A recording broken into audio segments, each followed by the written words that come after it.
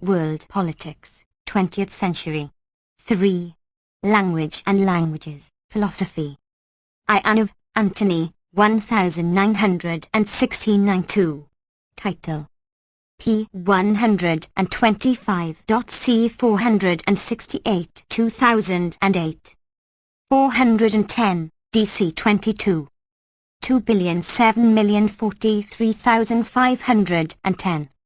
The New Press was established in 1990 as a not-for-profit alternative to the large, commercial publishing houses currently dominating the book publishing industry.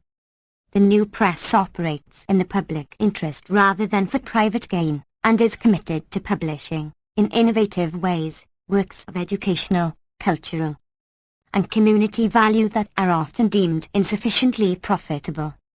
www.thepress.com. Composition by Dix. This book was set in for Newmount. Printed in the United States of America. 2468-1097-531. Contents. Foreword. 7. 1. A review of B.F. Skinner's verbal behavior. 1. 2. Preface to aspects of the theory of syntax. 31. 3. Methodological preliminaries. 33. 4. The responsibility of intellectuals. 39. 5. On resistance. 63. 6. Language and freedom. 75. 7.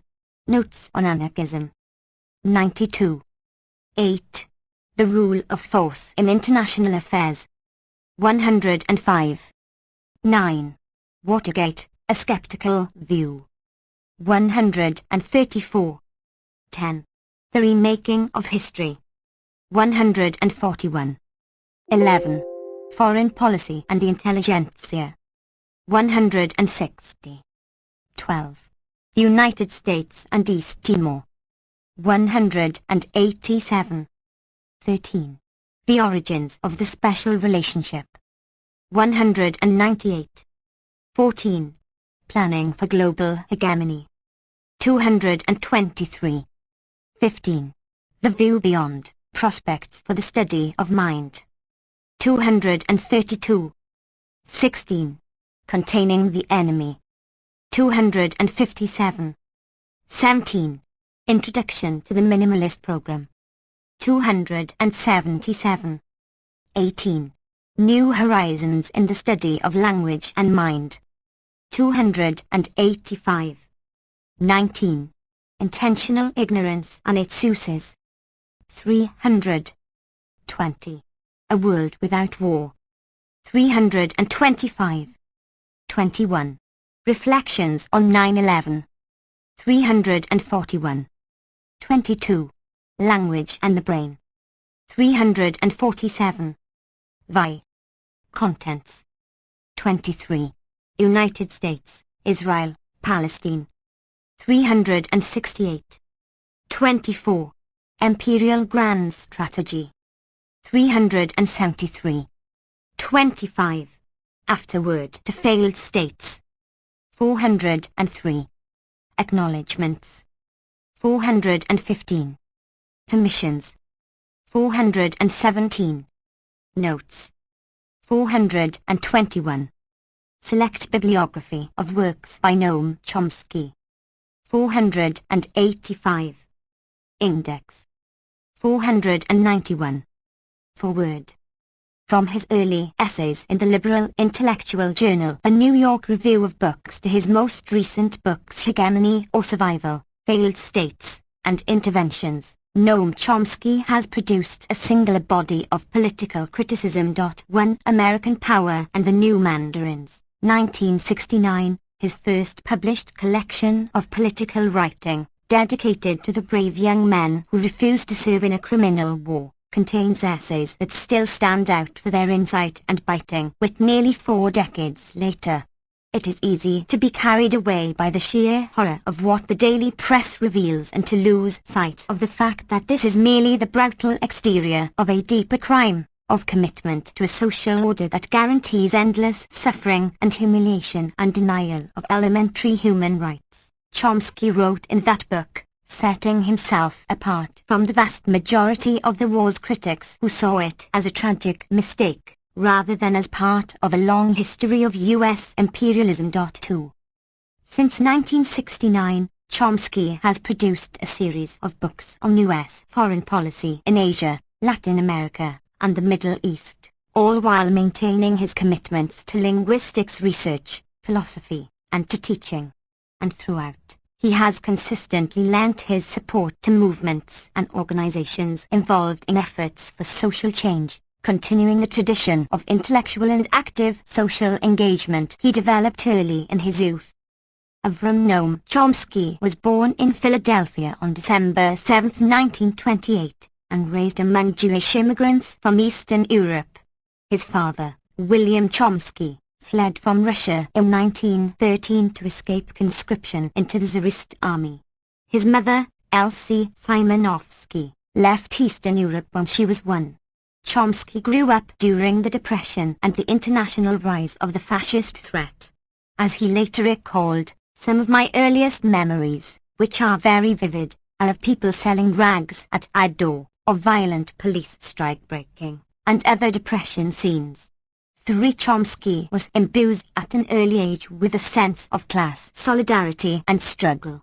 While his parents were, as he puts it, normal Roosevelt Democrats, he had aunts and uncles who were 8. Forward. Garment workers in the International Ladies' Garment Workers Union, communists, Trotskyists, and anarchists. As a child, Chomsky was influenced by the radical Jewish intellectual culture in New York City, where he regularly visited newsstands and bookstores with anarchist literature. According to Chomsky, this was a working-class culture with working-class values, solidarity, socialist values. 4. After having almost dropped out of the University of Pennsylvania, where he had enrolled as an undergraduate when he was 16, Chomsky found intellectual and political stimulation from linguist Zelig Harris. Chomsky gravitated toward the unusual intellectual milieu around Harris.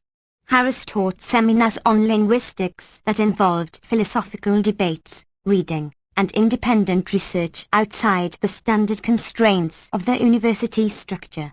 Chomsky began graduate work with Harris and, in 1951, joined Harvard's Society of Fellows, where he continued his research into linguistics. By 1953, Chomsky had broken almost entirely from the field as it existed, and set down a path that would lead him to re-examine the rich insights of the 17th century linguistics of the Port-Royal School and the French philosopher René Descartes, and the later work of the Prussian philosopher Wilhelm von Humboldt, on the creative aspect of language use. 5. Though Chomsky would at times downplay or deny the connection, his political and linguistic work have both built on the philosophical tradition that he has traced back from contemporary strains of anarchism through classical liberalism to the Enlightenment and the early rationalists of the 17th century. While Chomsky, who joined the faculty of the Massachusetts Institute of Technology in 1955 at the age of 26, received tremendous early recognition for his linguistic work, he began to make a wider political mark when he started writing long, detailed essays denouncing the war and the role of mainstream intellectuals who supported it for the New York Review of Books and then for left journals such as Liberation, Ramparts, New Politics, and Socialist Revolution, later Socialist Review. These essays brilliantly documented and condemned the actions of the U.S. government in Indochina and connected the war effort to the history of U.S. imperialism more generally. Chomsky became one of the most important and respected critics of the U.S. war effort, earning a place on President Nixon's infamous enemies list. From this point on, he was the subject of intense vilification by various apologists for the system, much as he would later be subjected to repeated attacks for his critical writings on Israel. In these early essays, we see Chomsky developing the basic themes of his best work, rigorously detailed analyses of U.S. planning documents, declassified records, official statements, and hard-to-find sources, merciless critique of liberals, establishment intellectuals, and forward. 9. Media commentators who provided a cover for U.S. imperialism, and an analysis that showed that the war in Vietnam was not the result of mistakes, honest misunderstanding, attempts to do good gone awry, or of incompetent officials who could just be replaced by better ones. Rather, the war against Indochina was a product of systematic, deeply rooted features of the capitalist state.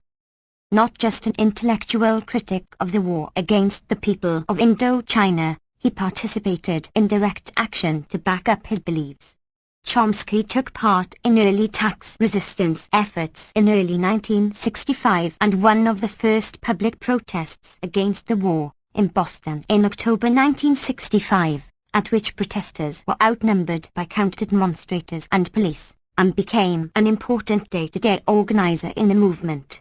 These commitments extended well beyond Vietnam to involvement in the Central American Solidarity Movement, protest against the 1991 and 2003 U.S. interventions in Iraq, and much more. Chomsky has continued to speak out, write, give interviews, sign petitions, and reach out individually wherever he has felt he might be able to make a difference. And yet, he has also maintained his passionate engagement with his students and others in the field of linguistics, an area where he has continued to challenge and revise his own theories and work. 6. People around the world take inspiration from Chomsky's example, and rightly so. He reminds a world that sees the United States through the lens of Fox News, or that primarily knows the United States through its blunt instruments of foreign control, that the people of the country have far different values and ideals than its political elite. He speaks within a vital but often neglected tradition of dissent and from a standpoint of solidarity with people around the world who are engaged in struggles for justice and social change. On his trips to countries such as Colombia and Nicaragua, usually with his lifetime partner Carol Chomsky, he travels more to learn from the struggles of others than to teach or instruct, but his words still carry the immense power that criticism and analysis at its best can exemplify, the power of people to understand the world in order to better understand how to change it. Antonianov. The Essential Chomsky. 1.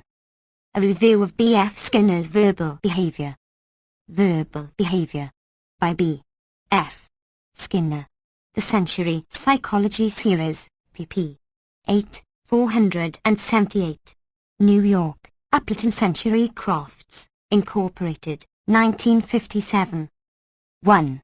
A great many linguists and philosophers concerned with language have expressed the hope that their studies might ultimately be embedded in a framework provided by behaviorist psychology, and that refractory areas of investigation, particularly those in which meaning is involved, will in this way be opened up to fruitful exploration. Since this volume is the first large-scale attempt to incorporate the major aspects of linguistic behavior within a behaviorist framework, it merits and will undoubtedly receive careful attention. Skinner is noted for his contributions to the study of animal behavior. The book under review is the product of study of linguistic behavior extending over more than 20 years. Earlier versions of it have been fairly widely circulated, and there are quite a few references in the psychological literature to its major ideas. The problem to which this book is addressed is that of giving a functional analysis of verbal behavior. By functional analysis, Skinner means identification of the variables that control this behavior and specification of how they interact to determine a particular verbal response. Furthermore, the controlling variables are to be described completely in terms of such notions as stimulus, reinforcement, deprivation, which have been given a reasonably clear. This chapter first appeared in the journal Language 35, No. 1, January to March 1959, 26-58. 2. The Essential Chomsky. Meaning in animal experimentation. In other words, The goal of the book is to provide a way to predict and control verbal behavior by observing and manipulating the physical environment of the speaker. Skinner feels that recent advances in the laboratory study of animal behavior permit us to approach this problem with a certain optimism, since the basic processes and relations which give verbal behavior its special characteristics are now fairly well understood. The results of this experimental work have been surprisingly free of species restrictions. Recent work has shown that the methods can be extended to human behavior without serious modification. 3. 1. It is important to see clearly just what it is in Skinner's program and claims that makes them appear so bold and remarkable. It is not primarily the fact that he has set functional analysis as his problem, or that he limits himself to study of observables, that is, input-output relations. What is so surprising is the particular limitations he has imposed on the way in which the observables of behavior are to be studied, and, above all, the particularly simple nature of the function which, he claims, describes the causation of behavior. One would naturally expect that prediction of the behavior of a complex organism or machine would require, in addition to information about external stimulation, knowledge of the internal structure of the organism, the ways in which it processes input information and organizes its own behavior. These characteristics of the organism are in general a complicated product of inborn structure, the genetically determined course of maturation, and past experience. Insofar as independent neurophysiological evidence is not available, it is obvious that inferences concerning the structure of the organism are based on observation of behavior and outside events. Nevertheless, one's estimate of the relative importance of external factors and internal structure in the determination of behavior will have an important effect on the direction of research on linguistic, or any other, behavior, and on the kinds of analogies from animal behavior studies that will be considered relevant or suggestive. Putting it differently, anyone who sets himself the problem of analyzing the causation of behavior will, in the absence of independent neurophysiological evidence, concern himself with the only data available, namely the record of inputs to the organism and the organism's present response, and will try to describe the function specifying the response in terms of the history of inputs. This is nothing more than the definition of his problem. There are no possible grounds for argument here, if one accepts the problem as legitimate, though Skinner has often advanced and defended this definition of a problem as if it were a thesis which other investigators reject. The differences that arise between those who affirm and those who deny the importance of the specific contribution of the organism to learning and performance concern the PAR. HREVIEWOFB F SKINNERSVERBALBEH Avenue IOR. 3.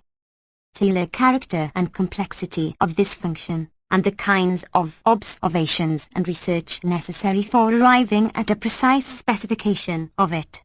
If the contribution of the organism is complex, the only hope of predicting behavior even in a gross way will be through a very indirect program of research that begins by studying the detailed character of the behavior itself and the particular capacities of the organism involved.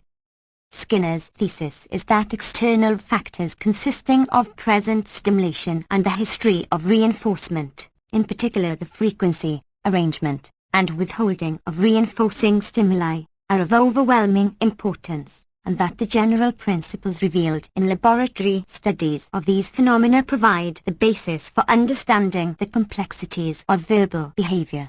He confidently and repeatedly voices his claim to have demonstrated that the contribution of the speaker is quite trivial and elementary, and that precise prediction of verbal behavior involves only specification of the few external factors that he has isolated experimentally with lower organisms. Careful study of this book, and of the research on which it draws, reveals, however, that these astonishing claims are far from justified.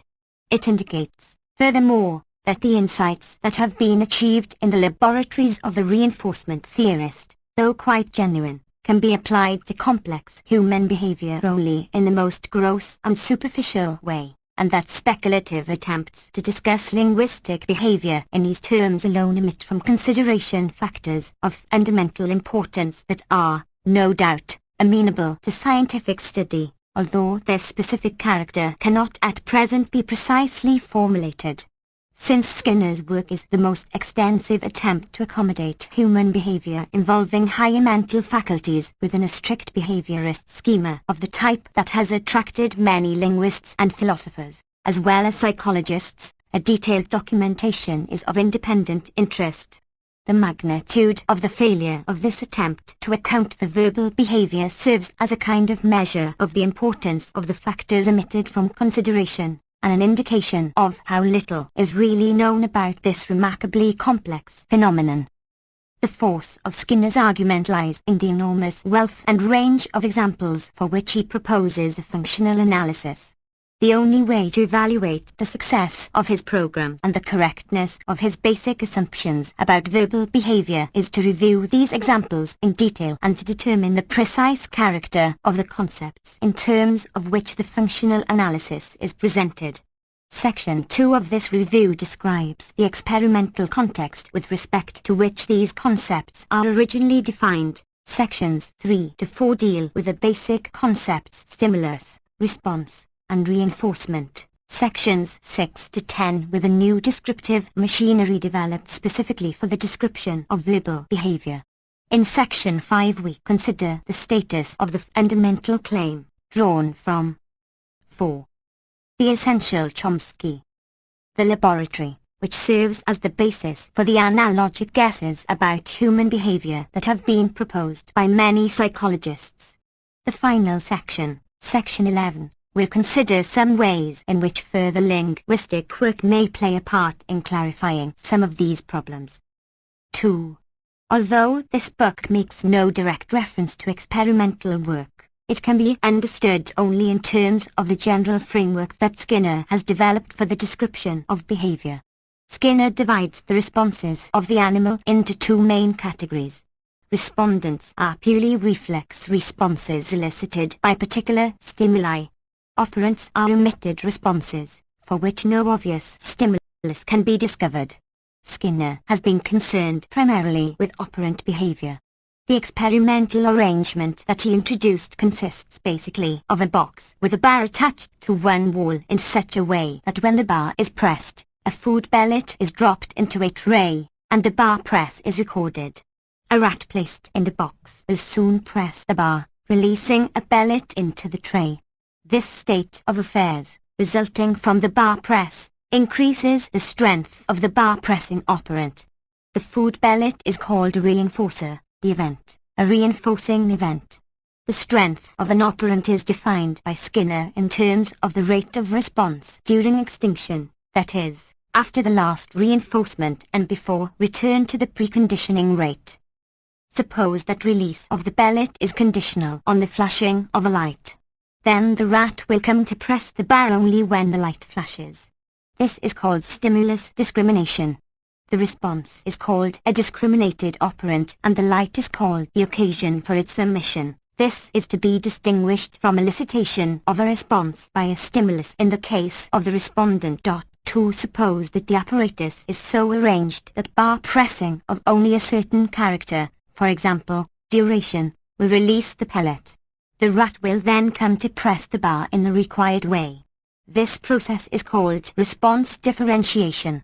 By successive slight changes in the conditions under which the response will be reinforced, it is possible to shape the response of a rat or a pigeon in very surprising ways in a very short time, so that rather complex behavior can be produced by a process of successive approximation. A stimulus can become reinforcing by repeated association with an already reinforcing stimulus. Such a stimulus is called a secondary reinforcer. Like many contemporary behaviorists, Skinner considers money, approval, and the like to be secondary reinforcers which have become reinforcing because of their association with food, etc. 3 secondary reinforcers can be generalized by associating them with a variety of different primary reinforcers. Another variable that can affect the rate of the bar pressing operant is drive, which Skinner defines operationally in terms of hours of deprivation. His major scientific book, Behavior of Organisms, is a study of the effects of food deprivation and conditioning on the strength of the bar pressing REVIEWOFB F SKINNERSVERBALBEH Avenue 5. Response of healthy mature rats. Probably Skinner's most original contribution to animal behavior studies has been his investigation of the effects of intermittent reinforcement, arranged in various different ways, presented in Behavior of Organisms and extended, with pecking of pigeons as the operant under investigation, in the recent Schedules of Reinforcement by Forster and Skinner, 1957. It is apparently these studies that Skinner has in mind when he refers to the recent advances in the study of animal behavior. 4. The notions stimulus, response, reinforcement are relatively well defined with respect to the bar pressing experiments and others similarly restricted. Before we can extend them to real-life behavior, however, certain difficulties must be faced. We must decide, first of all, whether any physical event to which the organism is capable of reacting is to be called a stimulus on a given occasion, or only one to which the organism in fact reacts, and correspondingly, we must decide whether any part of behavior is to be called a response, or only one connected with stimuli in lawful ways. Questions of this sort pose something of a dilemma for the experimental psychologist. If he accepts the broad definitions, characterizing any physical event impinging on the organism as a stimulus and any part of the organism's behavior as a response, he must conclude that behavior has not been demonstrated to be lawful. In the present state of our knowledge, we must attribute an overwhelming influence on actual behavior to ill-defined factors of attention, set, volition, and caprice. If we accept the narrower definitions, then behavior is lawful by definition, if it consists of responses, but this fact is of limited significance, since most of what the animal does will simply not be considered behavior. Hence the psychologist either must admit that behavior is not lawful, or that he cannot at present show that it is, not at all a damaging admission for a developing science, or must restrict his attention to those highly limited areas in which it is lawful, for example, with adequate controls, bar pressing in rats. Lawfulness of the observed behavior provides, for Skinner, an implicit definition of a good experiment. Skinner does not consistently adopt either course. He utilizes the experimental results as evidence for the scientific character of his system of behavior, and analogic guesses, formulated in terms of a metaphoric extension of the technical vocabulary of the laboratory, as evidence for its scope. This creates the illusion of a rigorous scientific theory with a very broad scope, although in fact the terms used in the description of real life and of laboratory behavior may be mere homonyms, with at most a vague similarity of meaning. To substantiate this evaluation, a critical account of his book must show that with a literal reading, where the terms of the descriptive system have something like the technical meanings given in Skinner's definitions, the book covers almost no aspect of linguistic behavior, and that with a metaphoric. 6. The Essential Chomsky. Reading. It is no more scientific than the traditional approaches to this subject matter, and rarely as clear and careful. 5. 3. Consider first Skinner's use of the notions stimulus and response. In Behavior of Organisms, 9. He commits himself to the narrow definitions for these terms. A part of the environment and a part of behavior are called stimulus, eliciting, discriminated, or reinforcing, and response, respectively, only if they are lawfully related, that is, if the dynamic laws relating them show smooth and reproducible curves. Evidently stimuli and responses, so defined, have not been shown to figure very widely in ordinary human behavior. 6. We can, in the face of presently available evidence, continue to maintain the lawfulness of the relation between stimulus and response solely by depriving them of their objective character. A typical example of stimulus control for Skinner would be the response to a piece of music with the utterance Mozart or to a painting with the response Dutch. These responses are asserted to be under the control of extremely subtle properties of the physical object or event. 108. Suppose instead of saying Dutch we had said clashes with the wallpaper. I thought you liked abstract work, never saw it before, tilted, hanging too low, beautiful, hideous, remember our camping trip last summer? Or whatever else might come into our minds when looking at a picture, in Skinnerian translation, whatever other responses exist in sufficient strength. Skinner could only say that each of these responses is under the control of some other stimulus property of the physical object. If we look at a red chair and say red, the response is under the control of the stimulus redness. If we say chair, it is under the control of the collection of properties, for Skinner, the object, chairness. 110, and similarly for any other response. This device is as simple as it is empty. Since properties are free for the asking, we have as many of them as we have non-synonymous descriptive expressions in our language. Whatever this means exactly, we can account for a wide class of responses in terms of Skinnerian functional analysis by identifying the controlling stimuli. But the word stimulus has lost all objectivity in this usage. Stimuli are no longer part of the outside physical world, they are driven back into the organism. We identify the stimulus when we hear the response. It is clear from such examples, which abound, that the talk of stimulus control simply disguises a complete retreat to mentalistic psychology. We cannot predict verbal behavior in terms of the stimuli in the speaker's environment, since we do not know what the current stimuli are until he responds.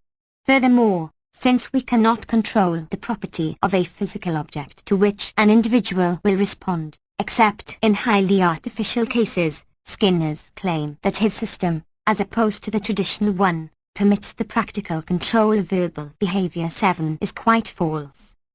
Other examples of stimulus control merely add to the general mystifica. Reviewof F. Skinnersverbalbeh Avenue 7. Thus, a proper noun is held to be a response under the control of a specific person or thing, as controlling stimulus. 113. I have often used the words Eisenhower and Moscow, which I presume are proper nouns if anything is, but have never been stimulated by the corresponding objects. How can this fact be made compatible with this definition? Suppose that I use the name of a friend who is not present. Is this an instance of a proper noun under the control of the friend as stimulus? Elsewhere it is asserted that a stimulus controls a response in the sense that presence of the stimulus increases the probability of the response. But it is obviously untrue that the probability that a speaker will produce a full name is increased when its bearer faces the speaker. Furthermore, how can one's own name be a proper noun in this sense? A multitude of similar questions arise immediately. It appears that the word control here is merely a misleading paraphrase for the traditional denotor for. The assertion, 115, that so far as the speaker is concerned, the relation of reference is simply the probability that the speaker will emit a response of a given form in the presence of a stimulus having specified properties is surely incorrect if we take the words presence, stimulus, and probability in their literal sense. That they are not intended to be taken literally is indicated by many examples, as when a response is said to be controlled by a situation or state of affairs as stimulus.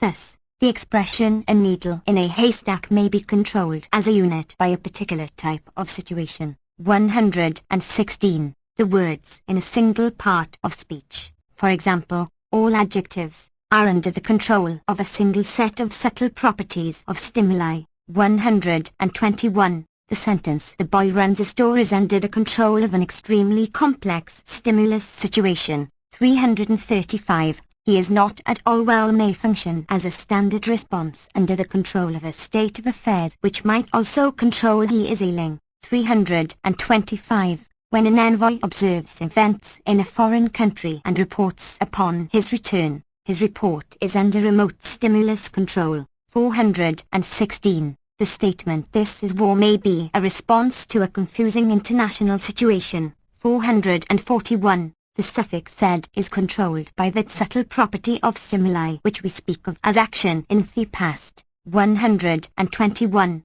Just as the S in the Boyrons is under the control of such specific features of the situation as its currency. 332.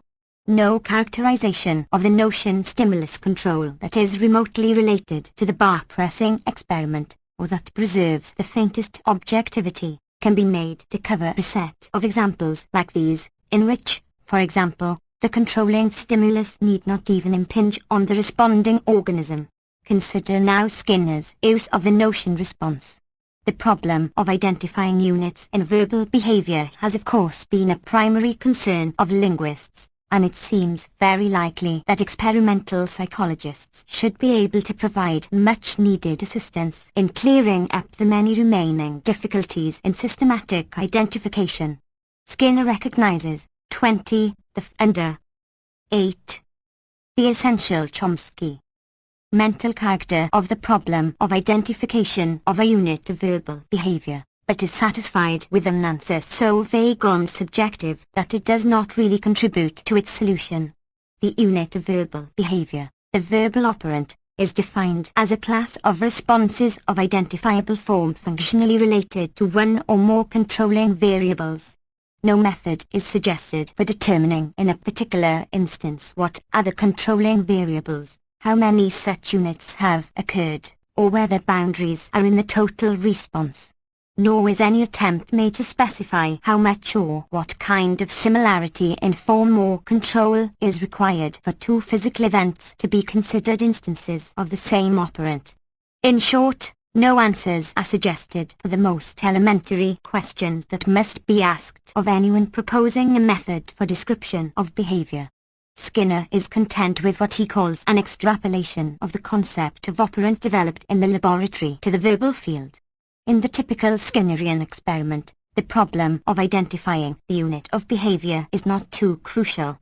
It is defined, by Fiat, as a recorded peck or bar press, and systematic variations in the rate of this operant and its resistance to extinction are studied as a function of deprivation and scheduling of reinforcement pellets. The operant is thus defined with respect to a particular experimental procedure. This is perfectly reasonable, and has led to many interesting results. It is, however, completely meaningless to speak of extrapolating this concept of operant to ordinary verbal behavior. Such extrapolation leaves us with no way of justifying one or another decision about the units in the verbal repertoire. Skinner specifies response strength as the basic datum, the basic dependent variable in his functional analysis. In the bar pressing experiment, response strength is defined in terms of rate of emission during extinction. Skinner has argued that this is the only datum that varies significantly and in the expected direction under conditions which are relevant to the learning process. In the book under review, response strength is defined as probability of emission, 22. This definition provides a comforting impression of objectivity, which, however, is quickly dispelled when we look into the matter more closely. The term probability has some rather obscure meaning for Skinner in this book. 9 We are told, on the one hand, that our evidence from the contribution of each variable to response strength is based on observation of frequencies alone. 28. At the same time, it appears that frequency is a very misleading measure of strength, since, for example, the frequency of the response may be primarily attributable to the frequency of occurrence of controlling variables. 27. It is not clear how the frequency of the response can be attributable to anything but the frequency of occurrence of its controlling variables if we accept Skinner's view that the behavior occurring in a given situation is fully determined by the relevant controlling variables. 175. 228. Furthermore, although the evidence from the contribution of each vary, Reviewof F S K I N N E R S V E R B A L B E H Avenue IOR 9. Able to response strength is based on observation of frequencies alone. It turns out that we base the notion of strength upon several kinds of evidence. 22, in particular, 22 to 8, emission of the response, particularly in unusual circumstances, energy level, stress, pitch level, speed and delay of emission, size of letters, etc., in writing, immediate repetition, and, a final factor, relevant but misleading, overall frequency. Of course, Skinner recognizes that these measures do not vary, because, among other reasons, pitch, stress, quantity, and reduplication may have internal linguistic functions. 10 However, he does not hold these conflicts to be very important, since the proposed factors indicative of strength are fully understood by everyone in the culture. 27. For example, if we are shown a prized work of art and exclaim beautiful, the speed and energy of the response will not be lost on the owner. It does not appear totally obvious that in this case the way to impress the owner is to shriek beautiful in a loud, high-pitched voice, repeatedly, and with no delay, high response strength. It may be equally effective to look at the picture silently, long delay, and then to murmur beautiful in a soft, low-pitched voice, by definition, very low response strength. It is not unfair, I believe, to conclude from Skinner's discussion of response strength, the basic datum in functional analysis, that his extrapolation of the notion of probability can best be interpreted as, in effect, nothing more than the decision to use the word probability, with its favorable connotations of objectivity, as a cover term to paraphrase such low-status words as interest, intention, belief, and the like. This interpretation is fully justified by the way in which Skinner uses the terms probability and strength. To cite just one example, Skinner defines the process of confirming an assertion in science as one of generating additional variables to increase its probability, 425, and more generally, its strength, 425 to 9. If we take this suggestion quite literally, the degree of confirmation of a scientific assertion can be measured as a simple function of the loudness, pitch, and frequency with which it is proclaimed, and a general procedure for increasing its degree of the confirmation would be, for instance, to train machine guns on large crowds of people who have been instructed to shout it. A better indication of what Skinner probably has in mind here is given by his description of how the theory of evolution, as an example, is confirmed. This single set of verbal responses is made more plausible, is strengthened, by several types of construction based upon verbal responses in geology, paleontology, genetics, and so on. 427. We are no doubt to interpret the terms strength and probability in this context as paraphrases of more familiar locutions such as justified belief or warranted assertability, or something of the sort. Similar latitude of interpretation is presumably expected when we read that frequency. 10. The Essential Chomsky of effective action accounts in turn for what we may call the listener's belief, 88, or that our belief in what someone tells us is similarly a function of, or identical with, our tendency to act upon the verbal stimuli which he provides, 160. 11. I think it is evident, then, that Skinner's use of the terms stimulus, control, response, and strength justify the general conclusion stated in the last paragraph of 12 above. The way in which these terms are brought to bear on the actual data indicates that we must interpret them as mere paraphrases for the popular vocabulary commonly used to describe behavior, and as having no particular connection with the homonymous expressions used in the description of laboratory experiments. Naturally, this terminological revision adds no objectivity to the familiar mentalistic mode of description. 4. The other fundamental notion borrowed from the description of bar-pressing experiments is reinforcement. It raises problems which are similar, and even more serious. In behavior of organisms, the operation of reinforcement is defined as the presentation of a certain kind of stimulus in a temporal relation with either a stimulus or response. A reinforcing stimulus is defined as such by its power to produce the resulting change in strength. There is no circularity about this. Some stimuli are found to produce the change, others not, and they are classified as reinforcing and non-reinforcing accordingly. 62. This is a perfectly appropriate definition 12 for the study of schedules of reinforcement. It is perfectly useless, however, in the discussion of real-life behavior, unless we can somehow characterize the stimuli which are reinforcing, and the situations and conditions under which they are reinforcing. Consider first of all the status of the basic principle that Skinner calls the law of conditioning, law of effect. It reads, if the occurrence of an operant is followed by presence of a reinforcing stimulus, the strength is increased. Behavior of organisms 21. As reinforcement was defined, this law becomes a tautology. 13 for Skinner. Learning is just change in response strength. 14 Although the statement that presence of reinforcement is a sufficient condition for learning and maintenance of behavior is vacuous, the claim that it is a necessary condition may have some content, depending on how the class of reinforcers, and appropriate situations, is characterized. Skinner does make it very clear that in his view reinforcement is a necessary condition for language learning and for the continued availability of linguistic responses in the adult. 15 However, the looseness of the term reinforcement as Skinner uses it in the book under review makes it entirely pointless to inquire into the truth or falsity of this claim. Examining the instances of what Skinner calls reinforcement, we find that not even the requirement that a reinforcer be an identity REVIEWOFB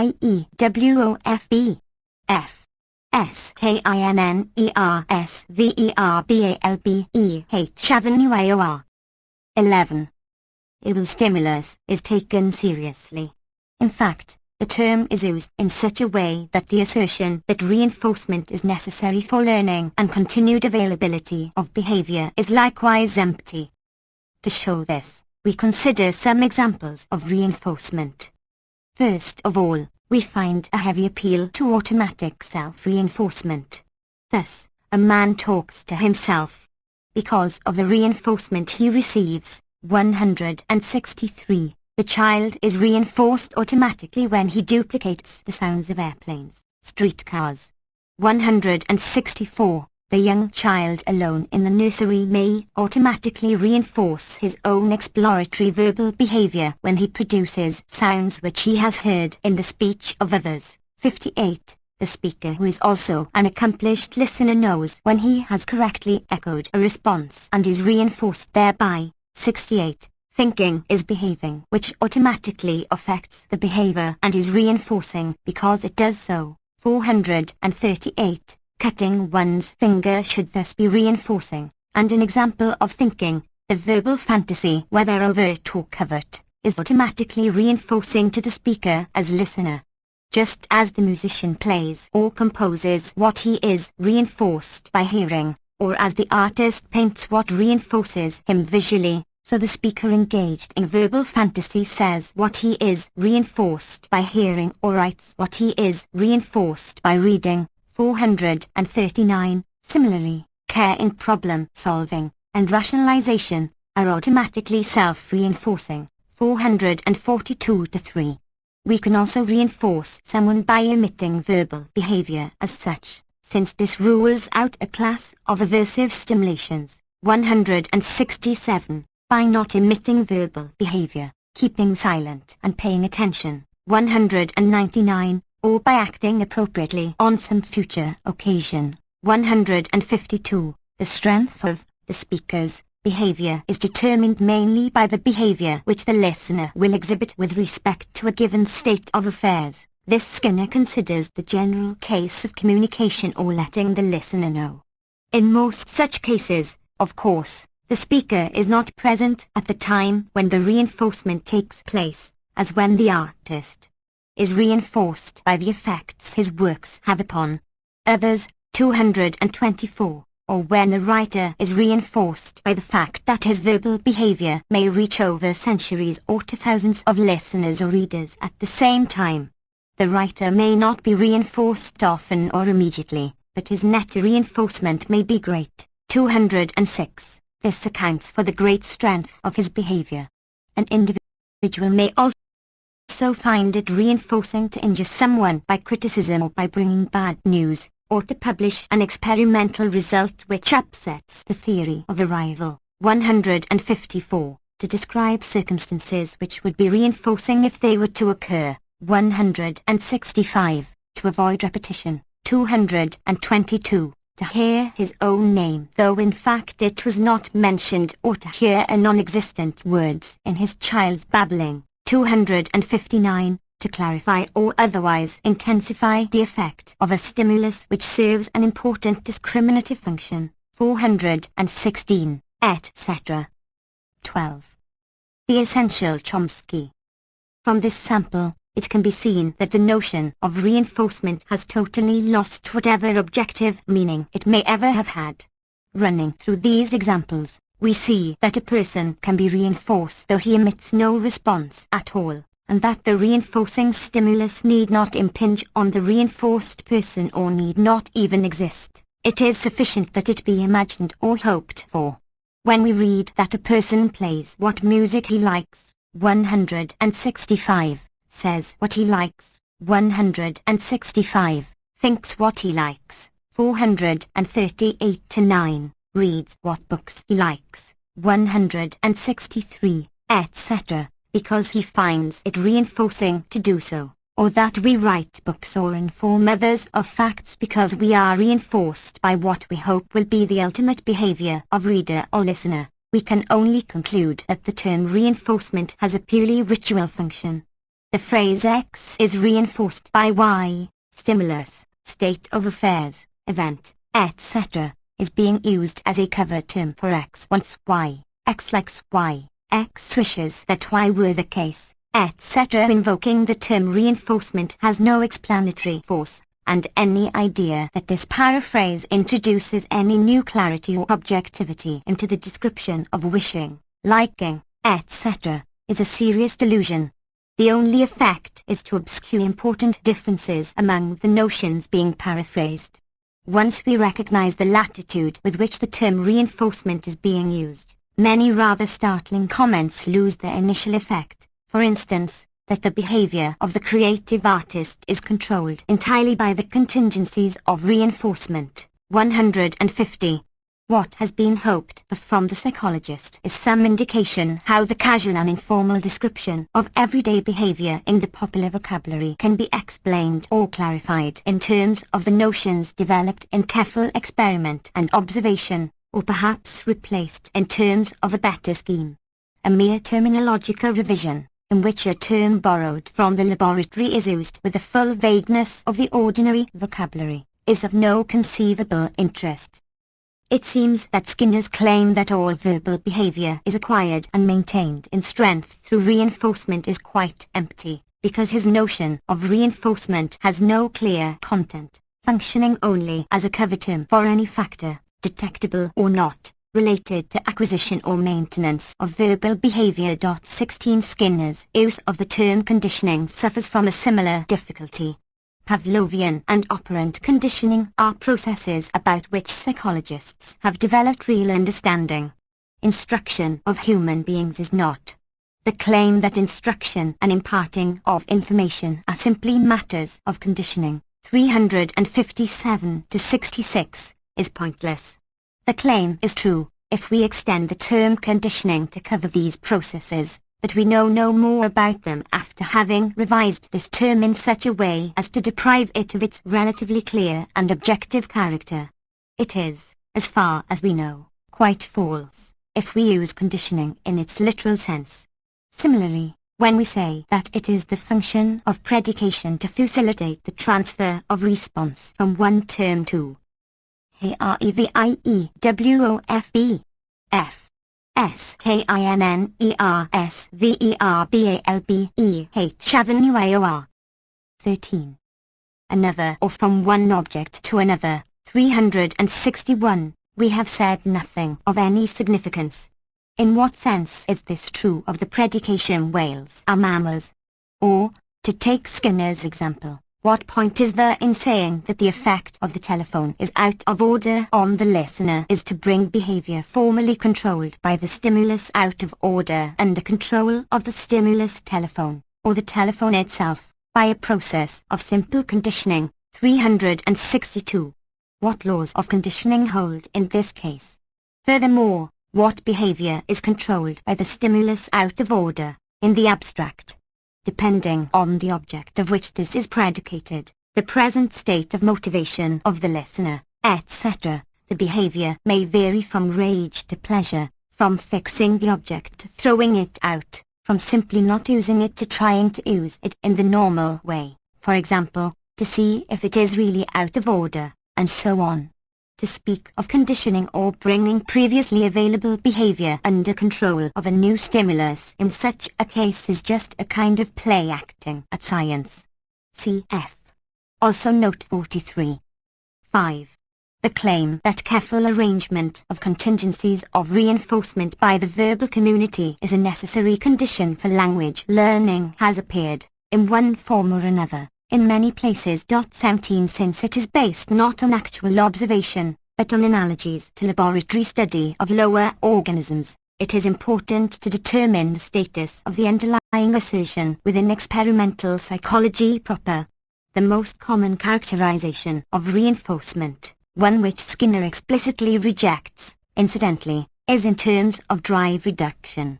This characterization can be given substance by defining drives in some way independently of what in fact is learned.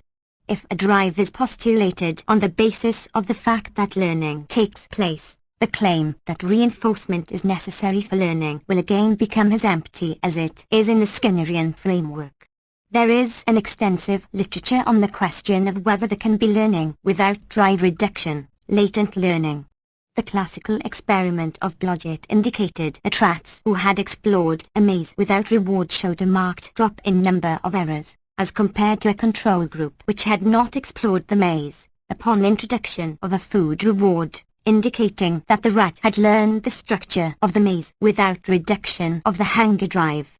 Drive reduction theorists countered with an exploratory drive which was reduced during the period learning, and claimed that a slight decrement in errors could be noted before food reward.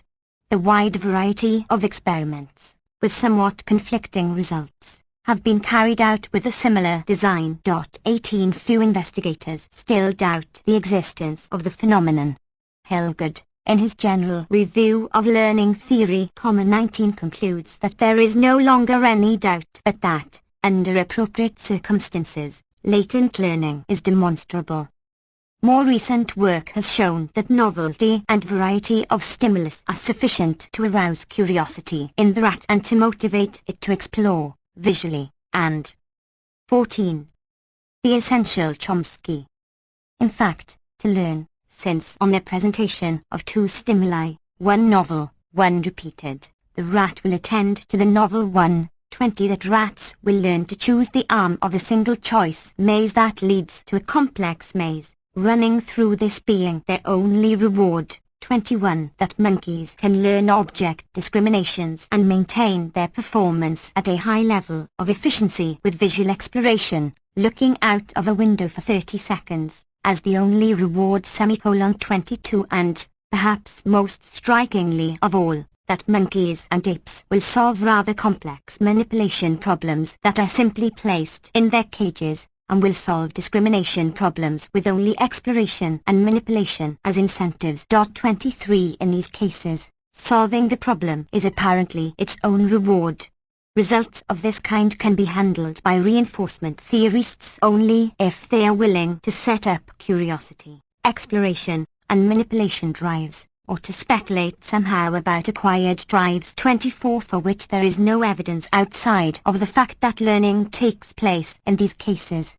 There is a variety of other kinds of evidence that has been offered to challenge the view that drive reduction is necessary for learning.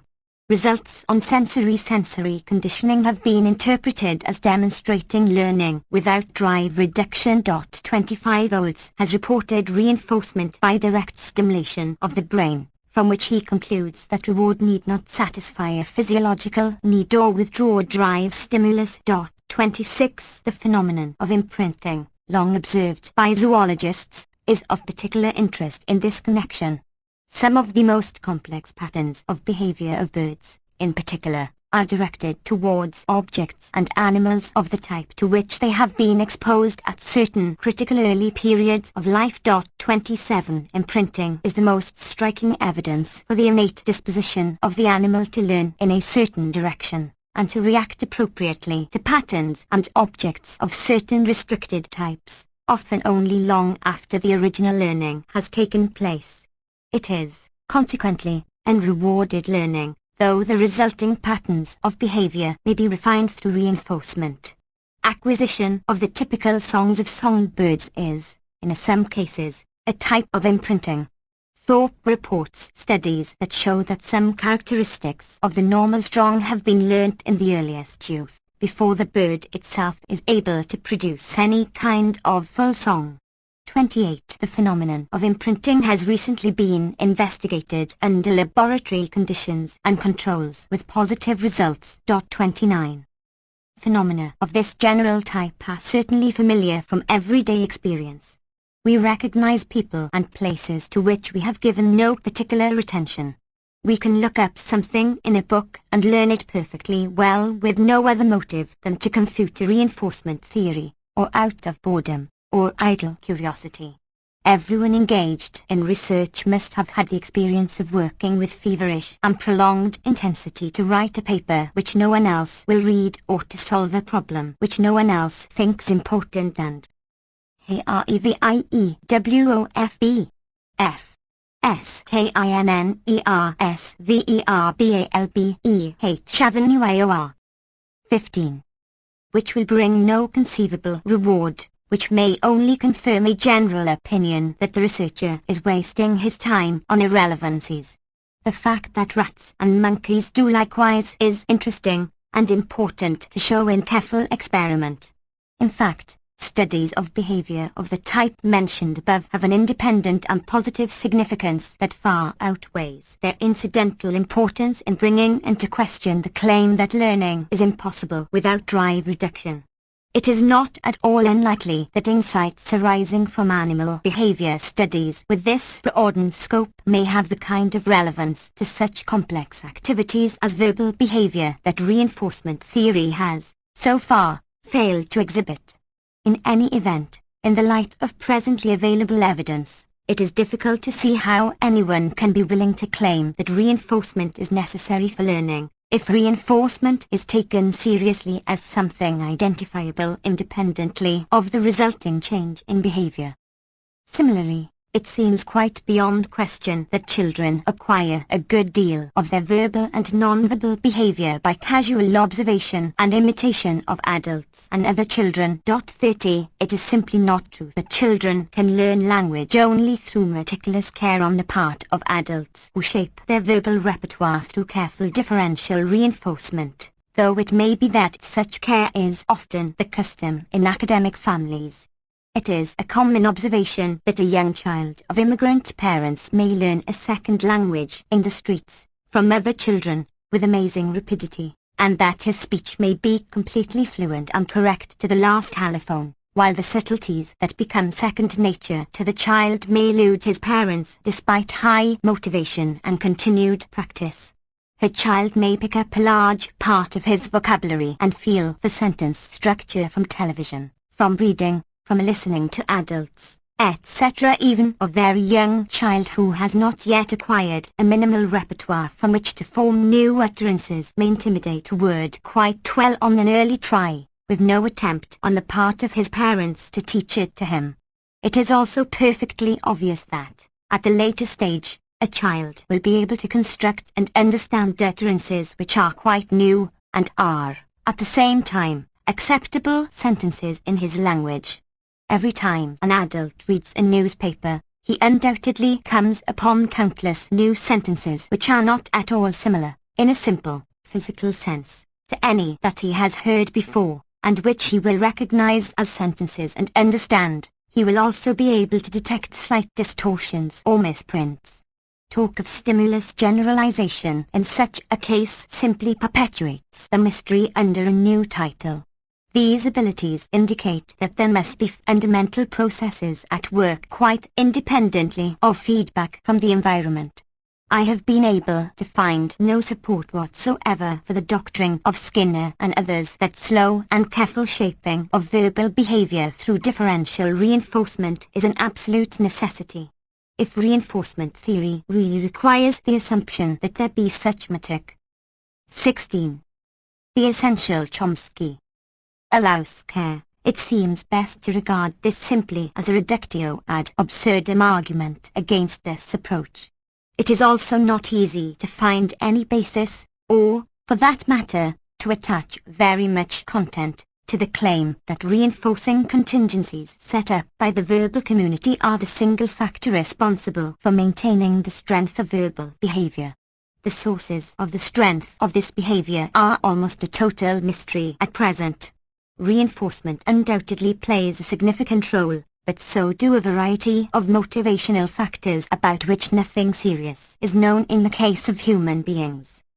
As far as acquisition of language is concerned, it seems clear that reinforcement, casual observation, and natural inquisitiveness, coupled with a strong tendency to imitate, are important factors, as is the remarkable capacity of the child to generalize, hypothesize, and process information in a variety of very special and apparently highly complex ways which we cannot yet describe or begin to understand, and which may be largely innate, or may develop through some sort of learning or through maturation of the nervous system.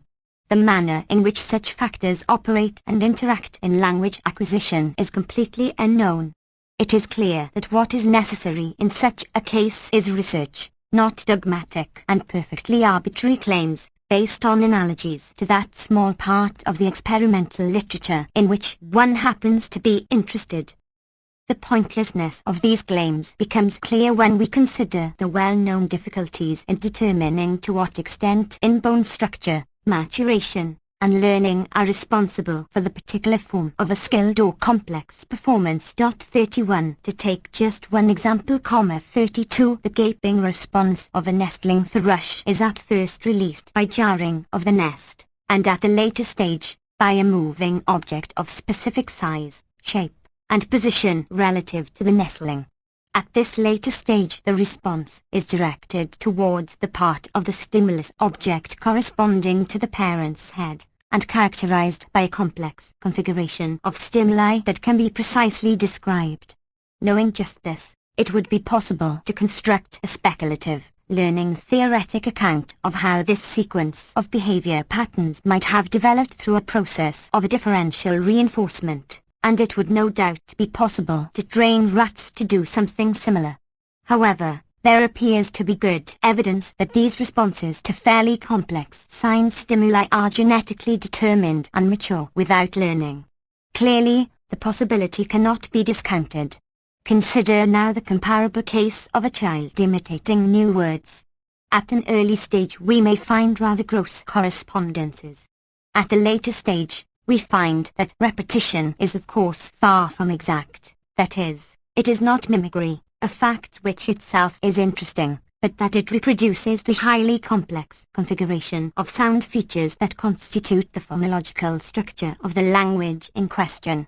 Again, we can propose a speculative account of how this result might have REVIEWOFB F SKINNERSVERBALBEH Avenue 17. Been obtained through elaborate arrangement of reinforcing contingencies. Here too, however, it is possible that ability to select out of the complex auditory input those features that are phonologically relevant may develop largely independently of reinforcement, through genetically determined maturation. To the extent that this is true, An account of the development and causation of behavior that fails to consider the structure of the organism will provide no understanding of the real processes involved. It is often argued that experience, rather than innate capacity to handle information in certain specific ways, must be the factor of overwhelming dominance in determining the specific character of language acquisition, since a child speaks the language of the group in which he lives. But this is a superficial argument.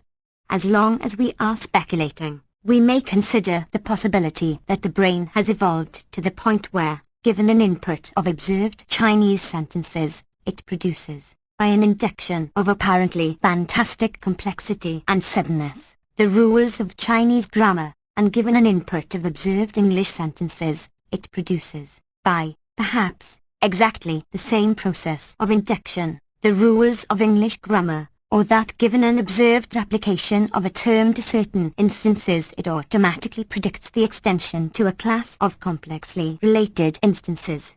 If clearly recognized as such, this speculation is neither unreasonable nor fantastic, nor, for that matter, is it beyond the bounds of possible study. There is, of course, no known neural structure capable of performing this task in the specific ways that observation of the resulting behavior might lead us to postulate, but for that matter, the structures capable of accounting for even the simplest kinds of learning have similarly defied detection. 33. Summarizing this brief discussion, it seems that there is neither empirical evidence nor any known argument to support any specific claim about the relative importance of feedback from the environment and the independent contribution of the organism in the process of language acquisition. 6. We now turn to the system that Skinner develops specifically for the description of verbal behavior. Since this system is based on the notions stimulus, response, and reinforcement, we can conclude from the preceding sections that it will be vague and arbitrary. For reasons noted in section 1, however, I think it is important to see in detail how far from the mark any analysis phrased solely in these terms must be, and how completely this system fails to account for the facts of verbal behavior. Consider first the term verbal behavior itself. This is defined as behavior reinforced through the mediation of other persons. 2. The definition is clearly much too broad. It would include as verbal behavior, for example, a rat pressing the bar in a Skinner box, a child brushing his teeth, a boxer retreating before an opponent, and a mechanic repairing an automobile. Exactly. 18. The Essential Chomsky. How much of ordinary linguistic behavior is verbal in this sense, however, is something of a question. Perhaps, as I have pointed out above, a fairly small fraction of it, if any substantive meaning is assigned to the term reinforced. This definition is subsequently refined by the additional provision that the mediating response of the reinforcing person, the listener, must itself have been conditioned precisely in order to reinforce the behavior of the speaker. 225, italics his. This still covers the examples given above, if we can assume that the reinforcing behavior of the psychologist, the parent, the opposing boxer, and the paying customer are the result of appropriate training, which is perhaps not unreasonable. A significant part of the fragment of linguistic behavior covered by the earlier definition will no doubt be excluded by the refinement, however. Suppose, for example, that while crossing the street I hear someone about watch out for the car and jump out of the way. It can hardly be proposed that my jumping, the mediating, reinforcing response in Skinner's usage, was conditioned, that is, I was trained to jump, precisely in order to reinforce the behavior of the speaker. Similarly for a wide class of cases. Skinner's assertion that with this refined definition we narrow our subject to what is traditionally recognized as the verbal field, 225, appears to be grossly in error. 7. Verbal operands are classified by Skinner in terms of their functional relation to discriminated stimulus, reinforcement, and other verbal responses. A mand is defined as a verbal operant in which the response is reinforced by a characteristic consequence and is therefore under the functional control of relevant conditions of deprivation or aversive stimulation. 35. This is meant to include questions, commands, etc. Each of the terms in this definition raises a host of problems. A mand such as pass the salt is a class of responses. We cannot tell by observing the form of a response whether it belongs to this class. Skinner is very clear about this, but only by identifying the controlling variables. This is generally impossible. Deprivation is defined in the bar pressing experiment in terms of length of time that the animal has not been fed or permitted to drink. In the present context, however, it is quite a mysterious notion. No attempt is made here to describe the method for determining relevant conditions of deprivation independently of the controlled response. It is of no help at all to be told, 32, that it can be characterized in terms of the operations of the experimenter. If we define deprivation in terms of elapsed time, then at any moment a person is in countless states of deprivation. 34 It appears that we must decide that the relevant condition of deprivation was, say, salt deprivation, on the basis of the fact that the speaker asked for salt. The reinforcing community which sets up the mand is in a similar predicament. In this case, the assertion that a mand is under the control of relevant deprivation is empty, and we are, contrary to Skinner's intern. Reviewof F. Skinnersverbalbeh Avenue 19. Identifying the response as a mand completely in terms of form. The word relevant in the definition above conceals some rather serious complications. In the case of the mand pass the salt, the word deprivation is not out of place, though it appears to be of little use for functional analysis. Suppose, however, that the speaker says give me the book, take me for a ride, or let me fix it. What kinds of deprivation can be associated with these mands? How do we determine or measure the relevant deprivation? I think we must conclude in this case, as before, either that the notion deprivation is relevant at most to a minute fragment of verbal behavior, or else that the statement X is under deprivation is just an odd paraphrase for X wants Y, bearing a misleading and unjustifiable connotation of objectivity. The notion of aversive control is just as confused. This is intended to cover threats, beating, and the like. 33. The manner in which aversive stimulation functions is simply described. If the speaker has had a history of appropriate reinforcement, for example, if a certain response was followed by cessation of the threat of such injury, of events which have previously been followed by such injury and which are therefore conditioned aversive stimuli, then he will tend to give the proper response when the threat which had previously been followed by the injury is presented. It would appear to follow from this description that a speaker will not respond properly to the mand your money or your life, 38, unless he has a past history of being killed. But even if the difficulties in describing the mechanism of aversive control are somehow removed by a more careful analysis, it will be of little use for identifying operants for reasons similar to those mentioned in the case of deprivation. It seems, then, that in Skinner's terms there is in most cases no way to decide whether a given response is an instance of a particular mand. Hence it is meaningless, within the terms of his system, to speak of the characteristic consequences of a mand, as in the definition above. Furthermore, even if we extend the system so that mands can somehow be identified, we will have to face the obvious fact that most of us are not fortunate enough to have our requests, commands, advice, and so on characteristically reinforced. They may nevertheless exist in considerable strength. These responses could therefore not be considered mands by Skinner. In fact, Skinner sets up a category of magical mands, 48-9, to cover the case of mands which cannot be accounted for by showing that they have ever had the effect specified or any similar effect upon similar occasions. The word ever in this statement should be replaced by characteristically. In these pseudo-mands, the speaker simply describes the reinforcement appropriate to a given state of deprivation or aversive stimulation. In other words, given the meaning that we have been led to assign to reinforcement and deprivation, the speaker asks for what he wants. 20. The Essential Chomsky. Remark that a speaker appears to create new mands on the analogy of old ones is also not very helpful. Skinner's claim that his new descriptive system is superior to the traditional one because its terms can be defined with respect to experimental operations, 45, is, we see once again, an illusion.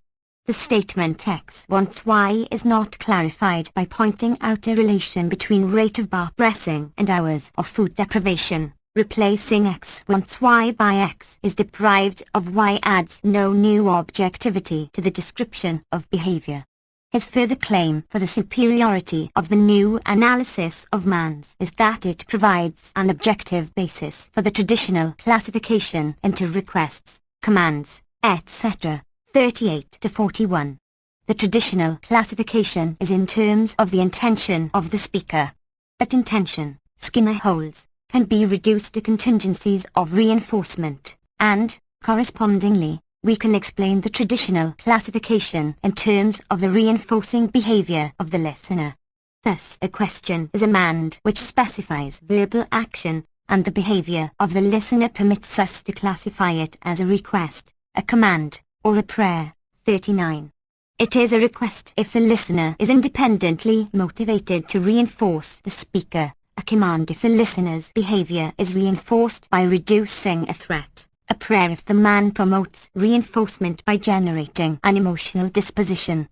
The mand is advice if the listener is positively reinforced by the consequences of mediating the reinforcement of the speaker. It is a warning if by carrying out the behavior specified by the speaker the listener escapes from aversive stimulation, and so on. All this is obviously wrong if Skinner is using the words request, command, etc. in anything like the sense of the corresponding English words. The word question does not cover commands. Please pass the salt is a request, but not a question, whether or not the listener happens to be motivated to fulfill it. Not everyone to whom a request is addressed is favorably disposed. A response does not cease to be a command if it is not followed, nor does a question become a command if the speaker answers it because of an implied or imagined threat. Not all advice is good advice, and a response does not cease to be advice if it is not followed. Similarly, a warning may be misguided, heeding it may cause aversive stimulation, and ignoring it might be positively reinforcing.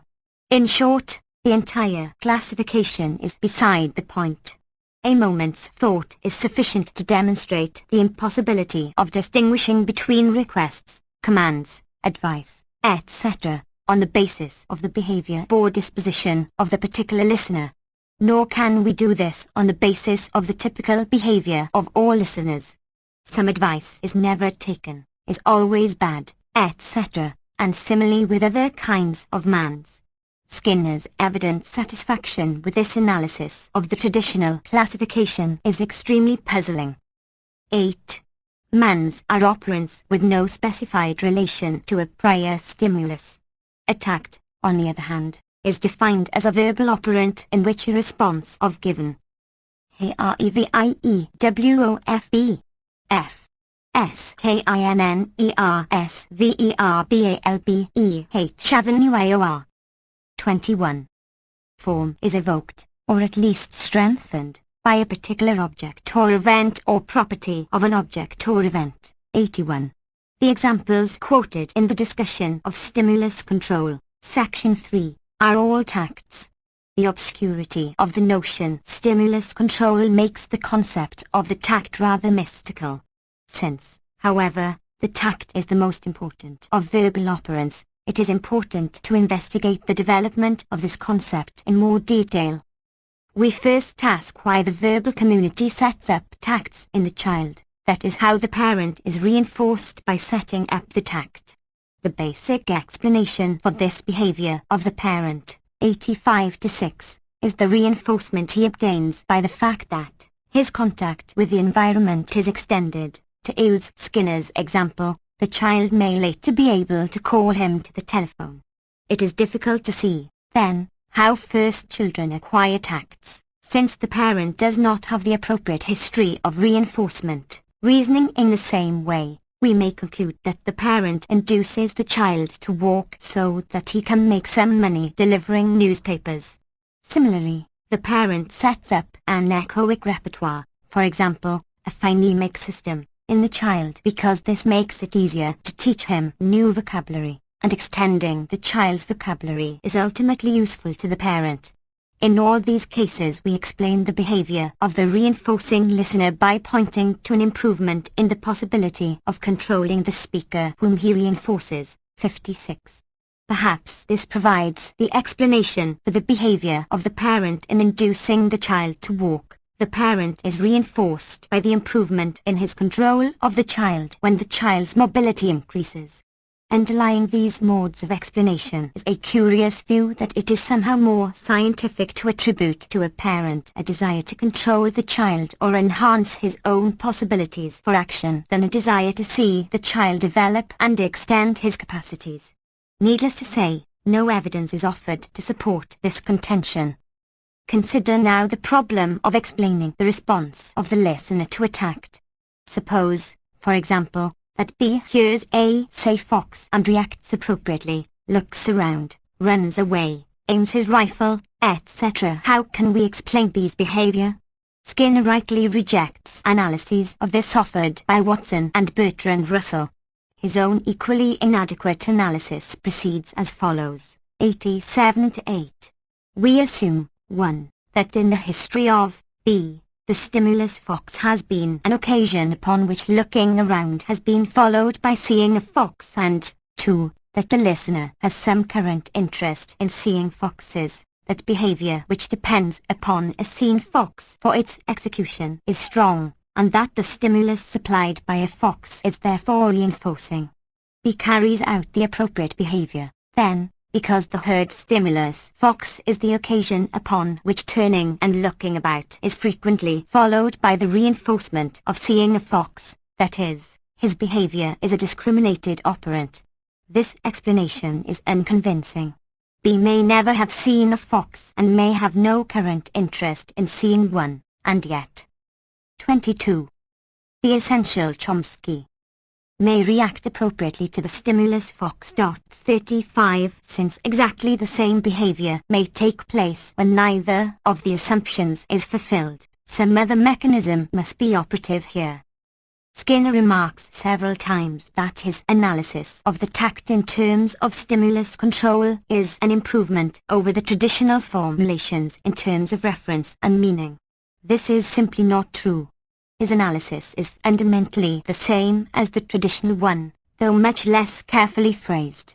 In particular, it differs only by indiscriminate paraphrase of such notions as denotation, reference, and connotation, meaning, which have been kept clearly apart in traditional formulations, in terms of the vague concept stimulus control. In one traditional formulation, a descriptive term is said to denote a set of entities and to connote or designate a certain property or condition that an entity must possess or fulfill if the term is to apply to it. 36 Thus the term vertebrate refers to, denotes, is true of, vertebrates and connotes the property having a spine or something of the sort. This connoted defining property is called the meaning of the term. Two terms may have the same reference but different meanings. Thus it is apparently true that the creatures with hearts are all and only the vertebrates. If so, then the term creature with a heart refers to vertebrates and designates the property having a heart. This is presumably a different property, a different general condition, from having a spine. Hence the terms vertebrate and creature with a heart are said to have different meanings. This analysis is not incorrect for at least one sense of meaning, but its many limitations have frequently been pointed out. 37 The major problem is that there is no good way to decide whether two descriptive terms designate the same property. 38 As we have just seen, it is not be sufficient that they refer to the same objects. Vertebrate and creature with a spine would be said to designate the same property, distinct from that designated by creature with a heart. If we ask why this is so, the only answer appears to be that the terms are synonymous. The notion property thus seems somehow language bound, and appeal to defining properties sheds little light on questions of meaning and synonymy. Skinner accepts the traditional account in toto, as can be seen from his definition of a tact as a response under control of a property, stimulus, of some physical object or event. We have found that the notion control has no real substance, and is perhaps best understood as a paraphrase of denote or connote or, ambiguously, both. The only consequence of adopting the new term stimulus control is that the important differences between reference and meaning are obscured. It provides no new objectivity. The stimulus controlling the response is determined by the response itself. There is no independent and objective method of identification. See section 3 above. Consequently, when Skinner defines synonymy as the case in which the same stimulus Reviewof F Skinners Avenue 23 leads to quite different responses. 118. We can have no objection. The responses chair and red made alternatively to the same object are not synonymous, because the stimuli are called different. The responses vertebrate and creature with a spine would be considered synonymous because they are controlled by the same property of the object under investigation. In more traditional and no less scientific terms, they evoke the same concept. Similarly, when metaphorical extension is explained as due to the control exercised by properties of the stimulus which, though present at reinforcement, do not enter into the contingency respected by the verbal community. 92. Traditionally, accidental properties, no objection can be raised which has not already been leveled against the traditional account. Just as we could explain the response Mozart to a piece of music in terms of subtle properties of the controlling stimuli, we can, with equal facility, explain the appearance of the response sun when no sun is present, as in Juliet is, like, the sun. We do so by noting that Juliet and the sun have common properties, at least in their effect on the speaker. 93. Since any two objects have indefinitely many properties in common, we can be certain that we will never be at a loss to explain a response of the form A is like B, for arbitrary A and B. It is clear, however, that Skinner's recurrent claim that his formulation is simpler and more scientific than the traditional account has no basis in fact. Tacts under the control of private stimuli, Bloomfield's displaced speech, form a large and important class, 130 to 46, including not only such responses as familiar and beautiful, but also verbal responses referring to past, potential, or future events or behavior. For example, the response "there was an elephant at the zoo" must be understood as a response to current stimuli, including events within the speaker himself. 143. 39. If we now ask ourselves what proportion of the tacts in actual life are responses to descriptions of actual current outside stimulation, we can see just how large role must be attributed to private stimuli. A minute amount of verbal behavior outside the nursery consists of such remarks as "this is red" and "there is a man." The fact that functional analysis must make such a heavy appeal to obscure internal stimuli is again a measure of its actual advance over traditional formulations. 9. Responses under the control of prior verbal stimuli are considered under a different heading from the tact. An echoic operant is a response which generates a sound pattern similar to that of the stimulus. 55. It covers only cases of immediate imitation. 14. No attempt is made to define the sense in which a child's echoic response is similar to the stimulus spoken in the father's bass voice. It seems, though there are no clear statements about this, that Skinner would not accept the account of the phonologist in this respect, but nothing else is offered. The development of an echoic repertoire is attributed completely to differential reinforcement. Since the speaker will do no more, I.C. 24. The essential Chomsky. According to Skinner, than what is demanded of him by the verbal community, the degree of accuracy insisted on by this community will determine the elements of the repertoire, whatever these may be, not necessarily phonemes. In a verbal community which does not insist on a precise correspondence, an echoic repertoire may remain slack and will be less successfully applied to novel patterns. There is no discussion of such familiar phenomena as the accuracy with which a child will pick up a second language or a local dialect in the course of playing with other children, which seem sharply in conflict with these assertions. No anthropological evidence is cited to support the claim that an effective phonemic system does not develop. This is the substance of the quoted remark, in communities that do not insist on precise correspondence. A verbal response to written stimulus, reading, is called textual behavior.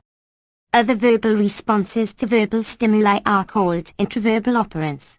Paradigm instances are the response 4 to the stimulus 2+2 or the response Paris to the stimulus capital of France. Simple conditioning may be sufficient to account for the response 4 to 2+2, 41, but the notion of intraverbal response loses all meaning when we find it extended to cover most of the facts of history and many of the facts of science. 72, 129, all word association and flight of ideas. 73-6, all translations and paraphrase. 77, reports of things seen, heard, or remembered. 315, and, in general, large segments of scientific, mathematical, and literary discourse. Obviously, the kind of explanation that might be proposed for a student's ability to respond with Paris to capital of France, after suitable practice, can hardly be seriously offered to account for his ability to make a judicious guess in answering the questions, to him new, what is the seat of the French government? The source of the literary dialect? The chief target of the German blitzkrieg? Etc., or his ability to prove a new theorem, translate a new passage, or paraphrase a remark for the first time or in a no way. The process of getting someone to see a point, to see something your way, or to understand a complex state of affairs, for example, a difficult political situation or a mathematical proof, is, for Skinner, simply a matter of increasing the strength of the listener's already available behavior. 42 Since the process is often exemplified by relatively intellectual scientific or philosophical discourse, Skinner considers it all the more surprising that it may be reduced to echoic, textual, or intraverbal supplementation. 269. Again, it is only the vagueness and latitude with which the notions strength and intraverbal response are used that save this from absurdity. If we use these terms in their literal sense, it is clear that understanding a statement cannot be equated to shouting it frequently in a high-pitched voice, high response strength, and a H-R-E-V-I-E-W-O-F-B, F. S-K-I-N-N-E-R-S-V-E-R-B-A-L-B-E-H Avenue 25. Clever and convincing argument cannot be accounted for on the basis of a history of pairings of verbal responses. 43. 10. A final class of operants, called autoclitics, includes those that are involved in assertion, negation, quantification, qualification of responses, construction of sentences, and the highly complex manipulations of verbal thinking. All these acts are to be explained in terms of behavior which is evoked by or acts upon other behavior of the speaker. 313. Autoclitics are, then, responses to already given responses, or rather, as we find in reading through this section, they are responses to covert or incipient or potential verbal behavior. Among the autoclitics are listed such expressions as I recall, I imagine, for example, assume, let X equal, the terms of negation, the is of predication and assertion, all, some, if, then, and, in general, all morphemes other than nouns, verbs, and adjectives, as well as grammatical processes of ordering and arrangement. Hardly a remark in this section can be accepted without serious qualification. To take just one example, consider Skinner's account of the autoclitic call-in "All swans are white," 329. Obviously we cannot assume that this is a tact to all swans as stimulus. It is suggested, therefore, that we take all to be an autoclitic modifying the whole sentence "swans are white."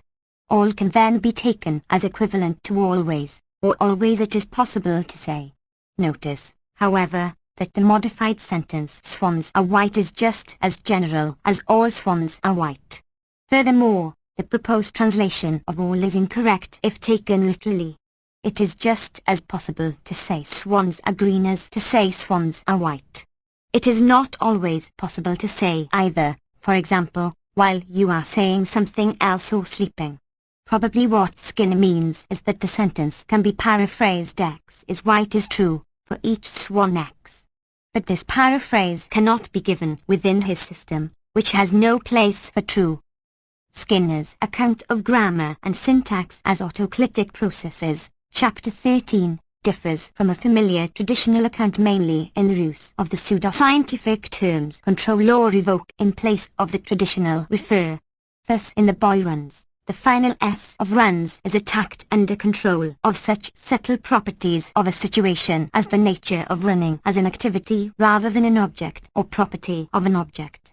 44. Presumably, then, in the attempt fails, the difficulty remains, his anxiety increases, etc. We must also say that the S indicates that the object described as the attempt is carrying out the activity of failing, etc. In the boy's gun, however, the S denotes possession, as, presumably, in the boy's arrival, story, age, etc., and is under the control of this relational aspect of the situation. 336. The relational autoclitic of order, whatever it may mean to call the order of a set of responses a response to them, in the boy runs the store is under the control of an extremely complex stimulus situation, namely, that the boy is running the store. 335. And in the hat and the shoe is under the control of the property bear. Through in. 26. The essential Chomsky. The dog went through the hedge is under the control of the relation between the going dog on the hedge. 342.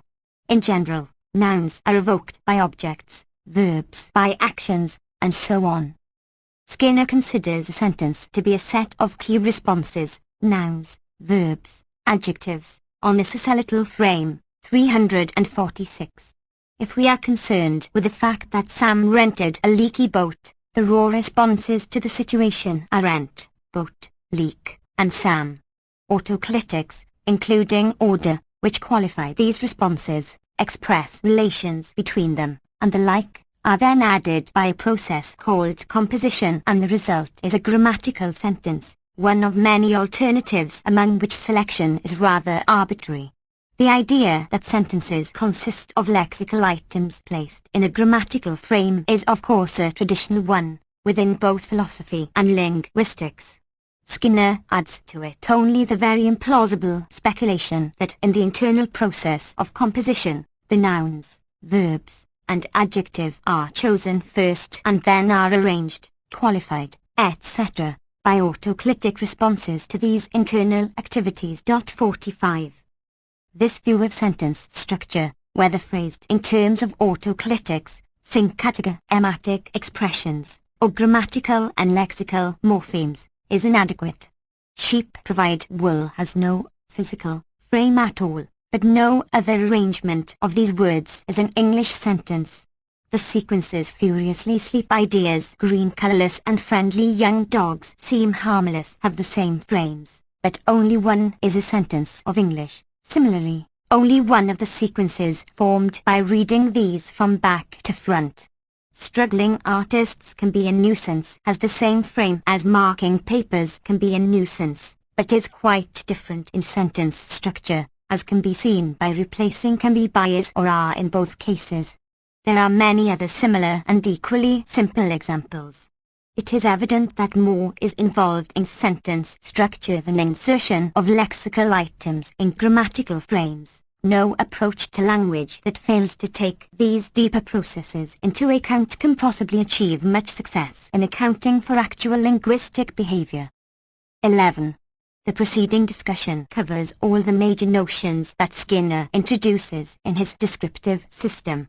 My purpose in discussing the concepts one by one was to show that in each case, if we take his terms in their literal meaning, the description covers almost no aspect of verbal behavior, and if we take them metaphorically, the description offers no improvement over various traditional formulations. The terms borrowed from experimental psychology simply lose their objective meaning with this extension, and take over the full vagueness of ordinary language. Since Skinner limits himself to such a small set of terms for paraphrase, many important distinctions are obscured.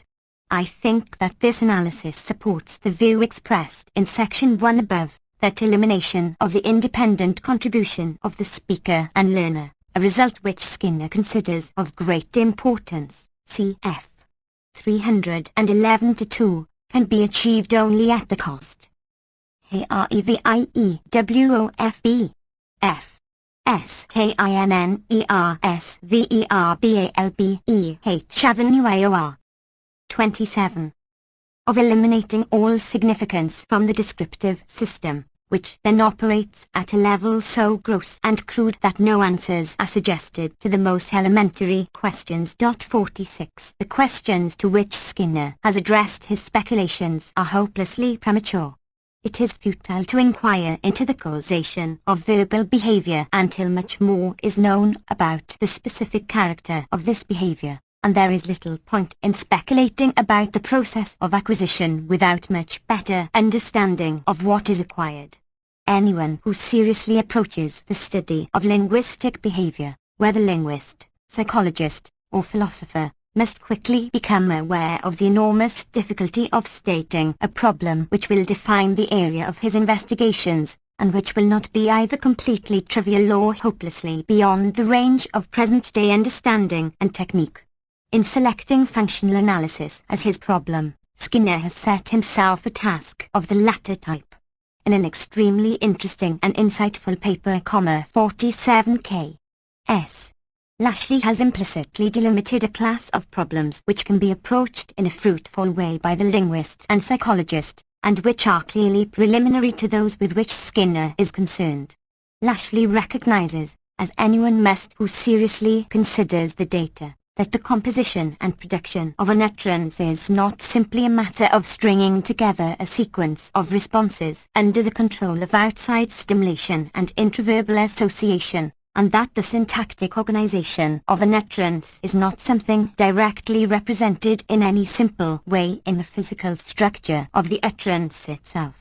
A variety of observations lead him to conclude that syntactic structure is a generalized pattern imposed on the specific acts as they occur, and that a consideration of the structure of the sentence and other motor sequences will show that there are, behind the overtly expressed sequences, a multiplicity of integrative processes which can only be inferred from the final results of their activity. He also comments on the great difficulty of determining the selective mechanisms used in the actual construction of a particular utterance. Although present-day linguistics cannot provide a precise account of these integrative processes, imposed patterns, and selective mechanisms, it can at least set itself the problem of characterizing these completely. It is reasonable to regard the grammar of a language ideally as a mechanism that provides an enumeration of the sentences of L in something like the way in which a deductive theory gives an enumeration of a set of theorems. Grammar, in this sense of the word, includes phonology. Furthermore, the theory of language can be regarded as a study of the formal properties of such grammars, and, with a precise enough formulation, this general theory can provide a uniform method for determining, from the process of generation of a given sentence, a structural description which can give a good deal of insight into how. 28. The Essential Chomsky. This sentence is used and understood. In short, it should be possible to derive from properly formulated grammar statement of the integrative processes and generalized patterns imposed on the specific acts that constitute an utterance. The rules of a grammar of the appropriate form can be subdivided into the two types, optional and obligatory. Only the latter must be applied in generating an utterance. The optional rules of the grammar can be viewed, then, as the selective mechanisms involved in the production of a particular utterance. The problem of specifying these integrative processes and selective mechanisms is non-trivial and not beyond the range of possible investigation. The results of such a study might, as Lashley suggests, be of independent interest for psychology and neurology, and conversely. Although such a study, even if successful, would by no means answer the major problems involved in the investigation of meaning and the causation of behavior, it surely will not be unrelated to these. It is at least possible, furthermore, that such notions as semantic generalization, to which such heavy appeal is made in all approaches to language in use, conceal complexities and specific structure of inference not far different from those that can be studied and exhibited in the case of syntax, and that consequently the general character of the results of syntactic investigations may be a corrective to oversimplified approaches to the theory of meaning. The behavior of the speaker, listener, and learner of language constitutes, of course, the actual data for any study of language. The construction of a grammar which enumerates sentences in such a way that a meaningful structural description can be determined for each sentence does not in itself provide an account of this actual behavior. It merely characterizes abstractly the ability of one who has mastered the language to distinguish sentences from non-sentences, to understand new sentences, in part, to note certain ambiguities, etc. These are very remarkable abilities. We constantly read and hear new sequences of words, recognize them as sentences, and understand them. It is easy to show that the new events that we accept and understand as sentences are not related to those with which we are familiar by any simple notion of formal, or semantic or statistical, similarity or identity of grammatical frame. Talk of generalization in this case is entirely pointless and empty. It appears that we recognize a new item as a sentence not because it matches some familiar item in any simple way, but because it is generated by the grammar that each individual has somehow and in some form internalized. And we understand a new sentence, in part, because we are somehow capable of determining the process by which this sentence is derived in this grammar. Suppose that we manage to construct grammars having the properties outlined above. We can then attempt to describe and study the achievement of the speaker, listener, and learner. The speaker and the listener, we must assume. H-R-E-V-I-E-W-O-F-B F S K-I-N-N-E-R-S-V-E-R-B-A-L-B-E-H Avenue 29. Have already acquired the capacities characterized abstractly by the grammar. The speaker's task is to select a particular compatible set of optional rules. If we know, from grammatical study, what choices are available to him and what conditions of compatibility the choices must meet, we can proceed meaningfully to investigate the factors that lead him to make one or another choice. The listener, or reader, must determine, from an exhibited utterance, what optional rules were chosen in the construction of the utterance. It must be admitted that the ability of a human being to do this far surpasses our present understanding. The child who learns a language has in some sense constructed the grammar for himself on the basis of his observation of sentences and non-sentences, that is, corrections by the verbal community. Study of the actual observed ability of a speaker to distinguish sentences from non-sentences, detect ambiguities, etc. apparently forces us to the conclusion that this grammar is of an extremely complex and abstract character, and that the young child has succeeded in carrying out what from the formal point of view, at least, seems to be a remarkable type of theory construction. Furthermore, this task is accomplished in an astonishingly short time, to a large extent independently of intelligence, and in a comparable way by all children. Any theory of learning must cope with these facts. It is not easy to accept the view that a child is capable of constructing an extremely complex mechanism for generating a set of sentences, some of which he has heard, or that an adult can instantaneously determine whether, and if so, how, a particular item is generated by this mechanism, which has many of the properties of an abstract deductive theory. Yet this appears to be a fair description of the performance of the speaker, listener, and learner. If this is correct, we can predict that a direct attempt to account for the actual behavior of speaker, listener, and learner, not based on a prior understanding of the structure of grammars, will achieve very limited success. The grammar must be regarded as a component in the behavior of the speaker and listener, which can only be inferred, as Lashley has put it, from the resulting physical acts.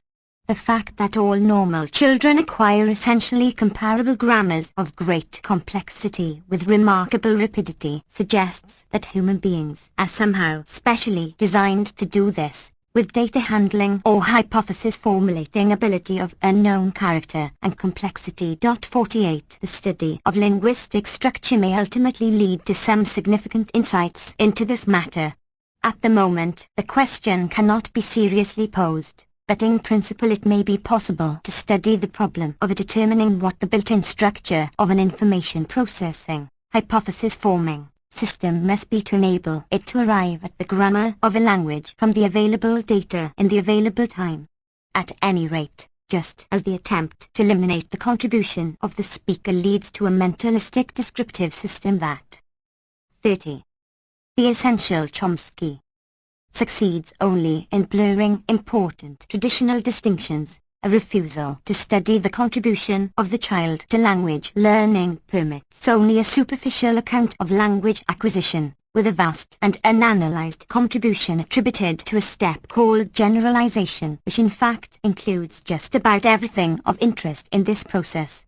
If the study of language is limited in these ways, it seems inevitable that major aspects of verbal behavior will remain a mystery. 2. Preface to aspects of the theory of syntax. The idea that a language is based on a system of rules determining the interpretation of its infinitely many sentences is by no means novel. Well over a century ago, it was expressed with reasonable clarity by Wilhelm von Humboldt, in his famous but rarely studied Introduction to General Linguistics, Humboldt, 1836.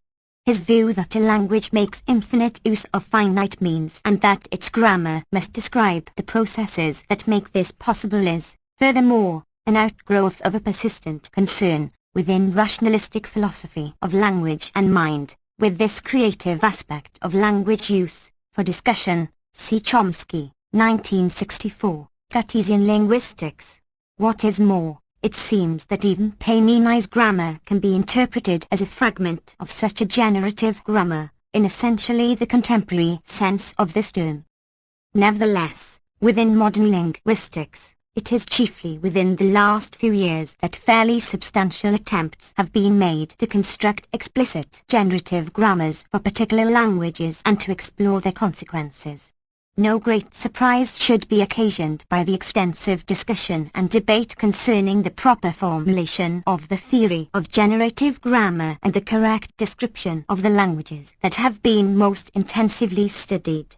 The tentative character of any conclusions that can now be advanced concerning linguistic theory, or, for that matter, English grammar, should certainly be obvious to anyone working in this area. It is sufficient to consider the vast range of linguistic phenomena that have resisted insight for formula. This chapter first appeared in Aspects of the Theory of Syntax, Cambridge, M.A., MIT Press, 1965, v. 7. 32. The Essential Chomsky. In any terms, still, it seems that certain fairly substantial conclusions are emerging and receiving continually increased support. In particular, the central role of grammatical transformations in any empirically adequate generative grammar seems to me to be established quite firmly, Through there remain many questions as to the proper form of the theory of transformational grammar. This monograph is an exploratory study of various problems that have arisen in the course of work on transformational grammar, which is presupposed throughout as a general framework for the discussion. What is at issue here is precisely how this theory should be formulated. This study deals, then, with questions that are at the border of research in transformational grammar. For some, definite answers will be proposed, but more often the discussion will merely raise issues and consider possible approaches to them without reaching any definite conclusion. 3. Methodological preliminaries. Section I. Generative grammars as theories of linguistic competence. This study will touch on a variety of topics in syntactic theory and English syntax, a few in some detail, several quite superficially, and none exhaustively.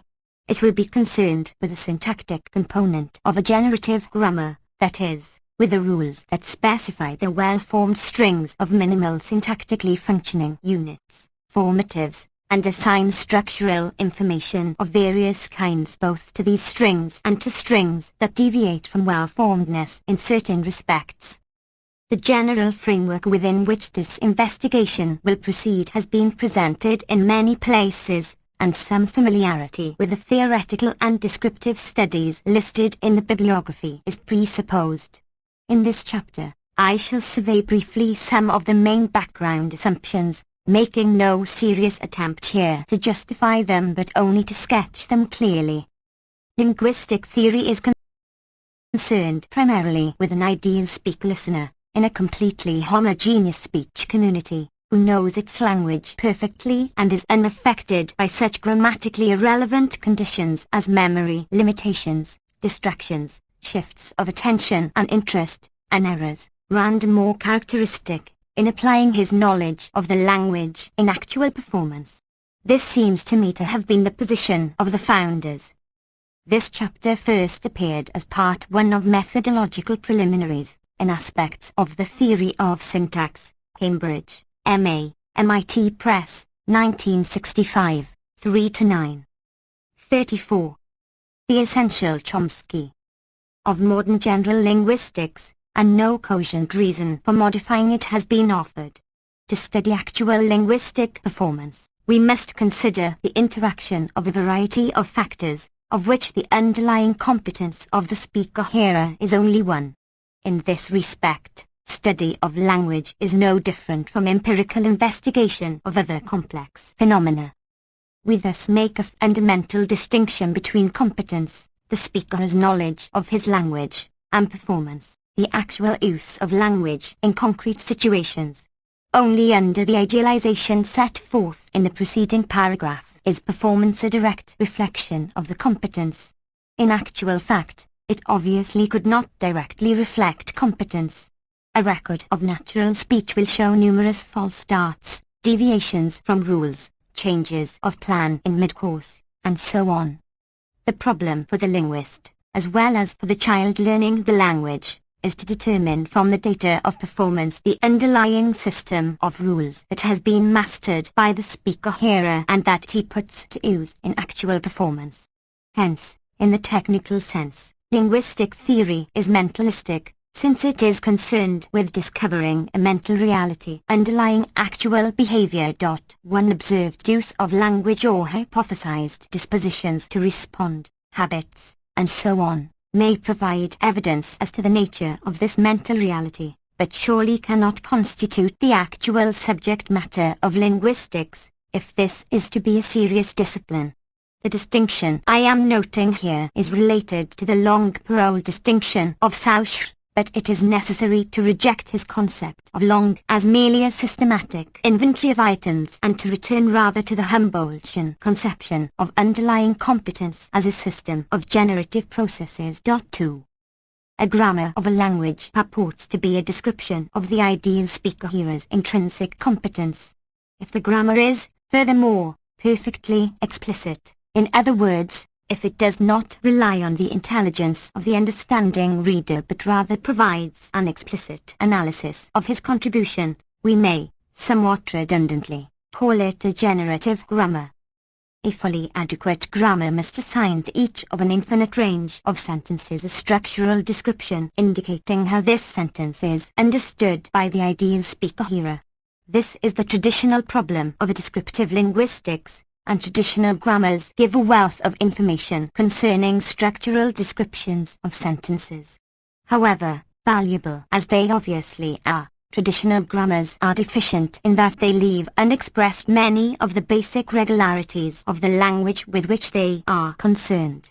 This fact is particularly clear on the level of syntax, where no traditional or structuralized grammar goes beyond classification of particular examples to the stage of formulation of generative rules on any significant scale. An analysis of the best existing grammars will quickly reveal that this is a defect of principle, not just a matter of empirical detail or logical preciseness. Methodological preliminaries. 35. Nevertheless, it seems obvious that the attempt to explore this largely uncharted territory can most profitably begin with a study of the kind of structural information presented by traditional grammars and the kind of linguistic processes that have been exhibited, however informally, in these grammars. 3. The limitations of traditional and structuralist grammars should be clearly appreciated. Although such grammars may contain full and explicit lists of exceptions and irregularities, they provide only examples and hints concerning the regular and productive syntactic processes.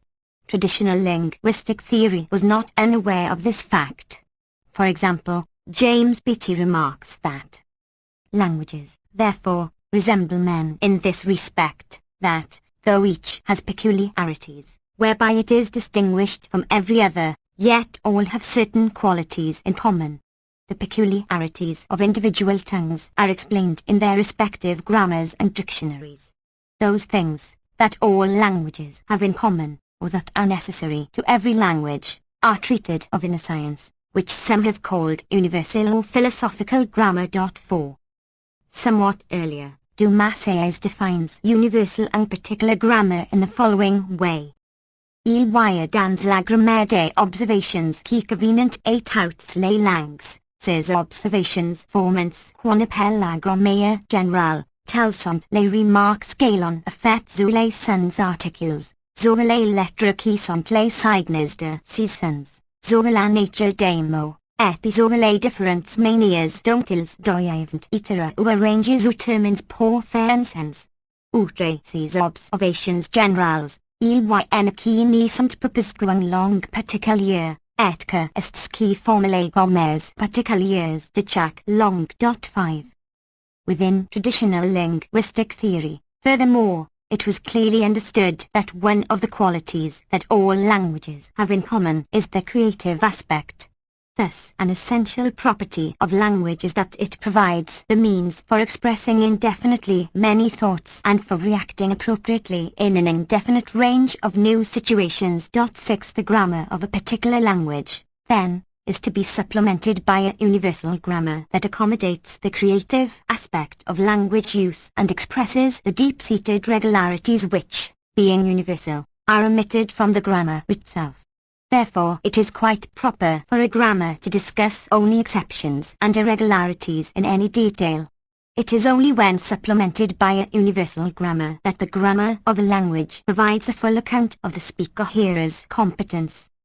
Modern linguistics, however, has not explicitly recognized the necessity for supplementing a particular grammar of a language by a universal grammar. 36.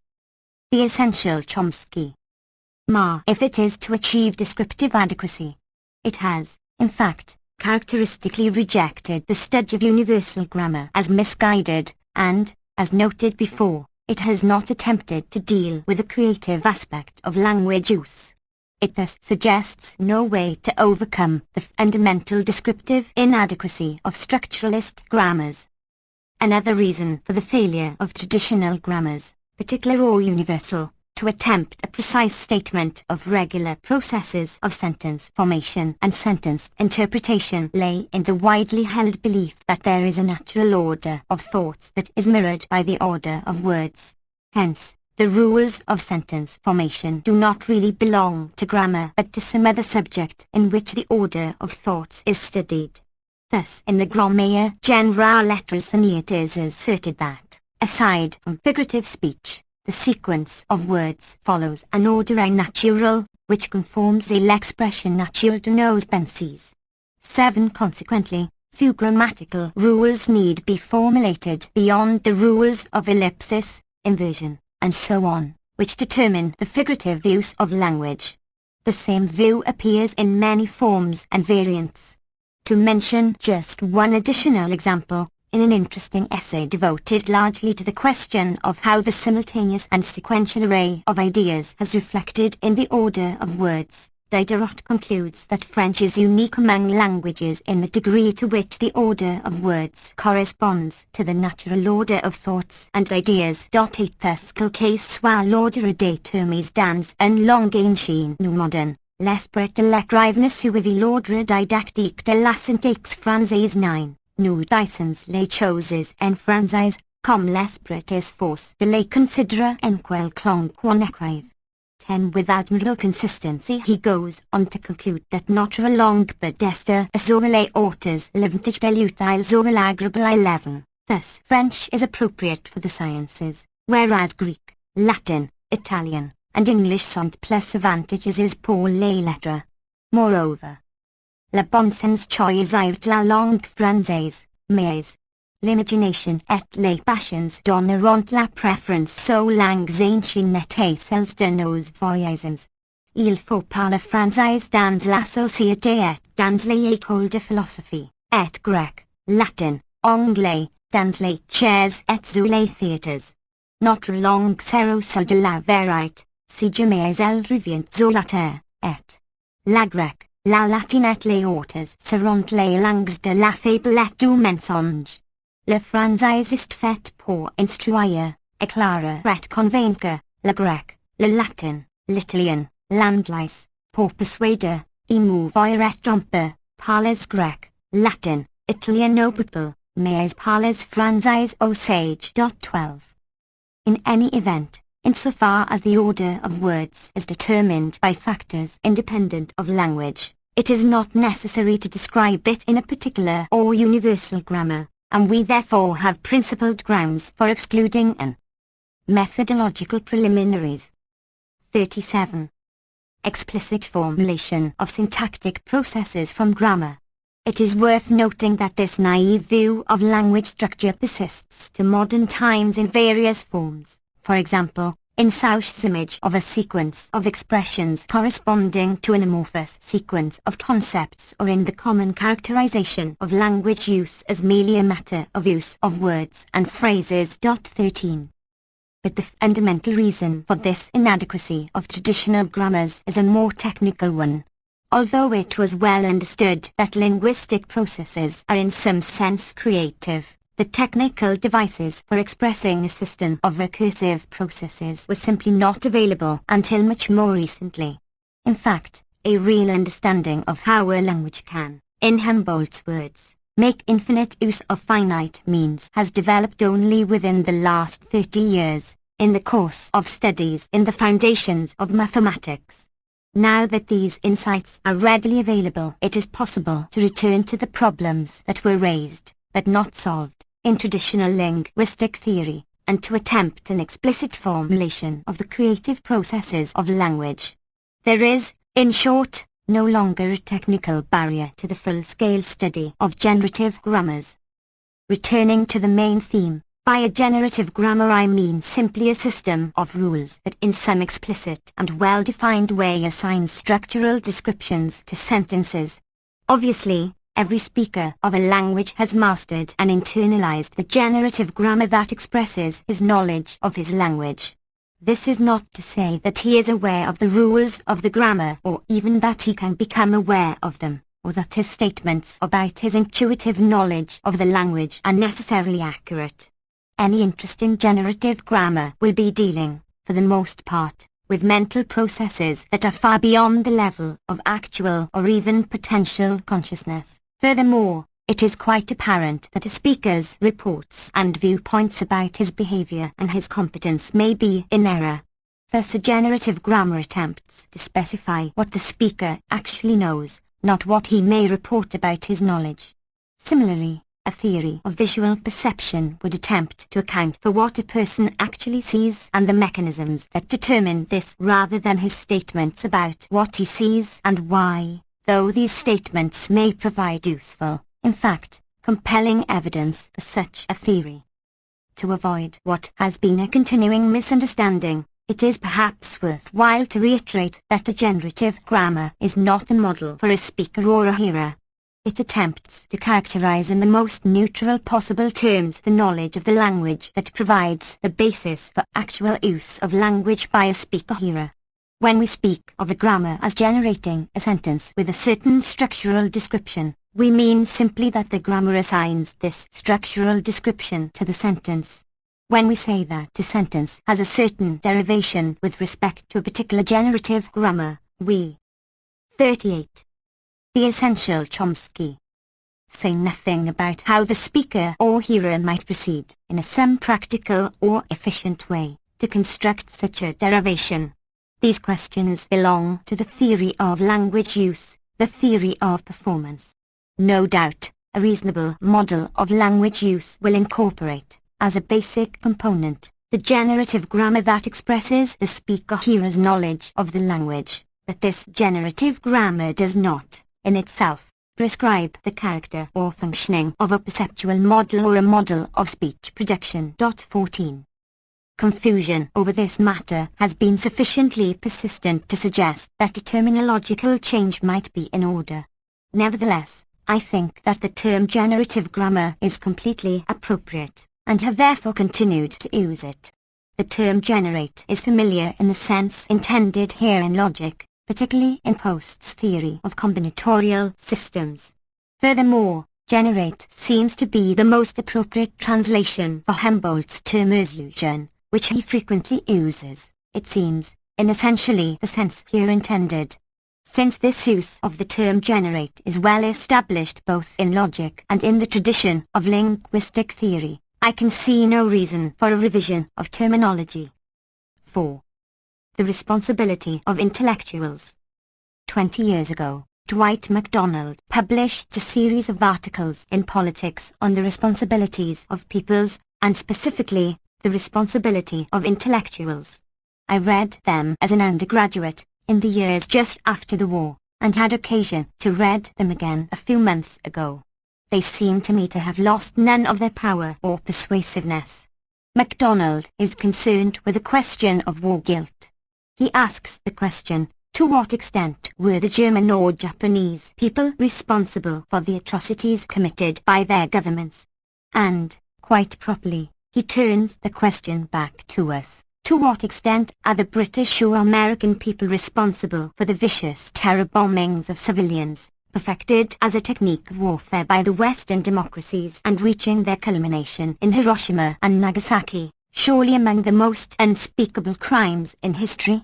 To an undergraduate in 1945 to 1946, to anyone whose political and moral consciousness had been formed by the horrors of the 1930s, by the war in Ethiopia, the Russian Purge, the China Incident, the Spanish Civil War, the Nazi atrocities, the Western reaction to these events and, in part, complicity in them, these questions had particular significance and poignancy. With respect to the responsibility of intellectuals, there are still other, equally disturbing questions. Intellectuals are in a position to expose the lies of. This is the revised version of a talk given at Harvard and published in Mosaic, June 1966. It appeared in substantially this form in the New York Review of Books, February 23, 1967.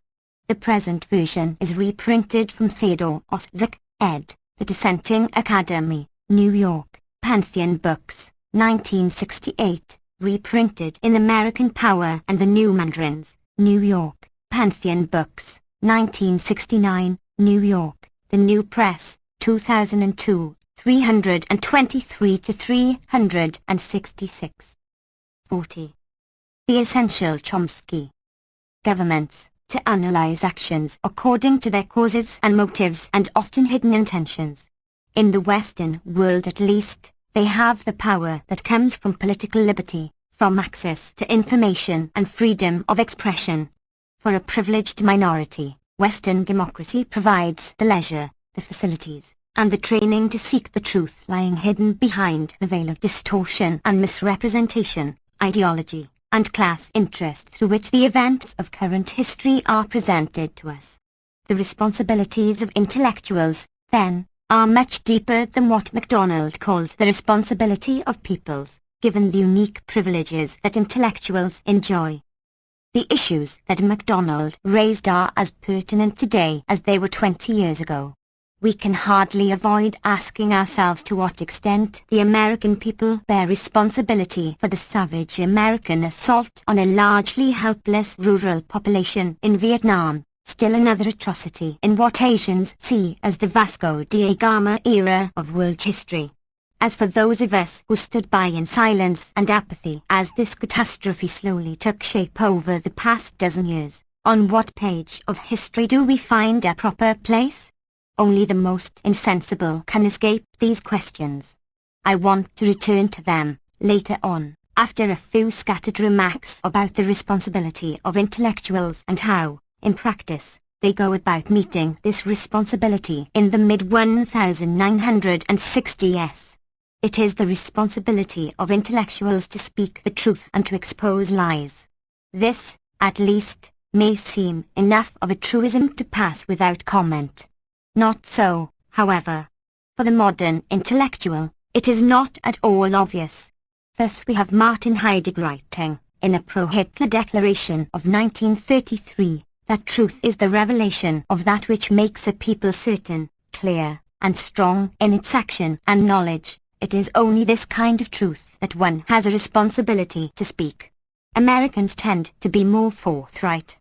When Arthur Schlesinger was asked by the New York Times, in November 1965, to explain the contradiction between his published account of the Bay of Pigs incident and the story he had given the press at the time of the attack, he simply remarked that he had lied, and a few days later, he went on to compliment the Times for also having suppressed information on the planned invasion, in the national interest, as this was defined by the group of arrogant and deluded men of whom Schlesinger gives such a flattering portrait in his recent account of the Kennedy administration. It is of no particular interest that one man is quite happy to lie in behalf of a cause which he knows to be unjust, but it is significant that such events provoke so little response in the intellectual community, no feeling, for example, that there is something strange in the offer of a major chair in humanities to a historian who feels it to be his duty to persuade the world that an American-sponsored invasion of a nearby country is nothing of the sort. And what of the incredible sequence of lies on the part of the responsibility of intellectuals? 41. Government and its spokesman concerning such matters as negotiations in Vietnam? The facts are known to all who care to know. The press, foreign and domestic, has presented documentation to refute each falsehood as it appears. But the power of the government propaganda apparatus is such that the citizen who does not undertake a research project on the subject can hardly hope to confront government pronouncements with fact. 1. The deceit and distortion surrounding the American invasion of Vietnam are by now so familiar that they have lost their power to shock. It is therefore well to recall that although new levels of cynicism are constantly being reached, their clear antecedents were accepted at home with quiet toleration. It is a useful exercise to compare government statements at the time of the invasion of Guatemala in 1954 with Eisenhower's admission, to be more accurate, his boast, a decade later, that American planes were sent to help the invaders. Nor is it only in moments of crisis that duplicity is considered perfectly in order. New frontiersmen, for example, have scarcely distinguished themselves by a passionate concern for historical accuracy, even when they are not being called upon to provide a propaganda cover for ongoing actions. For example, Arthur Schlesinger describes the bombing of North Vietnam and the massive escalation of military commitment in early 1965 as based on a perfectly rational argument. So long as the Viet Cong thought they were going to win the war, they obviously would not be interested in any kind of negotiated settlement. 3. The date is important. Had the statement been made 6 months earlier, one could attribute it to ignorance. But this statement appeared after months of front-page news reports detailing the United Nations, North Vietnamese, and Soviet initiatives that preceded the February 1965 escalation and that, in fact, continued for several weeks after the bombing began, after months of soul-searching by Washington correspondents who were trying desperately to find some mitigating circumstances for the startling deception that had been revealed. Chalmers Roberts, for example, wrote with unconscious irony that late February 1965 hardly seemed to Washington to be a propitious moment for negotiations, since Mr. Johnson had just ordered the first bombing of North Vietnam in an effort to bring Hanoi to a conference table where bargaining chips on both sides would be more closely matched. 4. Coming at this moment, Schlesinger's statement is less an example of a deceit than of contempt. Contempt for an audience that can be expected to tolerate such behavior with silence, if not approval. 5. To turn to someone closer to the actual formation and implementation of policy, consider some of the reflections of Walt Trostow, a man who, according to Schlesinger, brought a spacious historical view to the conduct of foreign affairs in the Kennedy administration. 6. According to his analysis, the guerrilla warfare in Indochina in 1946 was launched by Stalin, 7 and Hanoi. 42.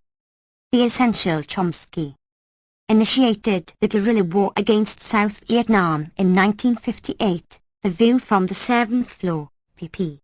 39 and 152. Similarly, the communist planners probed the free world spectrum of defense in northern Azerbaijan and Greece, where Stalin supported substantial guerrilla warfare. Abid, pp. 36 and 148. Operating from plans carefully laid in 1945. And in Central Europe, the Soviet Union was not prepared to accept a solution which would remove the dangerous tensions from Central Europe at the risk of even slowly staged corrosion of communism in East Germany. Ibid, p. 156.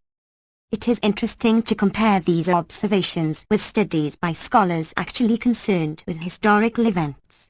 The remark about Stalin's initiating the First Vietnamese War in 1946 does not even merit refutation. As to Hanoi's purported initiative of 1958, the situation is more clouded. But even government sources concede that in 1959 Hanoi received the first direct reports of what Diem referred to as his own Algerian War, and that only after this did they lay their plans to involve themselves in this struggle.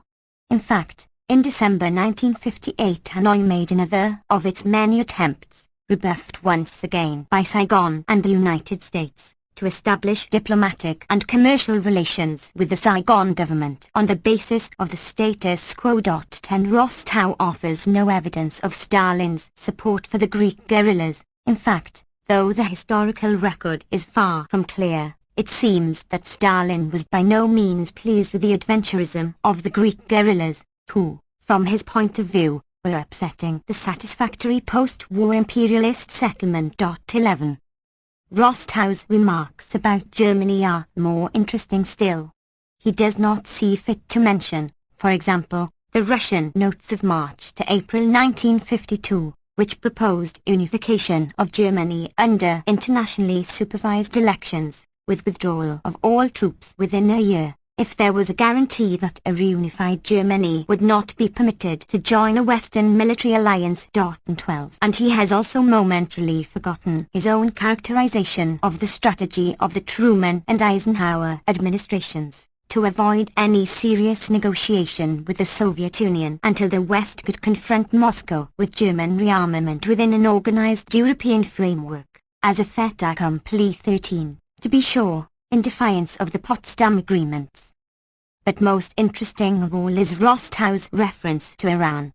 The facts are that there was a Russian attempt to impose by force a pro-Soviet government in northern Azerbaijan that would grant the Soviet Union access to Iranian oil.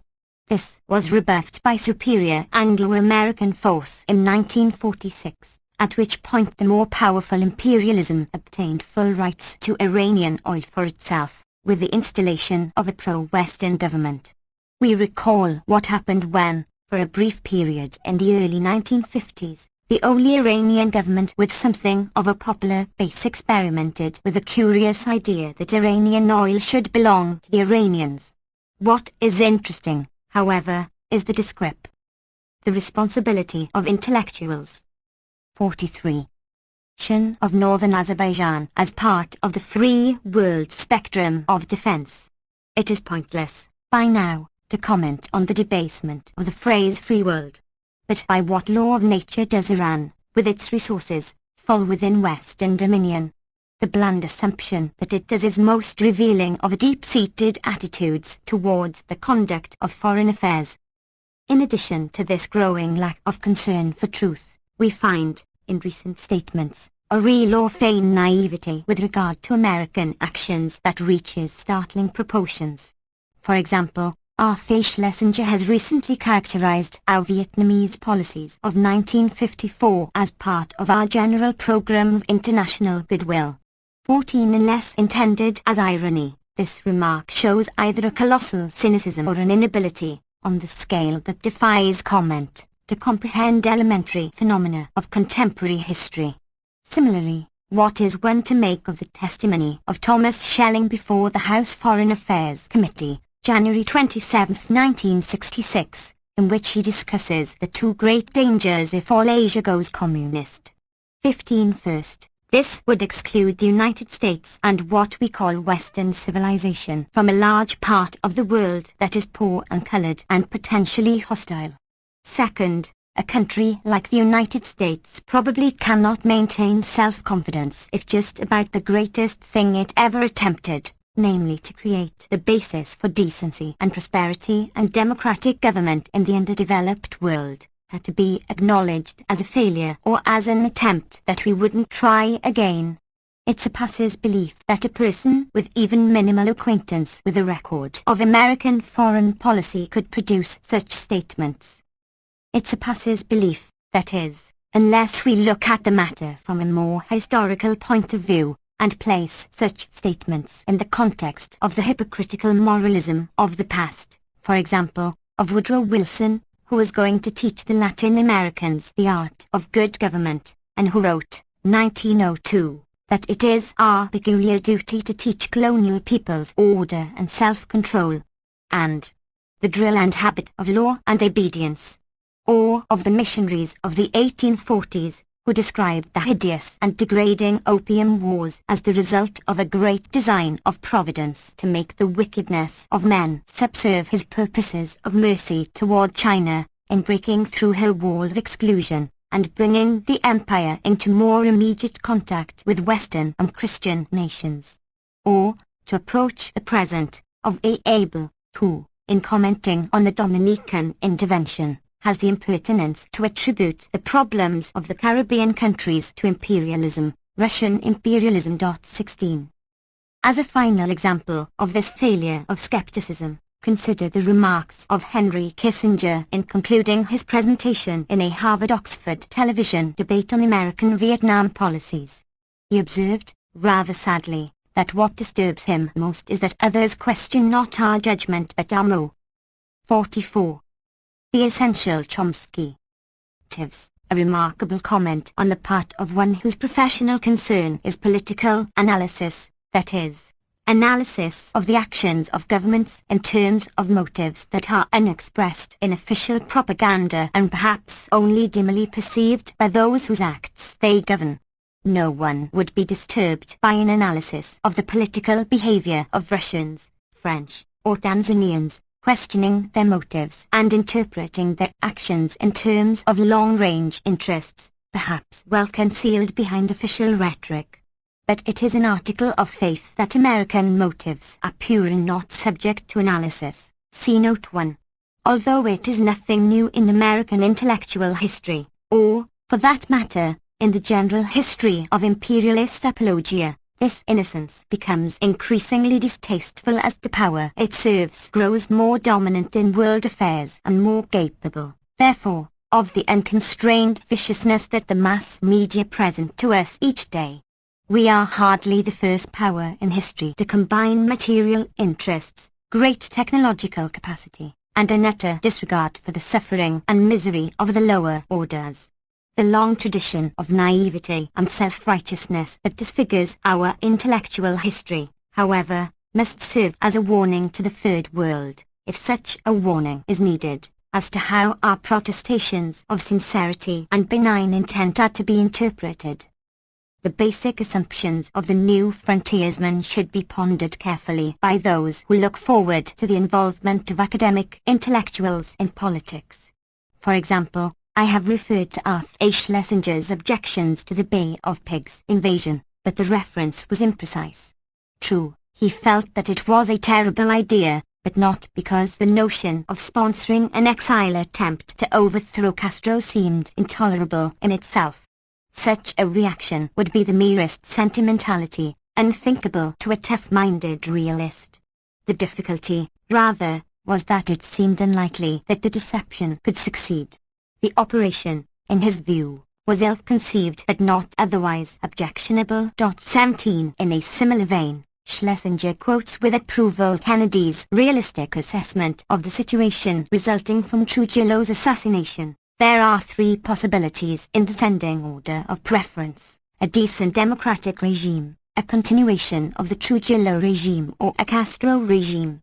We ought to aim at the first, but we really can't renounce the second until we are sure that we can avoid the third. 18. The reason why the third possibility is so intolerable is explained a few pages later. Communist success in Latin America would deal a much harder blow to the power and influence of the United States. Of course, we can never really be sure of avoiding the third possibility, therefore, in practice, we will always settle for the second, as we are now doing in Brazil and Argentina, for example. 19. Or consider Walter Ostau's views on American policy in Asia. 20. The basis on which we must build this policy is that we are openly threatened and we. The responsibility of intellectuals. 45. Feel menaced by Communist China. To prove that we are menaced is of course unnecessary, and the matter receives no attention. It is enough that we feel menaced. Our policy must be based on our national heritage and our national interests.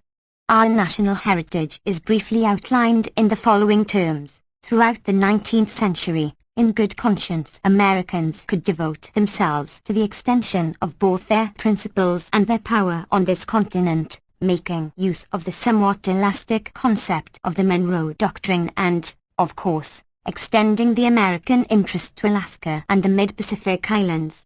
Both our insistence on unconditional surrender and the idea of post-war occupation represented the formulation of American security interests in Europe and Asia. So much for our heritage. As to our interests, the matter is equally simple. Fundamental is our profound interest that societies abroad develop and strengthen those elements in their respective cultures that elevate and protect the dignity of the individual against the state. At the same time, we must counter the ideological threat, namely the possibility that the Chinese communists can prove to Asians by progress in China that communist methods are better and faster than democratic methods. Nothing is said about those people in Asian cultures to whom our conception of the proper relation of the individual to the state may not be the uniquely important value, people who might, for example, be concerned with preserving the dignity of the individual against concentrations of the foreign or domestic capital, or against semi-feudal structures, such as Trujillo-type dictatorships, introduced or kept in power by American arms. All of this is flavored with allusions to our religious and ethical value systems and to our diffuse and complex concepts, which are to the Asian mind so much more difficult to grasp than Marxist dogma, and are so disturbing to some Asians because of their very lack of dogmatism. Such intellectual contributions as these suggest the need for a correction to Tagore's remark, in his memoirs, about the American will to power, cloaking itself in idealism. By now, this will to power is not so much cloaked in idealism as it is drowned in fatuity. And academic intellectuals have made their unique contribution to this sorry picture. Let us, however, return to the war in Vietnam and the response that it has aroused among American intellectuals. A striking feature of the recent debate on Southeast Asian policy has been the distinction that is commonly drawn between responsible criticism, on the one hand, and sentimental or emotional or hysterical criticism, on the other. There is much to be learned from a careful study of the terms in which this distinction is drawn. The hysterical critics are to be identified, apparently, by their irrational refusal to accept one fundamental political axiom, namely, that the United States has the right to extend its power and control without limit, insofar as is feasible. 46. The Essential Chomsky. Responsible criticism does not challenge this assumption, but argues, rather, that we probably can't get away with it at this particular time and place. A distinction of this sort seems to be what Irving Kristol has in mind, for example, in his analysis of the protest over Vietnam policy, in Encounter, August 1965. He contrasts the responsible critics, such as Walter Lippmann, the New York Times, and Senator Fulbright, with the Teach-In movement. Unlike the university protesters, he maintains, Mr. Lippmann engages in no presumptuous suppositions as to what the Vietnamese people really want. He obviously doesn't much care, or in legalistic exegesis, as to whether, or to what extent, there is aggression or revolution in South Vietnam. His is a realpolitik point of view, and he will apparently even contemplate the possibility of a nuclear war against China in extreme circumstances. This is commendable, and contrasts favorably, for Kristol, with the talk of the unreasonable, ideological types in the Teach-In movement, who often seem to be motivated by such absurdities as simple, virtuous anti-imperialism, who deliver harangues on the power structure, and who even sometimes stoop so low as to read articles and reports from the foreign press on the American presence in Vietnam. Furthermore, these nasty types are often psychologists, mathematicians, chemists, or philosophers, just as, incidentally, those most vocal in protest in the Soviet Union are generally physicists, literary intellectuals, and others remote from the exercise of power, rather than people with Washington contacts, who of course realize that had they a new, good idea about Vietnam, they would get a prompt and respectful hearing in Washington. I am not interested here in whether Kristol's characterization of protest and dissent is accurate, but rather in the assumptions that it expresses with respect to such questions as these. Is the purity of American motives a matter that is beyond discussion, or that is irrelevant to discussion? Should decisions be left to experts with Washington contacts, that is, even if we assume that they command the necessary knowledge and principles to make the best decision, will they invariably do so? And, a logically prior question, is expertise applicable? That is there a body of theory and of relevant information, not in the public domain, that can be applied to the analysis of foreign policy or that demonstrates the correctness of present actions in some way that the psychologists, mathematicians, chemists, and philosophers are incapable of comprehending? Although Kristol does not examine these questions directly, his attitudes presuppose answers which are wrong in all cases. American aggressiveness, however it may be masked in bias rhetoric, is a dominant force in world affairs and must be analyzed in terms of its causes and motives.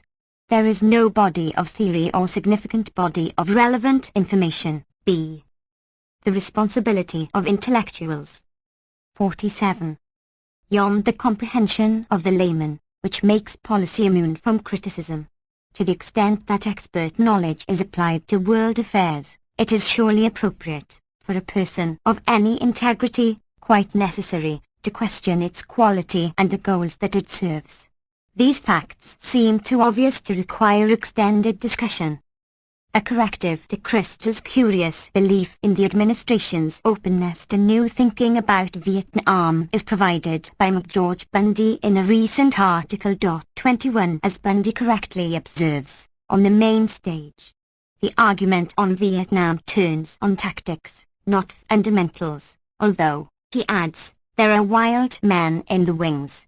On stage center are, of course, the President, who in his recent trip to Asia had just magisterially reaffirmed our interest in the progress of the people across the Pacific, and his advisers, who deserve the understanding support of those who want restraint.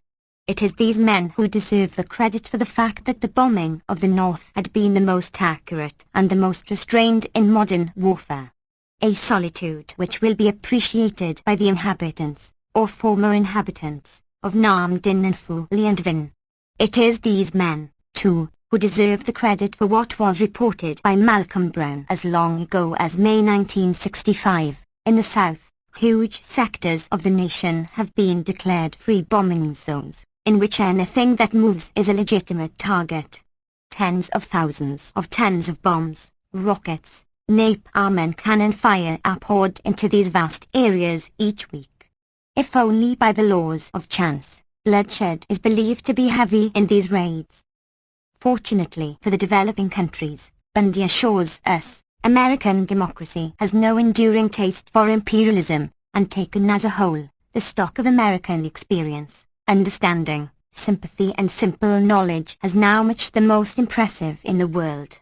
It is true that 4/5 of all the foreign investing in the world is now done by Americans, and that the most admired plans and policies are no better than their demonstrable relation to the American interest, just as it is true, so we read in the same issue of Foreign Affairs, that the plans for armed action against Cuba were put into motion a few weeks after McCoy visited Havana, invading what had so long been an almost exclusively American sphere of influence. Unfortunately, such facts as these are often taken by unsophisticated Asian intellectuals as indicating a taste for imperialism. For example, a number of Indians have expressed their near exasperation at the fact that we have done everything we can to attract foreign capital for fertilizer plants, but the American and the other Western private companies know we are over a barrel, so they demand stringent terms which we just cannot meet. 22 While Washington doggedly insists that deals be made in the private sector with private enterprise. 23 But this reaction, no doubt, simply reveals once again how their 48. The Essential Chomsky Asian mind fails to comprehend the diffuse and complex concepts of Western thought. It may be useful to study carefully the new, good ideas about Vietnam that are receiving a prompt and respectful hearing in Washington these days. The United States government printing office is an endless source of insight into the moral and intellectual level of this expert advice.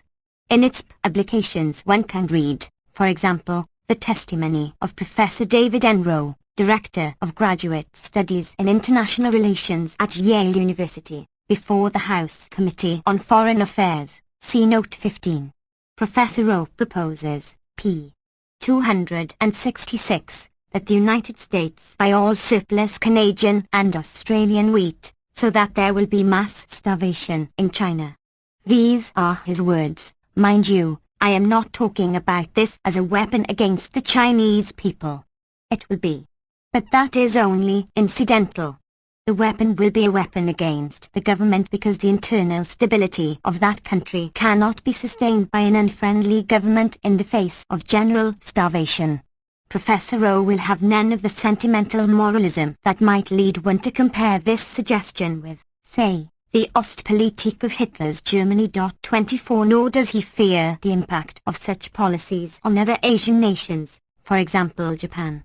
He assures us, from his very long acquaintance with Japanese questions, that the Japanese above all are people who respect power and determination. Hence they will not be so much alarmed by American policy in Vietnam that takes off from a position of power and intends to seek a solution based upon the imposition of our power upon local people that we are in opposition to. What would disturb the Japanese is a policy of indecision, a policy of refusal to face up to the problems in China and Vietnam, and to meet our responsibilities there in a positive way, such as the way just cited. A conviction that we were unwilling to use the power that they know we have might alarm the Japanese people very intensely and shake the degree of their friendly relations with us. In fact, a full use of American power would be particularly reassuring to the Japanese, because they have had a demonstration of the tremendous power in action of the United States. Because they have felt our power directly.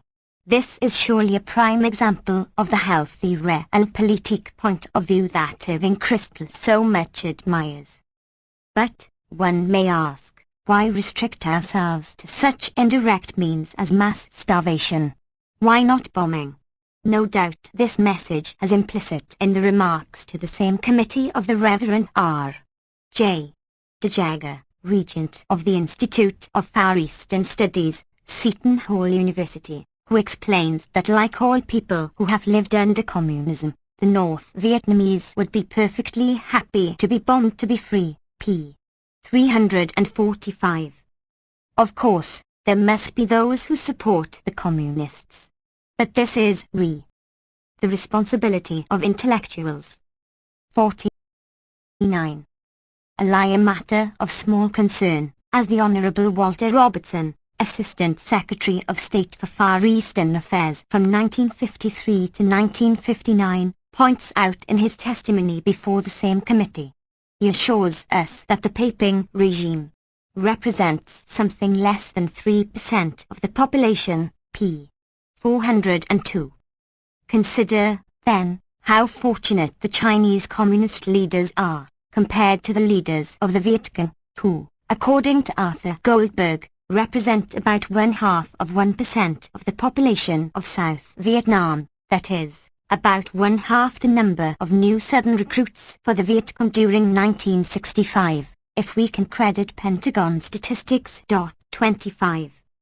In the face of such experts as these, the scientists and philosophers of whom Kristol speaks would clearly do well to continue to draw their circles in the sand. Having settled the issue of the political irrelevance of the protest movement, Kristol turns to the question of what motivates it. More generally, what has made students and junior faculty go left, as he sees it, amid general prosperity and under liberal, welfare state administrations. This, he notes, is a riddle to which no sociologist has as yet come up with an answer. Since these young people are well off, have good futures, etc., their protest must be irrational. It must be the result of boredom, of too much security, or something of this sort. Other possibilities come to mind. It might be, for example, that as honest men the students and junior faculty are attempting to find out the truth for themselves rather than ceding the responsibility to experts or to government, and it might be that they react with indignation to what they discover. These possibilities Kristol does not reject.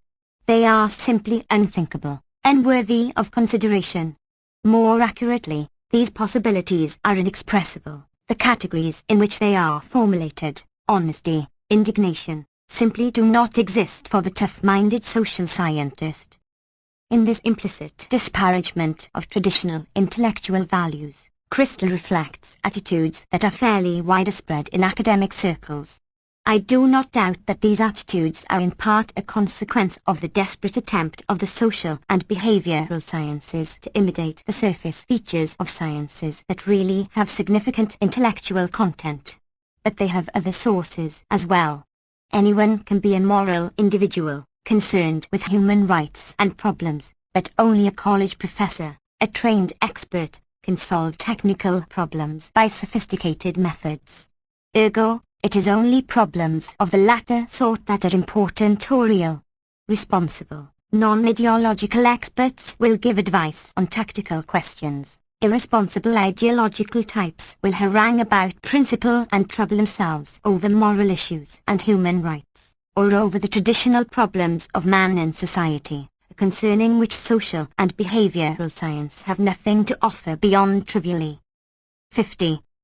The Essential Chomsky ties. Obviously, these emotional, ideological types are irrational, since, being well off and having power in their grasp, they shouldn't worry about such matters. At times, this pseudo-scientific posing reaches levels that are almost pathological. Consider the phenomenon of Herman Kahn, for example. Kahn has been both denounced as immoral and lauded for his courage. By people who should know better, his on thermonuclear war has been described without qualification as one of the great works of our time. Stuart Hughes. The fact of the matter is that this is surely one of the emptiest works of our time, as can be seen by applying to it the intellectual standards of any existing discipline, by tracing some of its well-documented conclusions to the objective studies from which they derive, and by following the line of argument, where detectable. Kant proposes no theories, no explanations, no empirical assumptions that can be tested against their consequences, as do the sciences he is attempting to mimic. He simply suggests a terminology and provides a facade of rationality. When particular policy conclusions are drawn, they are supported only by ex-cathedra remarks for which no support is even suggested. For example, the civil defense line probably should be drawn somewhere below $5 billion annually to keep from provoking the Russians. Why not $50 billion, or $5? What is more, Kant is quite aware of this vacuity. In his more judicious moments, he claims only that there is no reason to believe that relatively sophisticated models are more likely to be misleading than the simpler models and analogies frequently used as an aid to judgment. For those whose humor tends towards the macabre, it is easy to play the game of strategic thinking à la Kant, and to prove what one wishes. For example, one of Kahn's basic assumptions is that an all-out surprise attack in which all resources are devoted to counter-value targets would be so irrational that, barring an incredible lack of sophistication or actual insanity among Soviet decision-makers, such an attack is highly unlikely. A simple argument proves the opposite. Premise 1. American decision-makers think along the lines outlined by Herman Kahn. Premise 2. Kant thinks it would be better for everyone to be red than for everyone to be dead. Premise 3. If the Americans were to respond to an all-out counter-value attack, then everyone would be dead. Conclusion. The Americans will not respond to an all-out counter-value attack, and therefore it should be launched without delay. Of course, one can carry the argument a step further. Fact. The Russians have not carried out an all-out counter-value attack. It follows that they are not rational. If they are not rational, there is no point in strategic thinking.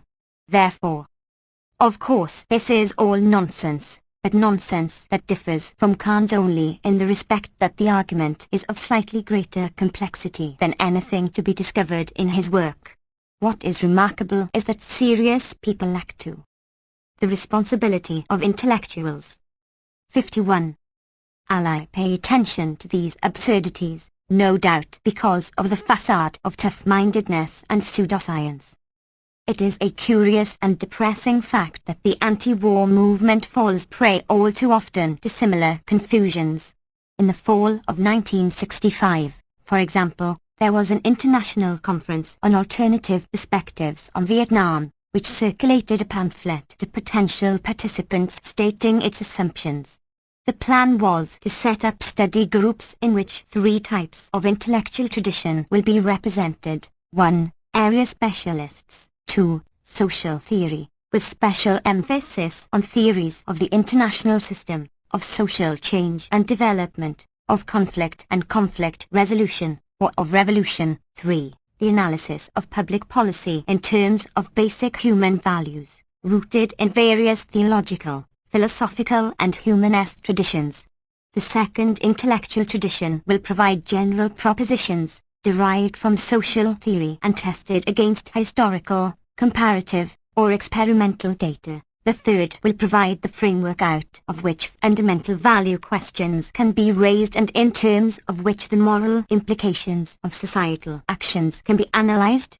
The hope was that by approaching the questions of Vietnam policy from the moral perspectives of all great religions and philosophical systems, we may find solutions that are more consistent with fundamental human values than current American policy in Vietnam has turned out to be.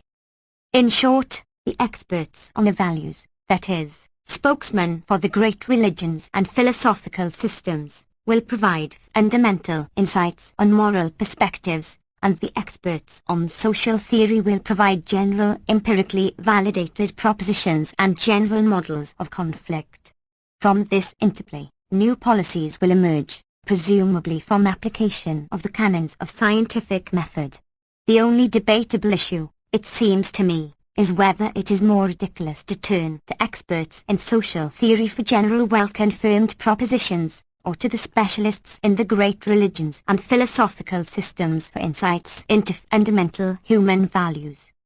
There is much more that can be said about this topic, but without continuing, I would simply like to emphasize that, as is no doubt obvious, the cult of the expert is both self-serving, for those who propound it, and fraudulent. Obviously, one must learn from social and behavioral science whatever one can. Obviously, these fields should be pursued in as serious a way as is possible. But it will be quite unfortunate, and highly dangerous, if they are not accepted and judged on their merits and according to their actual, not pretended, accomplishments. In particular, if there is a body of theory, well tested and verified, that applies to the conduct of foreign affairs or the resolution of domestic or international conflict, its existence has been kept a well-guarded secret. In the case of Vietnam, if those who feel themselves to be experts have access to principles or information that would justify what the American government is 52. The Essential Chomsky doing in that unfortunate country, they have been singularly ineffective in making this fact known. To anyone who has any familiarity with the social and behavioral sciences, or the policy sciences, the claim that there are certain considerations and principles too deep for the outsider to comprehend is simply an absurdity, unworthy of comment. When we consider the responsibility of intellectuals, our basic concern must be their role in the creation and analysis of ideology. And in fact, Christ's contrast between the unreasonable ideological types and the responsible experts is formulated in terms that immediately bring to mind Daniel Bell's interesting and influential essay on the end of ideology, 26, an essay which is as important for what it leaves unsaid as for its actual content. Bell presents and discusses the Marxist analysis of ideology as a mask for class interest, in particular quoting Marx's well-known description of the belief of the bourgeoisie that the special conditions of its emancipation are the general conditions through which alone modern society can be saved and the class struggle avoided. He then argues that the age of ideology is ended, supplanted, at least in the West, by a general agreement that each issue must be settled on its own individual terms, within the framework of a welfare state in which, presumably, experts in the conduct of public affairs will have a prominent role. Bell is quite careful, however, to characterize the precise sense of ideology in which ideologies are exhausted. He is referring only to ideology as the conversion of ideas into social levers, to ideology as a set of beliefs, infused with passion, which seeks to transform the whole of the way of life. The crucial words are transform and convert into social levers. Intellectuals in the West, he argues, have you lost interest in converting ideas into social levers for the radical transformation of society?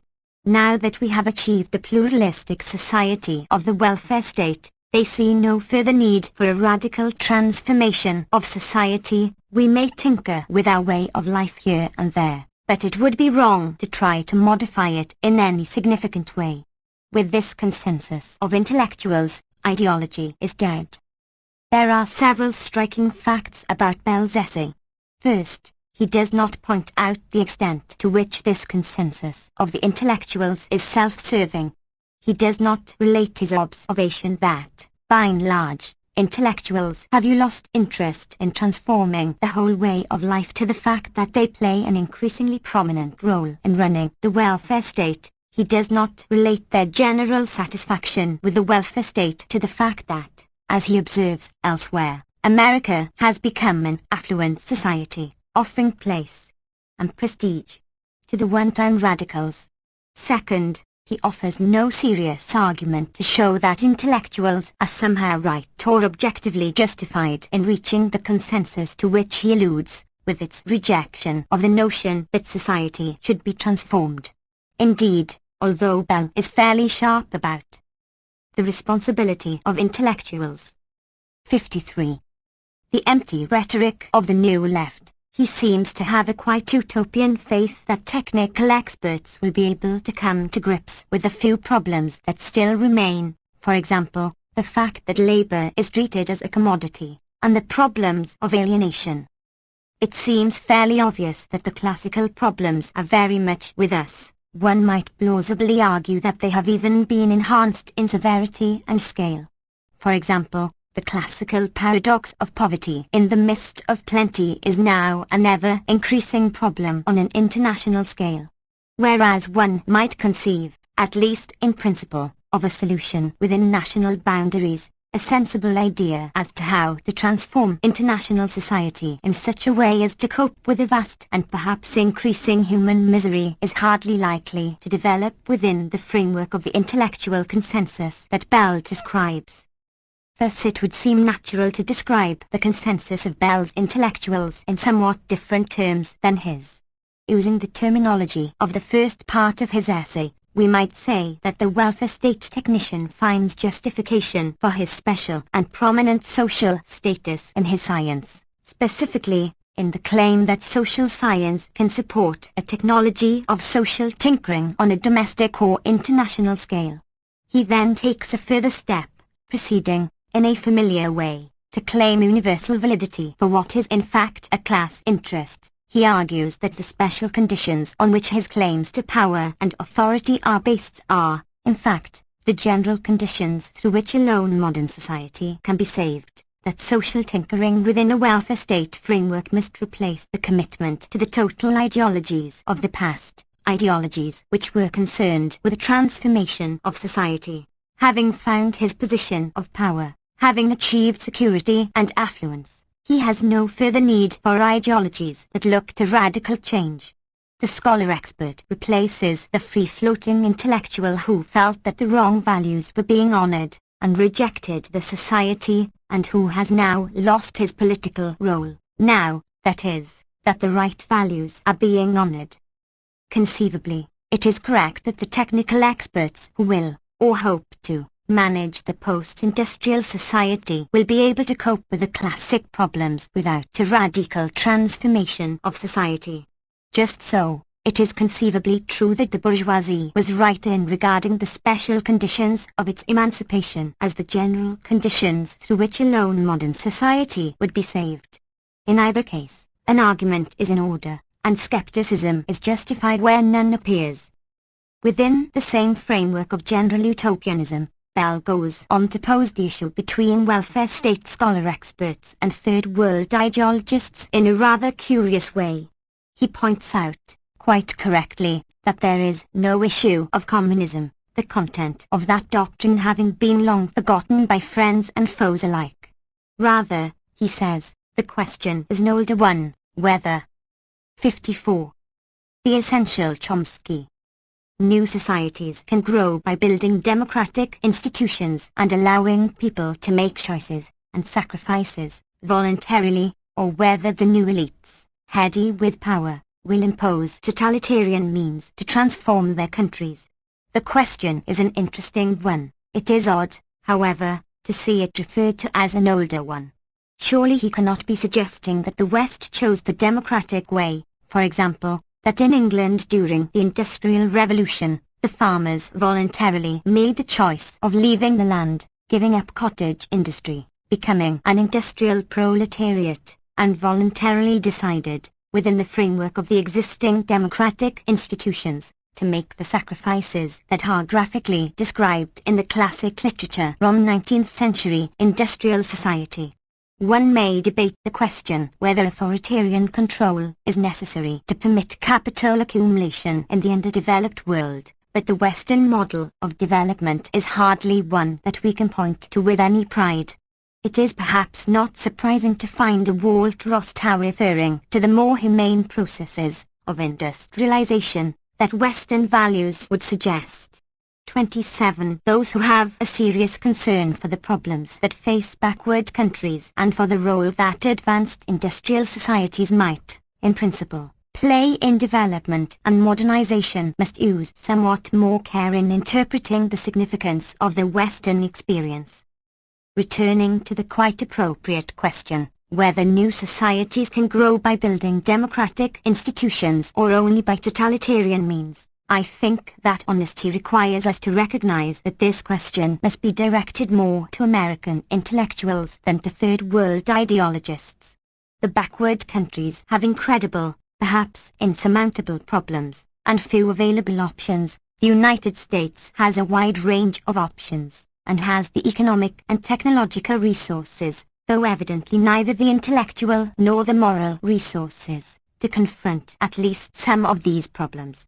It is easy for an American intellectual to deliver homilies on the virtues of freedom and liberty, but if he is really concerned about, say, Chinese totalitarianism or the burdens imposed on the Chinese peasantry in forced industrialization, then he should face a task that is infinitely more significant and challenging, the task of creating, in the United States, the intellectual and moral climate, as well as the social and economic conditions, that would permit this country to participate in modernization and development in a way commensurate with its material wealth and technical capacity. Massive capital gifts to Cuba and China might not succeed in alleviating the authoritarianism and terror that tend to accompany early stages of capital accumulation, but they are far more likely to have this effect than lectures on democratic values.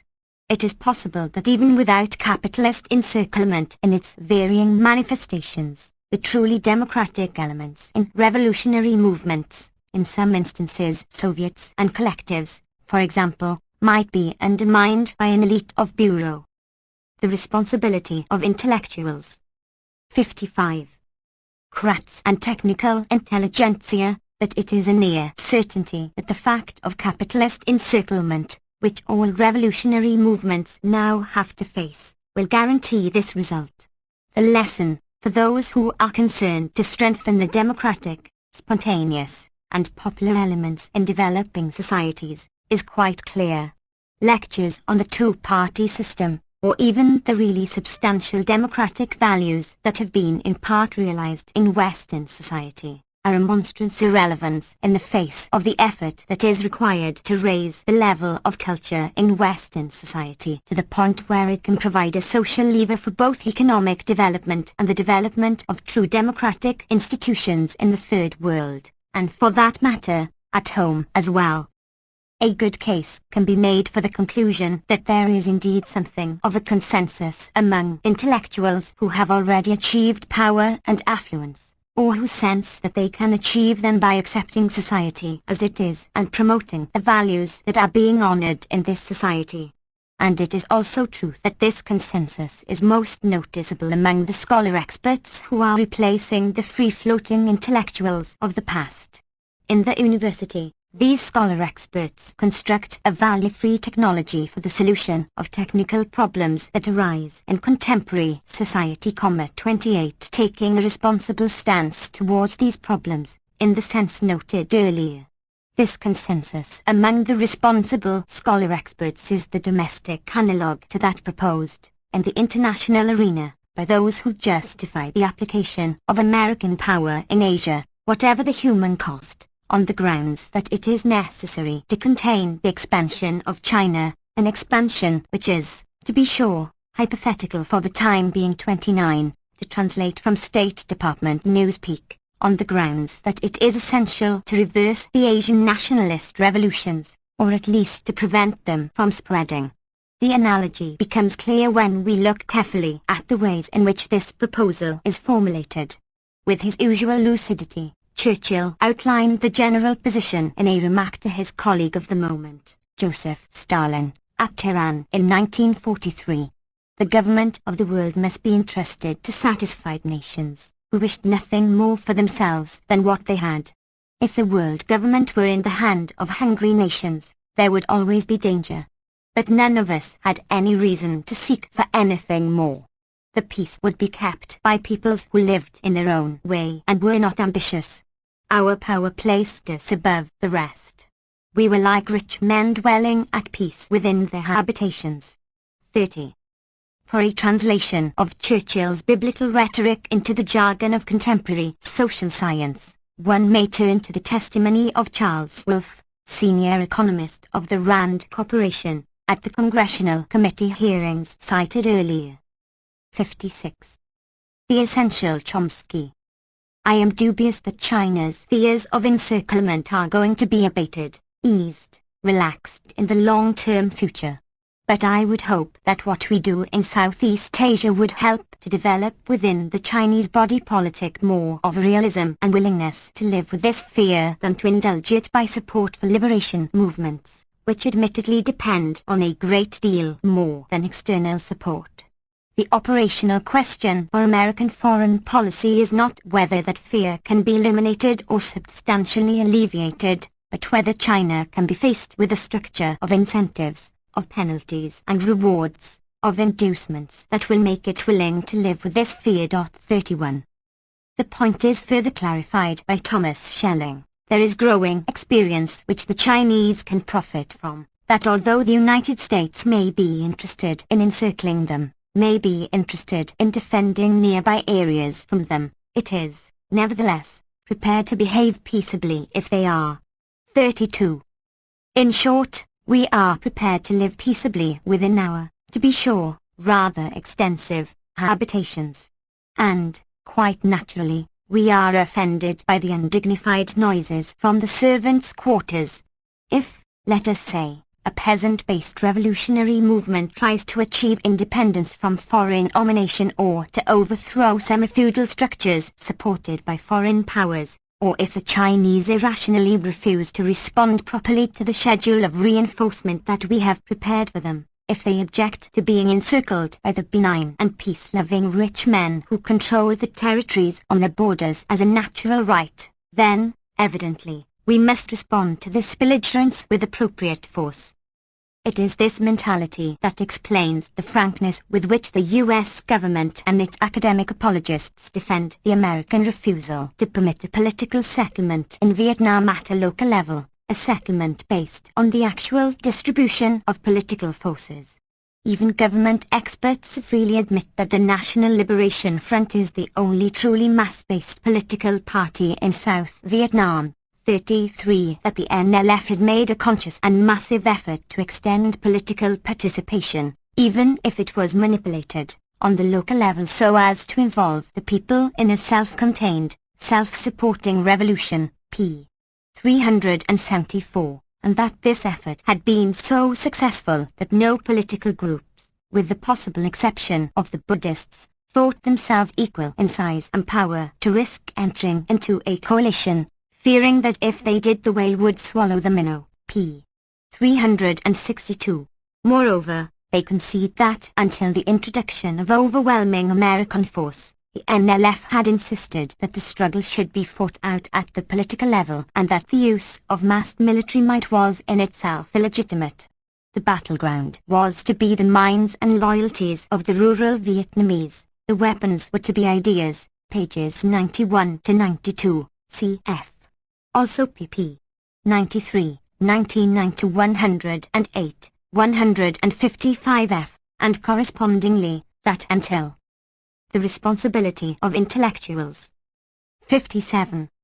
Mid-1964, aid from Hanoi was largely confined to two areas, doctrinal know-how and leadership personnel, p. 321. Captured NLF documents contrast the enemy's military superiority with their own political superiority, p. 106, thus fully confirming the analysis of American military spokesmen who define our problem as how, with considerable armed force but little political power, to contain an adversary who has enormous political force but only modest military power. 34. Similarly, the most striking outcome of both the Honolulu Conference in February and the Manila Conference in October was the frank admission by high officials of the Saigon government that they could not survive a peaceful settlement that left the Viet Cong political structure in place even if the Viet Cong guerrilla units were disbanded, that they are not able to compete politically with the Vietnamese communists. 35 Thus, Moore continues. The Vietnamese demand a pacification program which will have as its core the destruction of the clandestine Viet Cong political structure and the creation of an iron-like system of government political control over the population. And from Manila, the same correspondent, on October 23, quotes a high South Vietnamese official as saying, "Frankly, we are not strong enough now to compete with the communists on a purely political basis. They are organized and disciplined. The non-communist nationalists are not. We do not have any large, well-organized political parties and we do not yet have unity. We cannot leave the Viet Cong in existence." Officials in Washington understand the situation very well. Thus Secretary Rusk has pointed out that if the Viet Cong come to the conference table as full partners they will, in a sense, have been victorious in the very aims that South Vietnam and the United States are pledged to prevent. January 28, 1966. Similarly, Max Frankel reported from Washington, "Compromise has had no appeal here because the administration concluded long ago that the non-communist forces of South Vietnam could not long survive in a Saigon coalition with communists. It is for that reason, and not because of an excessively rigid sense of protocol, that Washington has steadfastly refused to deal with the Viet Cong or recognize them as an independent political force." 36. In short, we will, magnanimously, permit Viet Cong representatives to attend negotiations, but only if they will agree to identify themselves as agents of a foreign power and thus forfeit the right to participate in a coalition government, a right which they have now been demanding for a half-dozen years. We know well that in any representative coalition, our chosen delegates could not last today without the support of American arms. Therefore, we must increase American force and resist meaningful negotiations until the day when a client government can exert both military and political control over its own population, a day which may never dawn, for as William Bundy has pointed. 58. The Essential Chomsky. Out. We could never be sure of the security of a Southeast Asia from which the Western presence was effectively withdrawn. Thus, if we were to negotiate in the direction of solutions that are put under the label of neutralization, this would amount to capitulation to the communists. 37. According to this reasoning, then, South Vietnam must remain, permanently, an American military base. All of this is of course reasonable, so long as we accept the fundamental political axiom that the United States, with its traditional concern for the rights of the weak and downtrodden, and with its unique insight into the proper mode of development for backward countries, must have the courage and the persistence to impose its will by force until such time as other nations are prepared to accept these truths, or simply to abandon hope. If it is the responsibility of the intellectual to insist upon the truth, it is also his duty to see events in their historical perspective. Thus one must applaud the insistence of the Secretary of State on the importance of historical analogies, the Munich analogy, for example. As Munich showed, a powerful and aggressive nation with a fanatic belief in its manifest destiny will regard each victory, each extension of its power and authority, as a prelude to the next step. The matter was very well put by Adlai Stevenson, when he spoke of the old route whereby expansive powers push at more and more doors, believing they will open, until, at the ultimate door, resistance is unavoidable and major war breaks out. Herein lies the danger of appeasement, as the Chinese tirelessly point out to the Soviet Union, which they claim is playing Chamberlain to our Hitler in Vietnam. Of course, the aggressiveness of liberal imperialism is not that of Nazi Germany, though the distinction may seem rather academic to a Vietnamese peasant who is being gassed or incinerated. We do not want to occupy Asia, we merely wish to return to Mr. Wolf, to help the Asian countries progress toward economic modernization, as relatively open and stable societies, to which our access, as a country and as individual citizens, is free and comfortable. 38. The formulation is appropriate. Recent history shows that it makes little difference to us what form of government a country has as long as it remains an open society, in our peculiar sense of this term, a society, that is, which remains open to American economic penetration or political control. If it is necessary to approach genocide in Vietnam to achieve this objective, then this is the price we must pay in defense of freedom and the rights of man. It is, no doubt, superfluous to discuss at length the ways in which we assist other countries to progress towards open societies to which our access is free and comfortable. One enlightening example is discussed in the recent congressional hearings from which I have now quoted several times, in the testimony of William Holst and Robert Meagher, representing the standing. The responsibility of intellectuals. 59. Committee on India of the Business Council for International Understanding. 39. As Mr. Meagher points out, if it was possible, India would probably prefer to import technicians and know-how rather than foreign corporations. Such is not possible, therefore India accepts foreign capital as a necessary evil. Of course, the question of private capital investment in India would be no more than a theoretical exercise had the groundwork for such investment not been laid by foreign aid, and were it not that necessity has forced a modification in India's approach to private foreign capital. But now, India's attitude toward private foreign investment is undergoing a substantial change. From a position of resentment and ambivalence, it is evolving toward an acceptance of its necessity. As the necessity becomes more and more evident, the ambivalence will probably be replaced by a more accommodating attitude. Mr. Holst contributes what is perhaps a typical case history, namely, the plan under which it was proposed that the Indian government in partnership with the United States private consortium was to have increased fertilizer production by 1 million tons per year, which is just double presently installed capacity in all of India.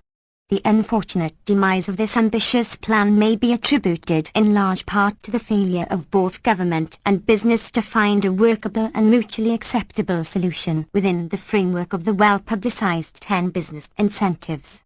The difficulty here was in connection with the percentage of equity ownership. Obviously, fertilizers are desperately needed in India. Equally obviously, the consortium insisted that to get the proper kind of control majority ownership was in fact needed. But the Indian government officially insisted that they shall have majority ownership, and in something so complex it was felt that it would be a self-defeating thing. Fortunately, this particular story has a happy ending.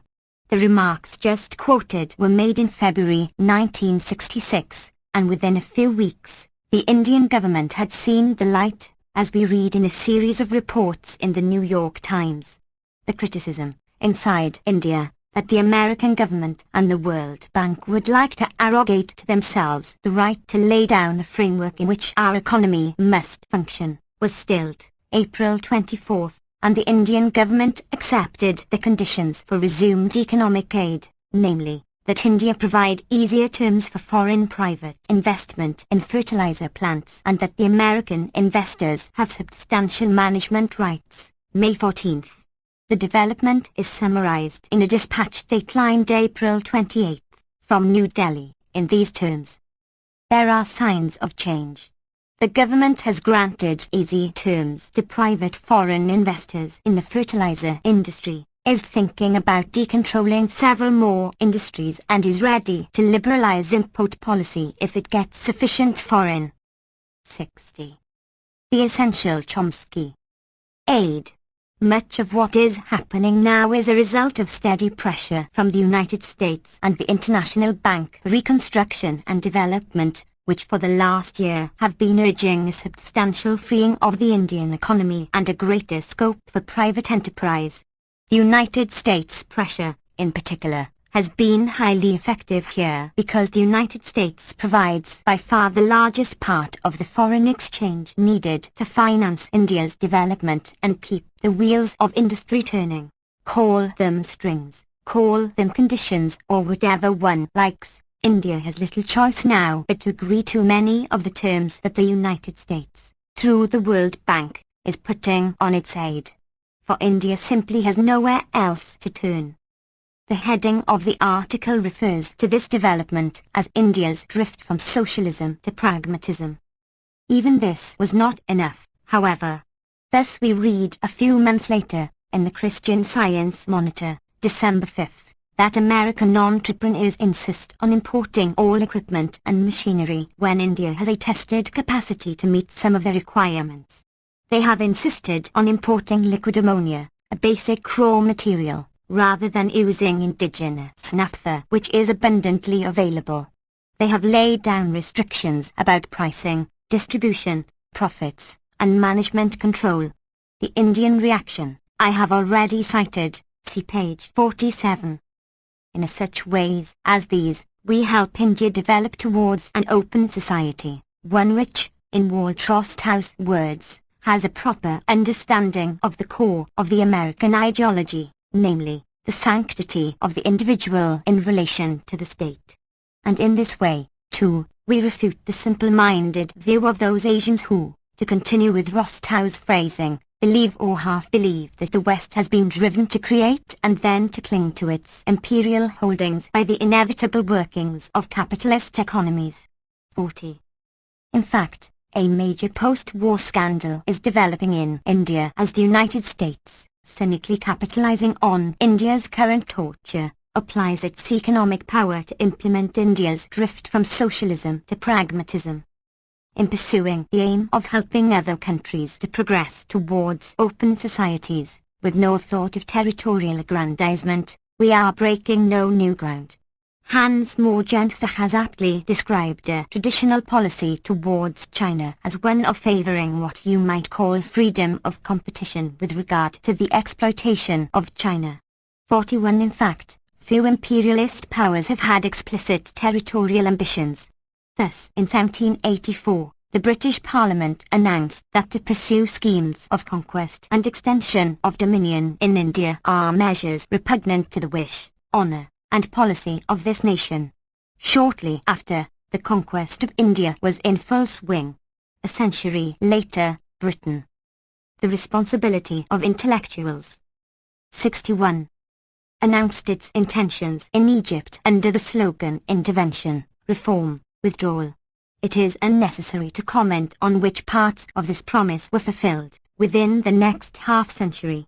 In 1936, on the eve of hostilities in North China, the Japanese stated their basic principles of national policy. These included the use of moderate and peaceful means to extend her strength, to promote social and economic development, to eradicate the menace of communism, to correct the aggressive policies of the great powers, and to secure her position as the stabilizing power in East Asia. Even in 1937, the Japanese government had no territorial designs upon China. In short, we follow a well-trodden path.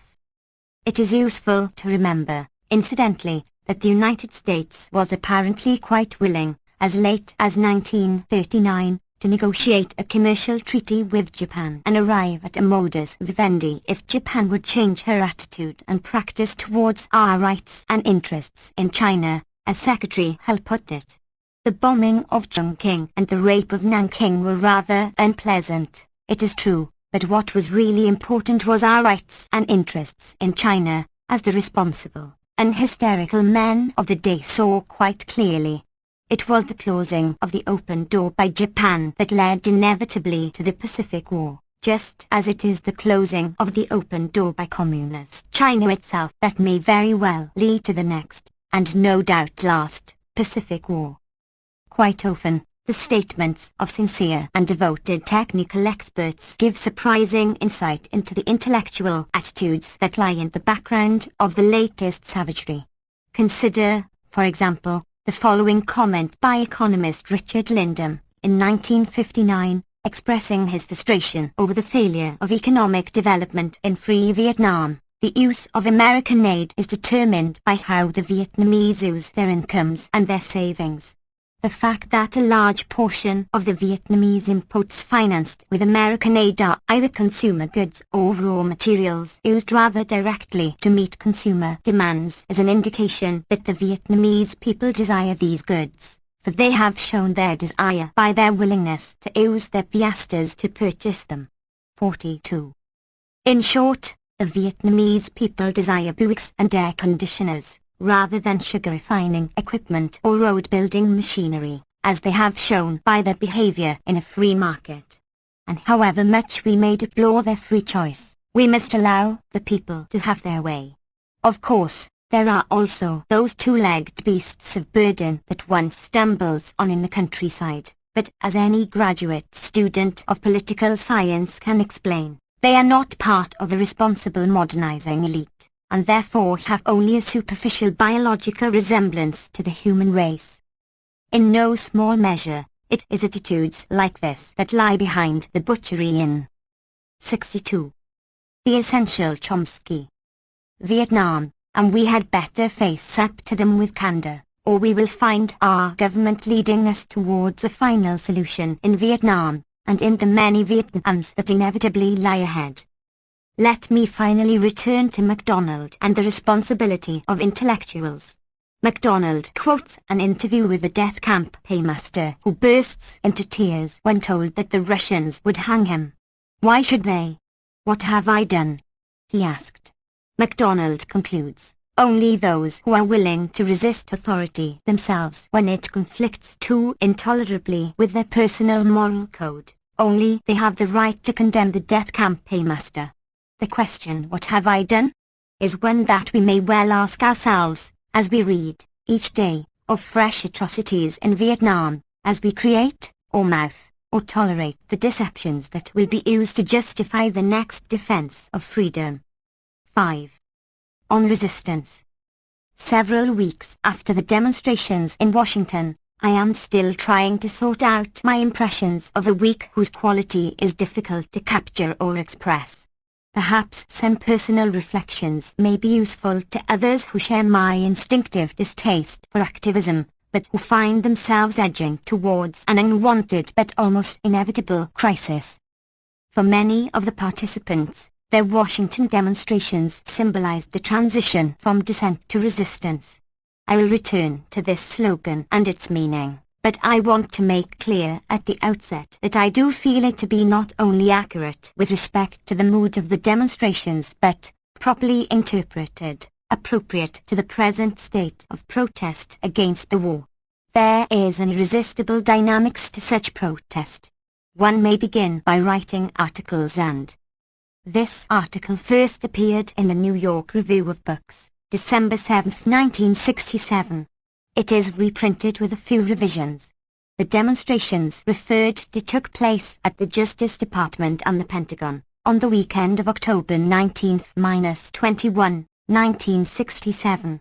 The draft card turn-in at the Justice Department was one of the events that led to the sentencing of Dr. Benjamin Spock, Reverend William Sloane Coffin, Mitchell Goodman, and Michael Ferber to 2-year prison sentences for conspiracy.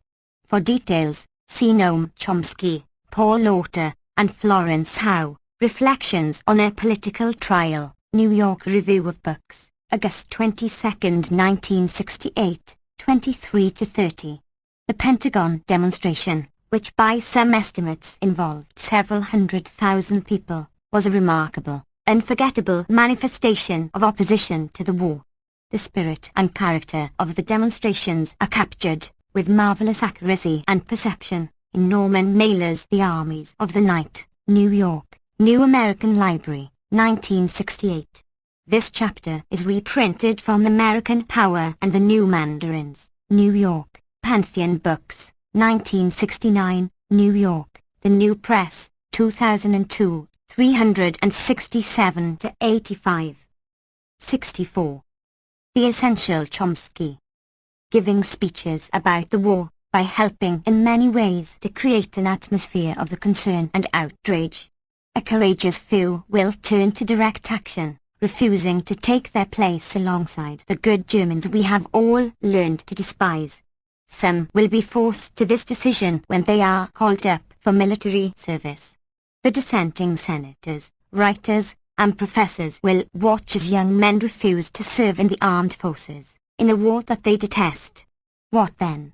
Can those who write and speak against the war take refuge in the fact that they have not urged or encouraged draft resistance, but have merely helped to develop a climate of opinion in which any decent person will want to refuse to take part in a miserable war? It is a very thin line. Nor is it very easy to watch from a position of safety while others are forced to take a grim and painful step. The fact is that most of the 1,000 draft cards and other documents turned into the Justice Department on October 20th came from men who can escape military service but who insisted on sharing the fate of those who are less privileged. In such ways the circle of resistance widens. Quite apart from this, no one can fail to see that to the extent that he restricts his protest, to the extent that he rejects actions that are open to him, he accepts complicity in what the government does. Some will act on this realization, posing sharply a moral issue that no person of conscience can evade. On Monday, October 16th, on the Boston Common I listened as Howard's explained why he felt ashamed to be an American. I watched as several hundred young men, some of them my students, made a terrible decision which no young person should have to face, to sever their connection with the selective service system. The week ended, the following Monday, with a quiet discussion in Cambridge in which I heard estimates, by an academic consultant to the Department of Defense, of the nuclear megatonnage that would be necessary to take out North Vietnam. Some will find this shocking, but no civilian in the government is suggesting this. To my knowledge, let's not use emotional words like destruction, etc., and listened to a leading expert on Soviet affairs who explained how the man in the Kremlin are watching very carefully to determine whether wars of national liberation can succeed. If so, they will support them all over the world. Try pointing out to such an expert that on these assumptions, if the men in the Kremlin are rational, they will surely support dozens of such wars right now, since at a small cost they can confound the American military and tear society to shreds. You will be told that you don't understand the Russian soul. The weekend of the peace demonstrations in Washington left impressions that are vivid and intense, but unclear to me in their implications.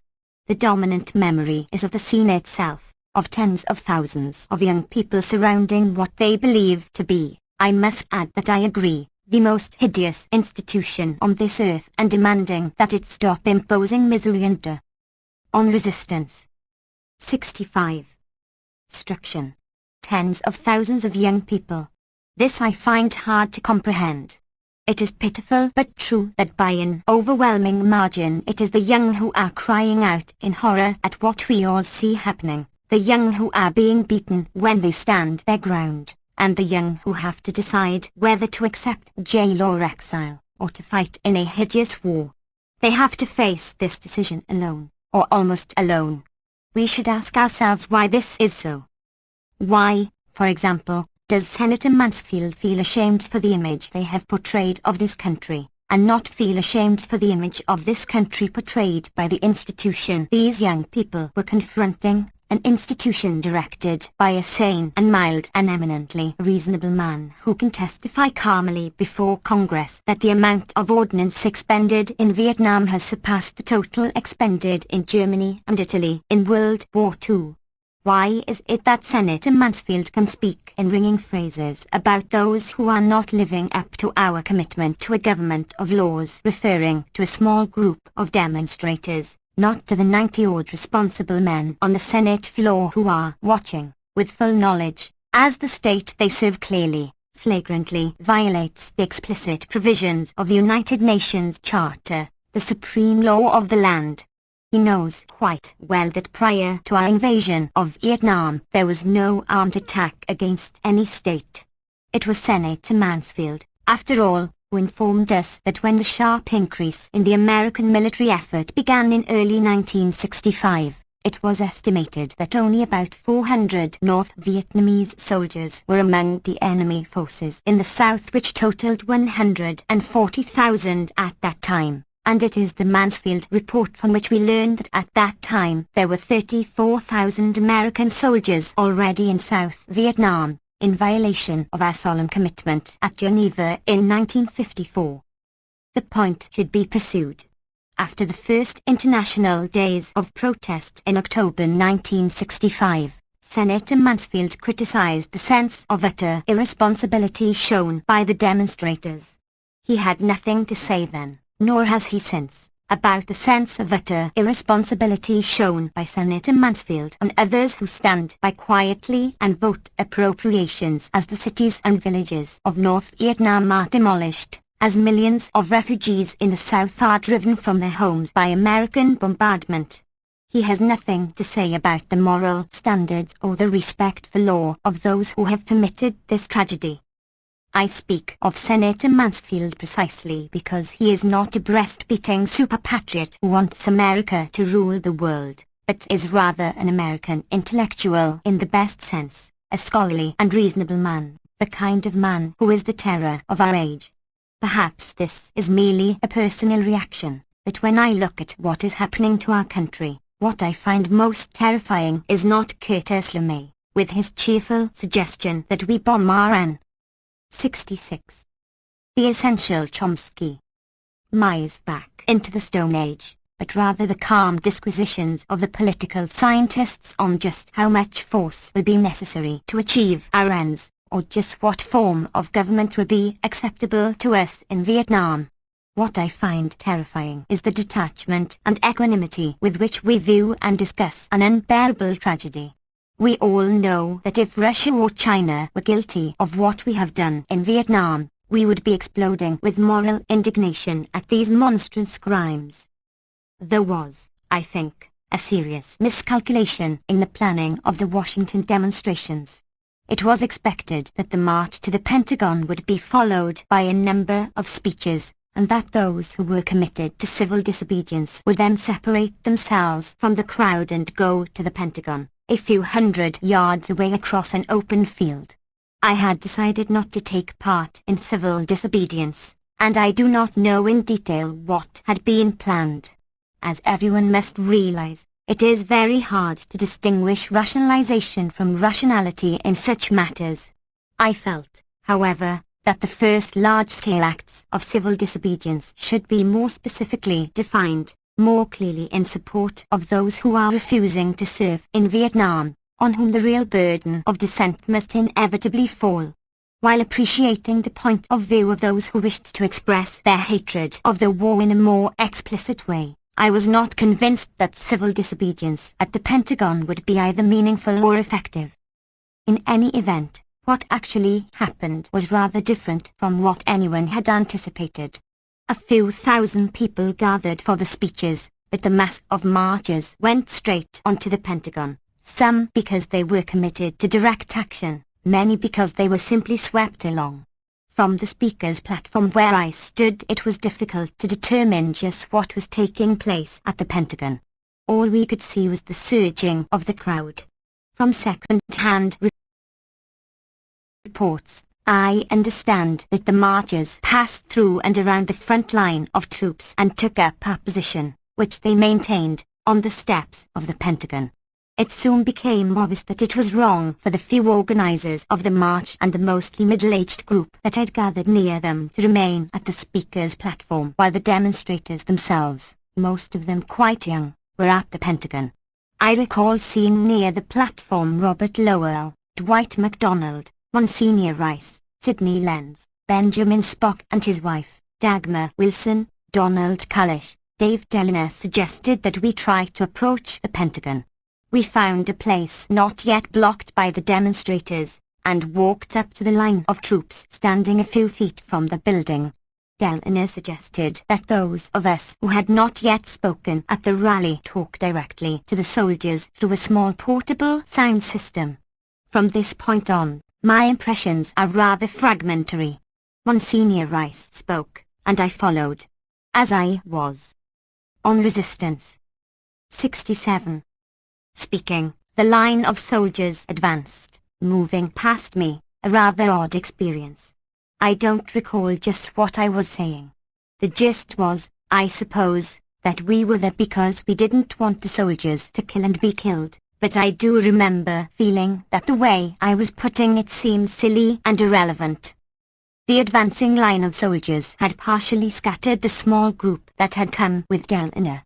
Those of us who had been left behind the line of soldiers regrouped, and Dr. Spock began to speak. Almost at once, another line of soldiers emerged from somewhere, this time in a tightly massed formation, rifles in hand, and moved slowly forward. We sat down. As I mentioned earlier, I had no intention of taking part in any act of civil disobedience, until that moment. But when that grotesque organism began slowly advancing, more grotesque because its cells were recognizable human beings, it became obvious that one could not permit that thing to dictate what one was going to do. I was arrested at that point by a federal marshal, presumably for obstructing the soldiers. The technical term for this behavior is disorderly conduct. I should add that the soldiers, so far as I could see, which was not very far, seemed rather unhappy about the whole matter, and were being about as gentle as one can be when ordered. I presumed this was the order, to kick and club passive, quiet people who refused to move. The federal marshals, predictably, were very different. They reminded me of the police officers I had seen in the Jackson, Mississippi, jail several summers ago, who had laughed when an old man showed us a bloody homemade bandage on his leg and tried to describe to us how he had been beaten by the police.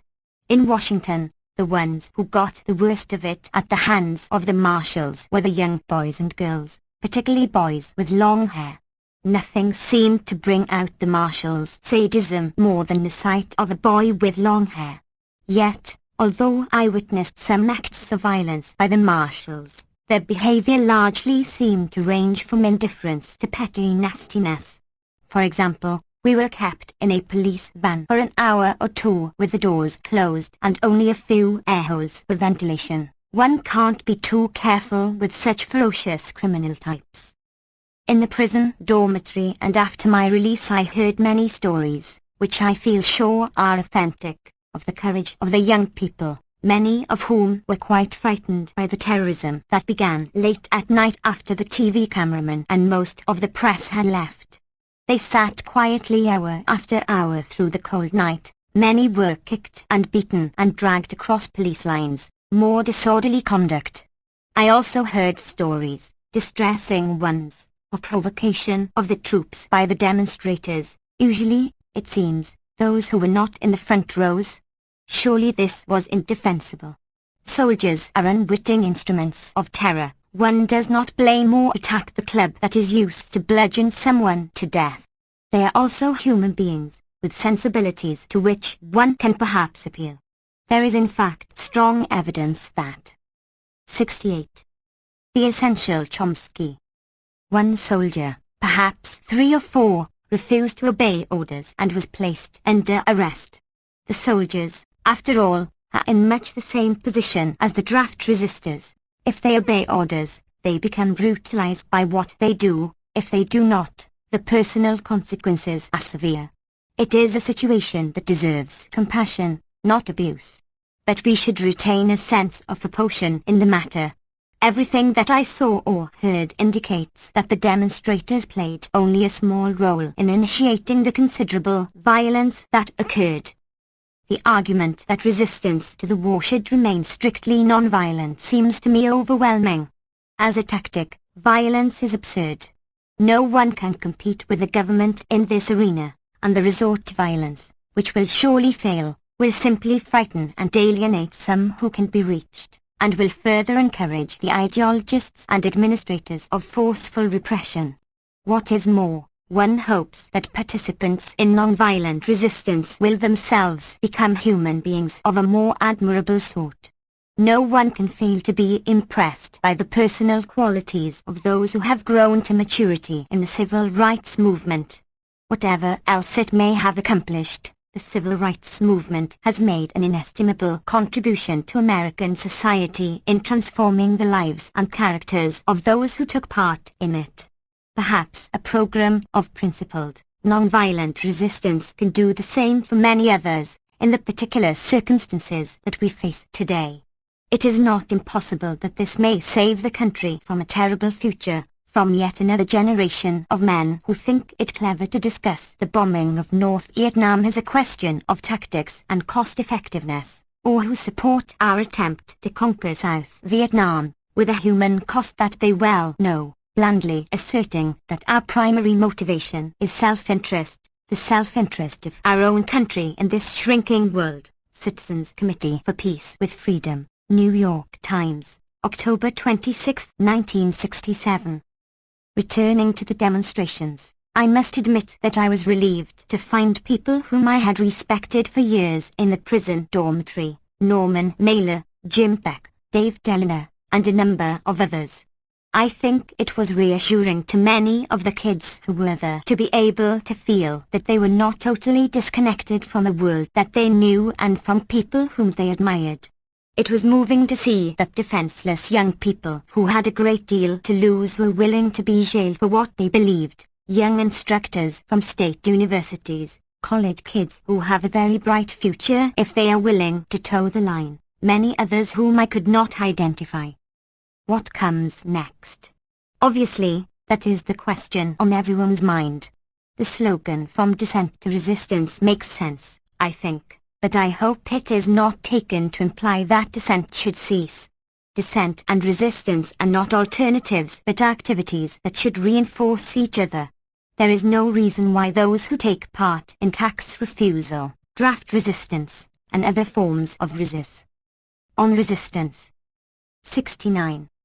Dance should not also speak to church groups or town forums, or become involved in electoral politics to support peace candidates or referenda on the war.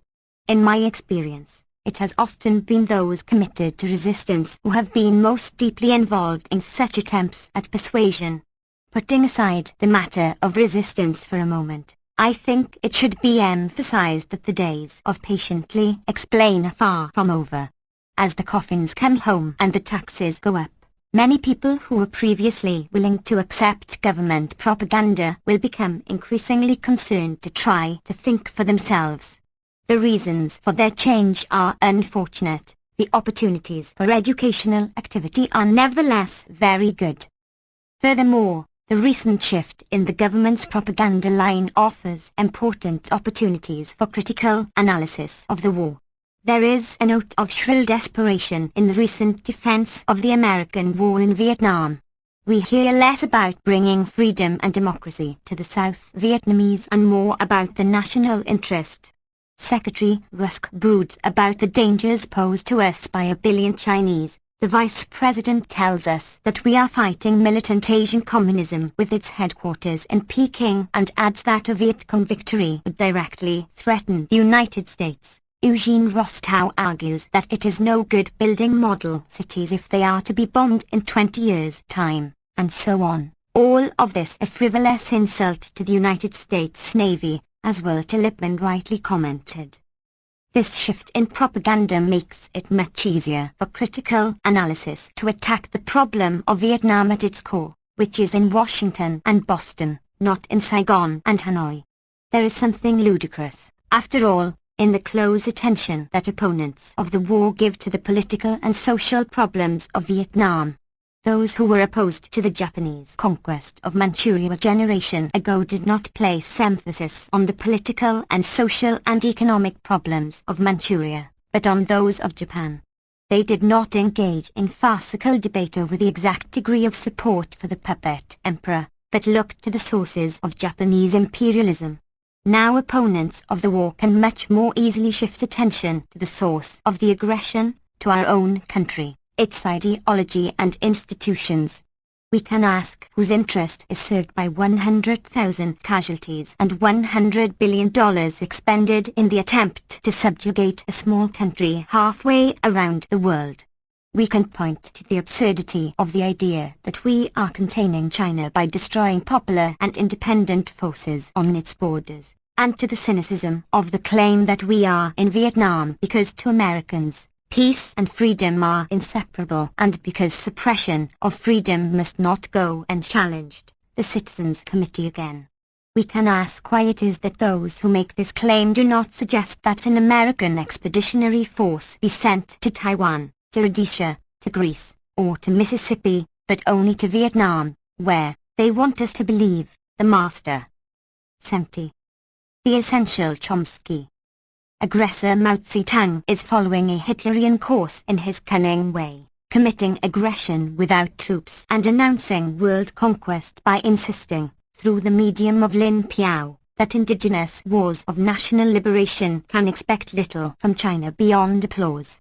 We can ask why Secretary McNamara reads such statements as a new Mein Kampf, or why those who admit that a Vietnamese communist regime would probably be anti-Chinese. Ethilda Solarpool, Asian Survey, August 1967, nevertheless sign statements which pretend that in Vietnam we are facing the expansionist aggressors from Peking. We can ask what factors in American ideology make it so easy for intelligent and well-informed men to say that we insist upon nothing for South Vietnam except that it be free to chart its own future. Citizens Committee. Although they know quite well that the regime we imposed excluded all those who took part in the struggle against French colonialism, and properly so, Secretary Rusk, 1963, that we have since been attempting to suppress a civil insurrection. General Stilwell, led by the only truly mass-based political party in South Vietnam, Douglas Pike, that we supervised the destruction of the Buddhist opposition, that we offered the peasants a free choice between the Saigon government and the National Liberation Front by herding them into strategic hamlets from which NLF cadres and sympathizers were eliminated by the police, Roger Hilsman, and so on. The story is familiar, and we can emphasize what must be obvious to a person with a grain of political intelligence, that the present world problem is not containing China but containing the United States. More important, we can ask the really fundamental question. Suppose that it were in the American national interest to pound into rubble a small nation that refuses to submit to our will. Would it then be legitimate and proper for us to act in this national interest? The Rusks and the Humphreys and the Citizens Committee say yes. Nothing could show more clearly how we are taking the road of the fascist aggressors of a generation ago. We are, of course, in a domestic political environment very different from that of the citizens of Germany or Japan. Here, it takes no heroism to protest. We have many avenues open to us to drive home the lesson that there is not one law for the United States and one for the rest of mankind, that no one has appointed us judge and executioner for Vietnam or anywhere else. Many avenues of political education, on and off the campus, have been explored in the past 2 years. There can be no question that this effort should continue and grow to whatever limit the degree of the commitment permits. Some seem to feel that resistance will blacken the peace movement and make it difficult to reach potential sympathizers through more familiar channels. I don't agree with this objection, but I feel that it should not be lightly disregarded. Resistors who hope to save the people of Vietnam from destruction. On resistance. 71. Nation must select the issues they confront and the means they employ in such a way as to attract as much popular support as possible for their efforts. There is no lack of clear issues and honorable means, surely, hence no reason why one should be impelled to ugly actions on ambiguous issues. In particular, it seems to me that draft resistance, properly conducted, as it has been so far, is not only a highly principled and courageous act, but one that might receive broad support and become politically effective. It might, furthermore, succeed in raising these issues of passive complicity in the war which are now much too easily evaded. Those who face these issues may even go on to free themselves from the mind-destroying ideological pressures of American life, and to ask some serious questions about America's role in the world, and the sources, in American society, for this criminal behavior. Moreover, I feel that this objection to resistance is not properly formulated. The peace movement exists only in the fantasies of the paranoid right. Those who find some of the means employed or ends pursued objectionable can oppose the war in other ways. They will not be read out of the movement that does not exist. They have only themselves to blame if they do not make use of the other forms of protest that are available. I have left to the end of the most important question, the one about which I have least to say. This is the question of the forms resistance should take. We all take part in the war to a greater or lesser extent, if only by paying taxes and permitting domestic society to functioning smoothly. A person has to choose for himself the point at which he will simply refuse to take part any longer. Reaching that point, he will be drawn into resistance. I believe that the reasons for resistance I have already mentioned are cogent ones. They have an irreducible moral element that admits of little discussion. The issue is posed in its starkest form for the boy who faces induction, and in a form that is somewhat more complex for the boy who must decide whether to participate in a system of selective service that may pass the burden from him to others less fortunate and less privileged.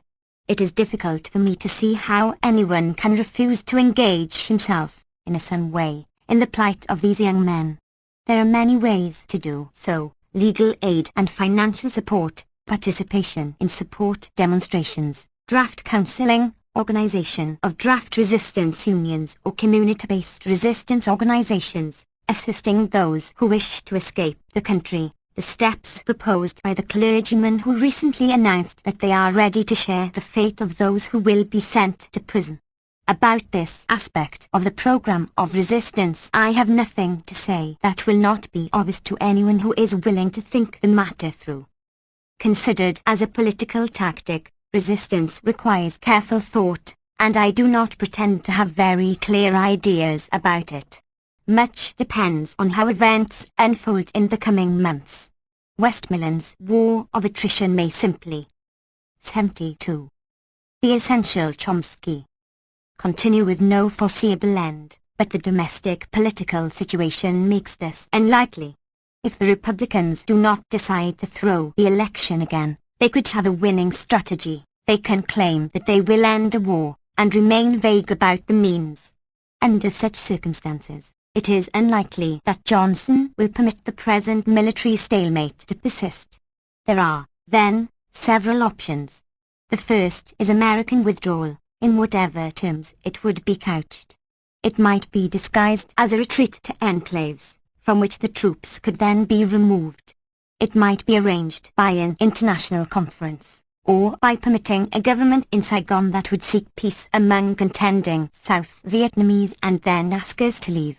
This policy might be politically feasible. The same public relations firm that invented terms like revolutionary development can depict withdrawal as victory. Whether there is anyone in the executive branch with the courage or imagination to urge this course, I do not know. A number of senators are proposing, in essence, that this is the course we should pursue, as are such critics of the war as Walter Lippmann and Hans Morgenthau, if I understand them correctly.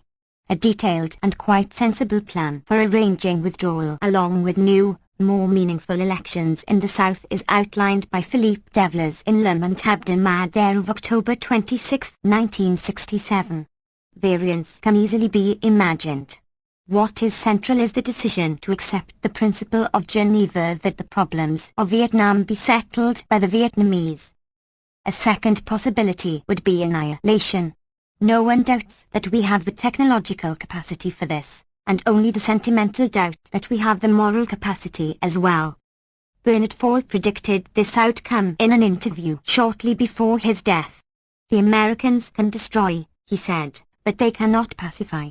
They may win the war, but it will be the victory of the graveyard. Vietnam will be destroyed. A third option would be an invasion of North Vietnam. This would saddle us with two unwinnable guerrilla wars instead of one, but if the timing is right, it might be used as a device to rally the citizenry around the flag. A fourth possibility is an attack on China. We could then abandon Vietnam and turn to a winnable war directed against Chinese industrial capacity. Such a move should win the election.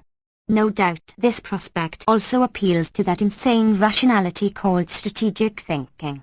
If we intend to keep armies of occupation or even strong military bases on the Asian mainland, we would do well to make sure that the Chinese do not have the means to threaten them. Of course, there is the danger of a nuclear holocaust, but it is difficult to see why this should trouble those whom John McDermott calls the crisis managers, the same men who were willing, in 1962, to accept a high probability of nuclear war to establish the principle that we, and we alone, have the right to keep missiles on the borders of a potential enemy. On resistance. 73. There are many who regard negotiations as a realistic alternative, but I do not understand the logic or even the content of this proposal. If we stop bombing North Vietnam, we might well enter into negotiations with Hanoi, but there would then be very little to discuss.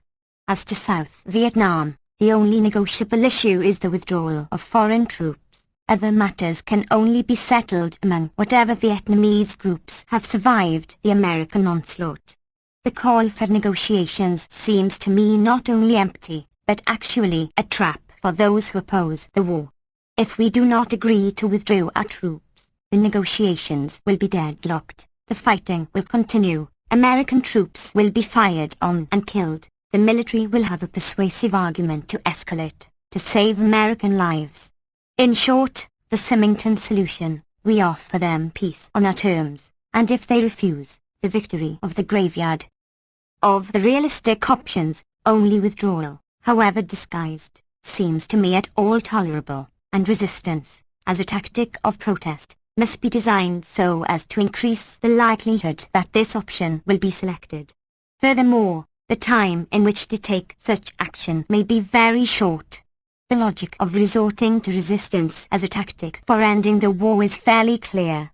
There is no basis for supposing that those who will make the major policy decisions are open to reason on the fundamental issues, in particular this issue of whether we, alone among the nations of the world, have the authority and the competence to determine the social and political institutions of Vietnam. What is more, there is little likelihood that the electoral process will bear on the major decisions. As I have pointed out, the issue may be settled before the next election. Even if it is not, it is hardly likely that a serious choice will be offered at the polls. And if by a miracle such a choice is offered, how seriously can we take the campaign promises of a peace candidate after the experience of 1964? Given the enormous dangers of escalation and its hateful character, it makes sense, in such a situation, to search for ways to raise the domestic cost of American aggression, to raise it to a point where it cannot be overlooked by those who have to calculate such costs. One must then consider in what ways it is possible to pose a serious threat. Many possibilities come to mind: a general strike, university strikes, attempts to hamper war production and supply, and so on. Personally, I feel that disruptive acts of this sort would be justified were they likely to be effective in averting an imminent tragedy. I am skeptical, however, about their possible effectiveness. At the moment, I cannot imagine a broad base for such action, in the white community at least, outside the universities. Forcible repression would not, therefore, prove very difficult. My guess is that such actions would, furthermore, primarily involve students and younger faculty from the humanities and the theological schools, with a scattering of scientists. The professional schools, engineers, specialists in there. 74. The Essential Chomsky. Technology of manipulation and control, much of the social sciences, would probably remain relatively uninvolved. Therefore the long-range threat, such as it is, would be to American humanistic and scientific culture. I doubt that this would seem important to those in decision-making positions. Rusk and Rostow and their accomplices in the academic world seem unaware of the serious threat that their policies already pose in these spheres. I doubt that they appreciate the extent, or the importance, of the dissipation of creative energies and the growing disaffection among young people who are sickened by the violence and deceit that they see in the exercise of American power. Further disruption in these areas might, then, seem to them a negligible cost. Resistance is in part a moral responsibility, in part a tactic to affect government policy. In particular, with respect to support for draft resistance, I feel that it is a moral responsibility that cannot be shirked. On the other hand, as a tactic, it seems to me of doubtful effectiveness, as matters now stand. I say this with diffidence and considerable uncertainty. Whatever happens in Vietnam, there are bound to be significant domestic repercussions. It is axiomatic that no army ever loses a war. Its brave soldiers and all-knowing generals are stabbed in the back by treacherous civilians. American withdrawal is likely, then, to bring to the surface the worst features of American culture, and perhaps to lead to a serious internal repression. On the other hand, an American victory might well have dangerous consequences both at home and abroad. It might give added prestige to an already far too powerful executive. There is, moreover, the problem emphasized by A.J. Must. The problem after a war is with the victor. He thinks he has just proved that war and violence pay. Who will now teach him a lesson? For the most powerful and most aggressive nation in the world, this is indeed a danger. If we can rid ourselves of the naive belief that we are somehow different and more pure, a belief held by the British, the French, the Japanese, in their moments of imperial glory, then we will be able honestly to face the truth in this observation. One can only hope that we will face this truth before too many innocents, on all sides, suffer and die. Finally, there are certain principles that I think must be stressed as we try to build effective opposition to this and future wars. We must not, I believe, thoughtlessly urge others to commit civil disobedience, and we must be careful not to construct situations in which young people will find themselves induced, perhaps in violation of their basic convictions, to commit civil disobedience. Resistance must be freely undertaken. I also hope, more sincerely than I know how to say, that it will create bonds of friendship and mutual trust that will support and strengthen those who are sure to suffer. 6. Language and freedom. When I was invited to speak on the topic language and freedom, I was puzzled and intrigued. Most of my professional life has been devoted to the study of language. There would be no great difficulty in finding a topic to discuss in that domain. And there is much to say about the problems of freedom and liberation as they pose themselves to us and to others in the mid-20th century. What is troublesome in the title of this lecture is the conjunction. In what way are language and freedom to be interconnected? As a preliminary, let me say just a word about the contemporary study of language, as I see it. There are many aspects of language and language use that raise intriguing questions, but, in my judgment, only a few have so far led to productive theoretical work. In particular, our deepest insights are in the area of formal grammatical structure. A person who knows a language has acquired a system of rules and principles, a generative grammar, in technical terms, that associates sound and meaning in some specific fashion. There are many reasonably well-founded and, I think, rather enlightening hypotheses as to the character of such grammars for quite a number of languages. Furthermore, there has been a renewal of interest in universal grammar. This essay was presented as a lecture at the University Freedom and Human Sciences Symposium, Loyola University, Chicago, January 8-9, 1970. It appeared in the Proceedings of the Symposium, edited by Thomas R. Gorman. It also was published in the Brooks's 1, number 1, 1970, and in Tri-Quarterly, number 23-24, 1972. A number of the topics mentioned here are discussed further in my Problems of Knowledge and Freedom, New York, Pantheon Books, 1971, New York, The New Press, 2003. This chapter was reprinted in For Reasons of State, New York, Pantheon Books, 1970, New York, The New Press, 2003, 387 to 408. 76. The Essential Chomsky. Ma, interpreted now as the theory that tries to specify the general properties of these languages that can be learned in the normal way by humans. Here, too, significant progress has been achieved. The subject is of particular importance. It is appropriate to regard universal grammar as the study of one of the essential faculties of mind.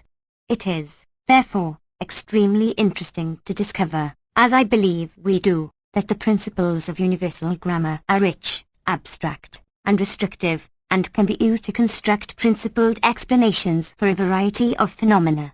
At the present stage of our understanding, if language is to provide a springboard for the investigation of other problems of man, it is these aspects of language to which we will have to turn our attention, for the simple reason that it is only these aspects that are reasonably well understood. In another sense, the study of formal properties of language reveals something of the nature of man in a negative way. It underscores, with great clarity, the limits of our understanding of those qualities of mind that are apparently unique to man and that must enter into his cultural achievements in an intimate, if still quite obscure, manner. In searching for a point of departure, one turns naturally to a period in the history of Western thought when it was possible to believe that the thought of making freedom the sum and substance of philosophy has emancipated the human spirit in all its relationships, and has given to science in all its parts a more powerful reorientation than any earlier revolution. The word revolution bears multiple associations in this passage. For Schelling also proclaims that man is born to act and not to speculate, and when he writes that the time has come to proclaim to a nobler humanity the freedom of the spirit, and no longer to have patience with men's tearful regrets for their lost chains, we hear the echoes of the libertarian thought and revelationary acts of the late 18th century. Schelling writes that the beginning and end of all philosophy is freedom. These words are invested with meaning and urgency at a time when men are struggling to cast off their chains, to resist authority that has lost its claim to legitimacy, to construct more humane and more democratic social institutions. It is at such a time that the philosopher may be driven to inquire into the nature of human freedom and its limits, and perhaps to conclude, with Schelling, that with respect to the human ego, its essence is freedom. And with respect to philosophy, the highest dignity of philosophy consists precisely therein, that it stakes all on human freedom. We are living, once again, at such a time. A revolutionary ferment is sweeping the so-called Third World, awakening enormous masses from torpor and acquiescence in traditional authority. There are those who feel that the industrial societies as well are ripe for revolutionary change. And I do not refer only to representatives of the New Left. 2. Language and freedom. 77. The threat of revolutionary change brings forth repression and reaction. Its signs are evident in varying forms, in France, in the Soviet Union, in the United States, not least, in the city where we are meeting. It is natural, then, that we should consider, abstractly, the problems of human freedom, and turn with interest and serious attention to the thinking of an earlier period when archaic social institutions were subjected to critical analysis and sustained attack. It is natural and appropriate, so long as we bear in mind Schelling's admonition, that man is born not merely to speculate but also to act. One of the earliest and most remarkable of the 18th century investigations of freedom and servitude is Rousseau's Discourse on Inequality, 1755, in many ways a revolutionary tract. In it, he seeks to set forth the origin and progress of inequality, the establishment and abuse of political societies, insofar as these things can be deduced from the nature of man by the light of reason alone. His conclusions were sufficiently shocking that the judges of the prize competition of the Academy of Dijon, to whom the work was originally submitted, refused to hear the manuscript through. 3. In it, Rousseau challenges the legitimacy of virtually every social institution, as well as individual control of property and wealth. These are usurpations, established only on the precarious and abusive right. Having been acquired only by force, force could take them away without the rich having grounds for complaint. Not even property acquired by personal industry is held upon better titles. Against such a claim, one might object, do you not know that a multitude of your brethren die or suffer from need of what you have in excess, and that you needed the express and unanimous consent of the human race to appropriate for yourself anything from common subsistence that exceeded your own? It is contrary to the law of nature that a handful of men be glutted with superfluities while the starving multitude lacks necessities. Rousseau argues that civil society is hardly more than a conspiracy by the rich to guarantee their plunder. Hypocritically, the rich call upon their neighbors to institute regulations of justice and peace to which all are obliged to conform, which make an exception of no one, and which compensate in some way for the caprices of fortune by equally subjecting the powerful and the weak to mutual duties, those laws which, as Anatole France was to say, in their majesty deny to the rich and the poor equally the right to sleep under the bridge at night. By such arguments, the poor and weak were seduced, all ran to meet their chains thinking they secured their freedom. Thus society and laws gave new fetters to the weak and new forces to the rich, destroyed natural freedom for all time, established forever the law of property and inequality, changed a clever usurpation into the irrevocable right, and for the profit of a few ambitious men henceforth subjected the whole human race to work, servitude and misery. Governments inevitably tend toward arbitrary. 78.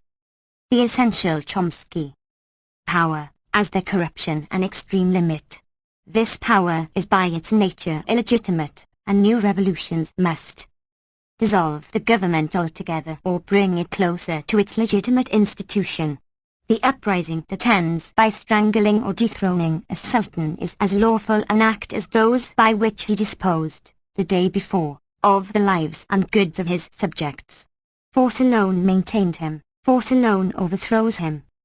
What is interesting, in the present connection, is the path that Rousseau follows to reach these conclusions by the light of reason alone, beginning with his ideas about the nature of man. He wants to see man as nature formed him. It is from the nature of man that the principles of natural right and the foundations of social existence must be deduced. This same study of original man, of his true needs, and of the principles underlying his duties, is also the only good means one could use to remove those crowds of difficulties which present themselves concerning the origin of moral inequality, the true foundation of the body politic, the reciprocal rights of its members, and 1,000 similar questions as important as they are ill-explained. To determine the nature of man, Rousseau proceeds to compare man and animal. Man is intelligent. 3. The sole animal endowed with reason. Animals are devoid of intellect and freedom. In every animal I see only an ingenious machine to which nature has given senses in order to revitalize itself and guarantee itself, to a certain point, from all that tends to destroy or upset it. I perceive precisely the same things in the human machine, with the difference that nature alone does everything in the operations of a beast, whereas man contributes to his operations by being a free agent. The former chooses or rejects by instinct and the latter by an act of freedom, so that a beast cannot deviate from the rule that is prescribed to it even when it would be advantageous for it to do so, and a man deviates from it often to his detriment. It is not so much understanding which constitutes the distinction of man among the animals as it is his being a free agent. Nature commands every animal, and the beast obeys. Man feels the same impetus, but he realizes that he is free to acquiesce or resist, and it is above all in the consciousness of this freedom that the spirituality of his soul is shown. for physics explains in some way the mechanism of the senses and the formation of ideas, but in the power of willing, or rather of choosing, and in the sentiment of this power are found only purely spiritual acts about which the laws of mechanics explain nothing. Language and freedom. 79. Thus the essence of human nature is man's freedom and his consciousness of his freedom. So Rousseau can say that the jurists, who have gravely pronounced that the child of a slave would be born a slave, have decided in other terms that a man would not be born a man. 4. Sophistic politicians and intellectuals search for ways to obscure the fact that the essential and defining property of man is his freedom. They attribute to men a natural inclination to servitude, without thinking that it is the same for freedom as for innocence and virtue. Their value is felt only as long as one enjoys them oneself, and the taste for them is lost as soon as one has lost them. In contrast, Rousseau asks rhetorically whether, freedom being the most noble of man's faculties, it is not degrading one's nature, putting oneself on the level of beasts enslaved by instinct, even offending the author of one's being, to renounce without reservation the most precious of all his gifts and subject ourselves to committing all the crimes he forbids us in order to please a ferocious or insane master. A question that has been asked, in similar terms, by many an American draft resistor in the last few years, and by many others who are beginning to recover from the catastrophe of 20th century Western civilization, which has so tragically confirmed Rousseau's judgment. Hence arose the national wars, battles, murders, and reprisals which make nature tremble and shock reason, and all those horrible prejudices which rank the honor of shedding human blood among the virtues. The most decent men learned to consider it one of their duties to murder their fellow-men. At length men were seen to massacre each other by the thousands without knowing why. More murders were committed on a single day of fighting and more horrors in the capture of a single city than were committed in the state of nature during whole centuries over the entire face of the earth. The proof of his doctrine that the struggle for freedom is an essential human attribute, that the value of freedom is felt only as long as one enjoys it, Rousseau sees in the marvels done by all free peoples to guard themselves from oppression. True. Those who have abandoned the life of a free man do nothing but boast incessantly of the peace and repose they enjoy in their chains.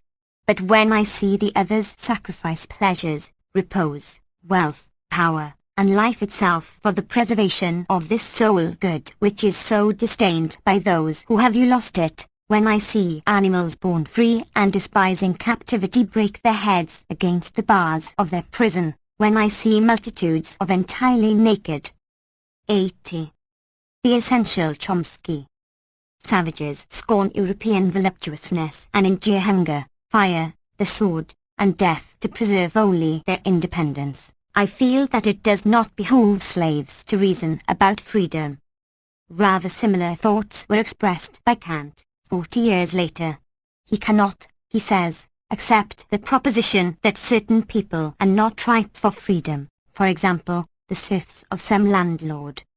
If one accepts this assumption, freedom will never be achieved, for one cannot arrive at the maturity for freedom without having already acquired it. One must be free to learn how to make use of one's powers freely and usefully. The first attempts will surely be brutal and will lead to a state of affairs more painful and dangerous than the former condition under the dominance but also the protection of an external authority. However, one can achieve reason only through one's own experiences, and one must be free to be able to undertake them. To accept the principle that freedom is worthless for those under one's control and that one has the right to refuse it to them forever, is an infringement on the rights of God himself, who has created man to be free. 5. The remark is particularly interesting because of its context. Kant was defending the French Revolution, during the Terror, against those who claimed that it showed the masses to be unready for the privilege of freedom. Kant's remarks have contemporary relevance. No rational person will approve of violence and terror. In particular, The terror of the post-evolutionary state, fallen into the hands of a grim autocracy, has more than once reached indescribable levels of savagery. Yet no person of understanding or humanity will too quickly condemn the violence that often occurs when long-subdued masses rise against their oppressors, or take their first steps towards liberty and social reconstruction. Let me return now to Rousseau's argument against the legitimacy of established authority, whether that of political power or of wealth. It is striking that his argument, up to this point, follows a familiar Cartesian model. Man is uniquely beyond the bounds of physical explanation. The beast, on the other hand, is merely an ingenious machine, commanded by natural law. Man's freedom and his consciousness of this freedom distinguish him from the beast machine. The principles of mechanical explanation are incapable of accounting for these human properties, though they can account for sensation and even the combination of ideas, in which regard man differs from a beast only in degree. Today Descartes and his followers, such as Demi, the only sure sign that another organism has a mind, and hence also lies beyond the bounds of me. Language and freedom. 81. Mechanical explanation is its use of language in the normal, creative human fashion, free from control by identifiable stimuli, novel and innovative, appropriate to situations, coherent, and engendering in our minds new thoughts and ideas. 6. To the Cartesians, it is obvious by introspection that each man possesses a mind, a substance whose essence is thought. His creative use of language reflects this freedom of thought and conception. When we have evidence that another organism too uses language in this free and creative fashion, we are led to attribute to it as well a mind like ours. From similar assumptions regarding the intrinsic limits of mechanical explanation, its inability to account for man's freedom and consciousness of his freedom, Rousseau proceeds to develop his critique of authoritarian institutions, which deny to man his essential attribute of freedom, in varying degree. Were we to combine these speculations, we might develop an interesting connection between language and freedom. Language, in its essential properties and the manner of its use, provides the basic criterion for determining that another organism is a being with a human mind and the human capacity for free thought and self-expression, and with the essential human need for freedom from the external constraints of repressive authority. Furthermore, we might try to proceed from the detailed investigation of language and its use to a deeper and more specific understanding of the human mind. Proceeding on this model, we might further attempt to study other aspects of that human nature which, as Rousseau rightly observes, must be correctly conceived if we are to be able to develop, in theory, the foundations for a rational social order. I will return to this problem, but first I would like to trace further Rousseau's thinking about the matter. Rousseau diverges from the Cartesian tradition in several respects. He defines the specific characteristic of the human species as man's faculty of self-perfection, which, with the aid of circumstances, successively develops all the others, and resides among us as much in the species as in the individual. The faculty of self-perfection and of perfection of the human species through cultural transmission is not, to my knowledge, discussed in any similar terms by the Cartesians. However, I think that Rousseau's remarks might be interpreted as a development of the Cartesian tradition in an unexplored direction, rather than as a denial and rejection of it.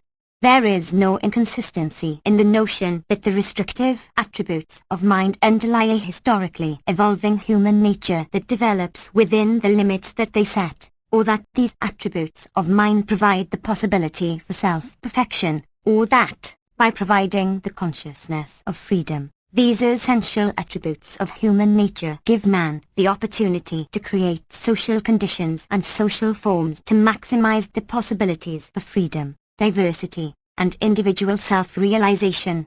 To use an arithmetical analogy, the integers do not fail to be an infinite set merely because they do not exhaust.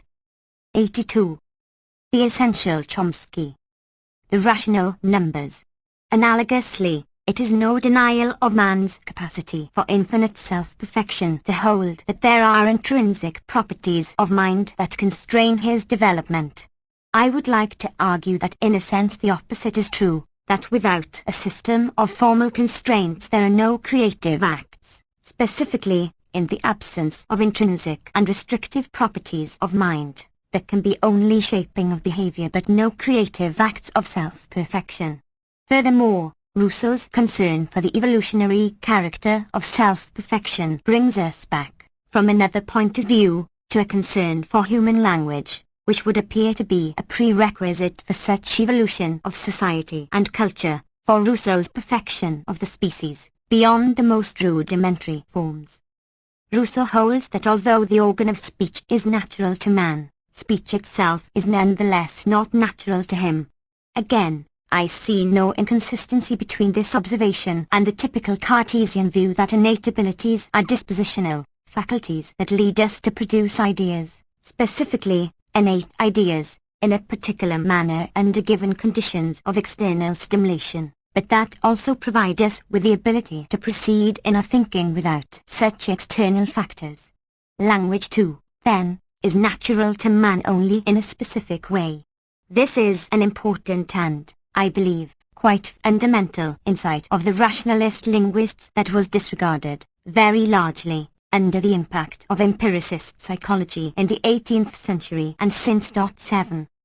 Rousseau discusses the origin of language at some length, though he confesses himself to be unable to come to grips with the problem in a satisfactory way. Thus, if men needed speech in order to learn to think, they had even greater need of knowing how to think in order to discover the art of speech.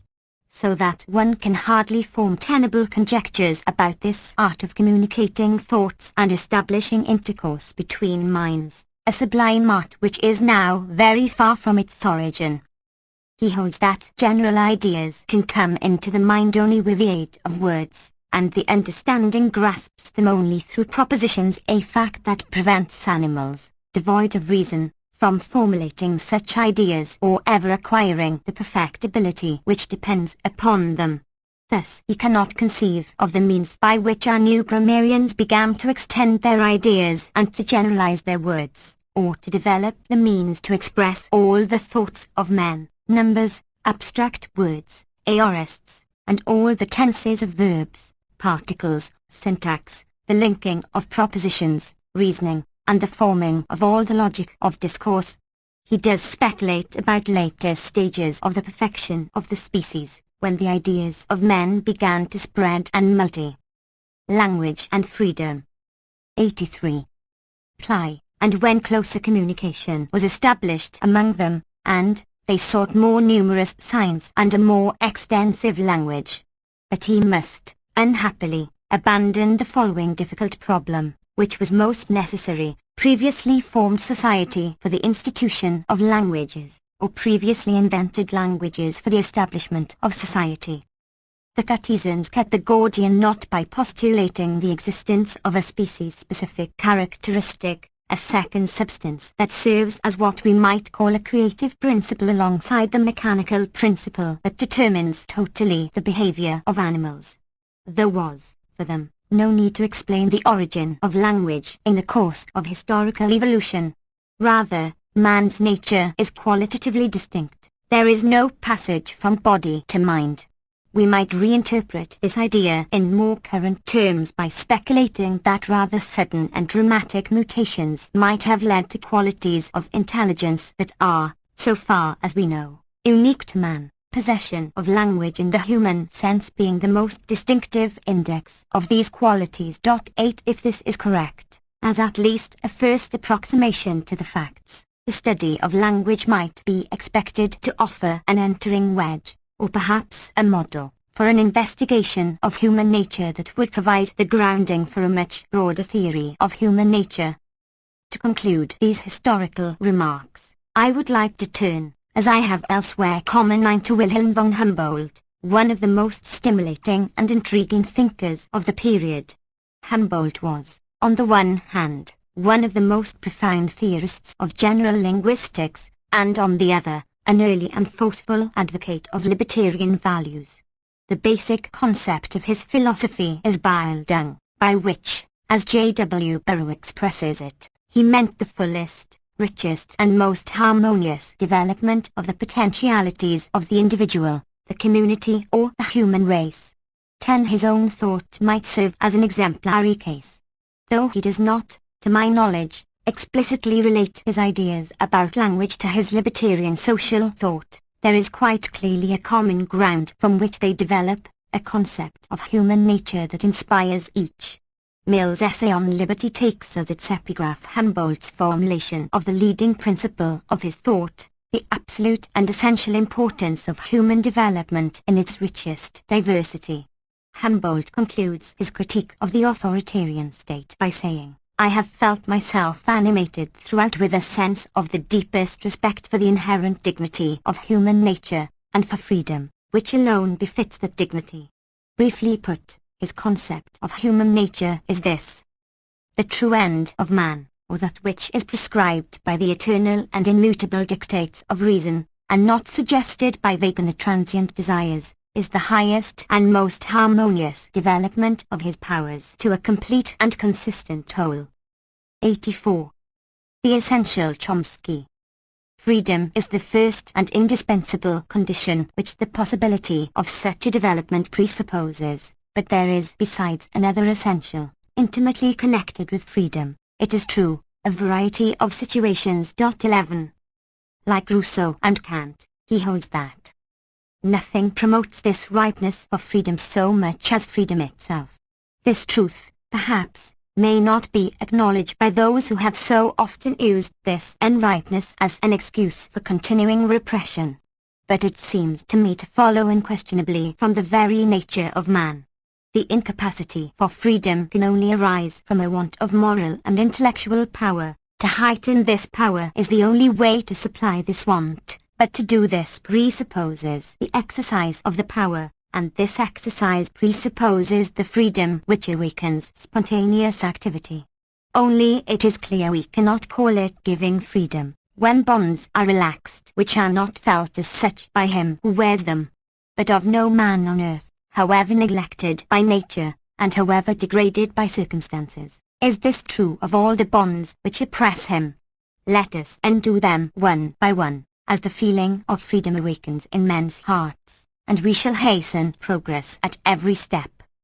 Those who do not comprehend this may justly be suspected of misunderstanding human nature, and of wishing to make men into machines. Man is fundamentally a creative, searching, self-perfecting being. To inquire and to create, these are the centers around which all human pursuits more or less directly revolve. But freedom of thought and enlightenment are not only for the elite. Once again echoing Rousseau, Humboldt states, there is something degrading to human nature in the idea of refusing to any man the right to be a man. He is, then, optimistic about the effects on all of the diffusion of scientific knowledge by freedom and enlightenment. But all moral culture springs solely and immediately from the inner life of the soul, and can only be stimulated in human nature, and never produced by external and artificial contrivances. The cultivation of the understanding, as of any of man's other faculties, is generally achieved by his own activity, his own ingenuity, or his own methods of using the discoveries of others. Education, then, must provide the opportunities for self-fulfillment. It can at best provide a rich and challenging environment for the individual to explore, in his own way. Even a language cannot, strictly speaking, be taught, but only awakened in the mind. One can only provide the thread along which it will develop of itself. I think that Humboldt would have found congenial much of Dewey's thinking about education.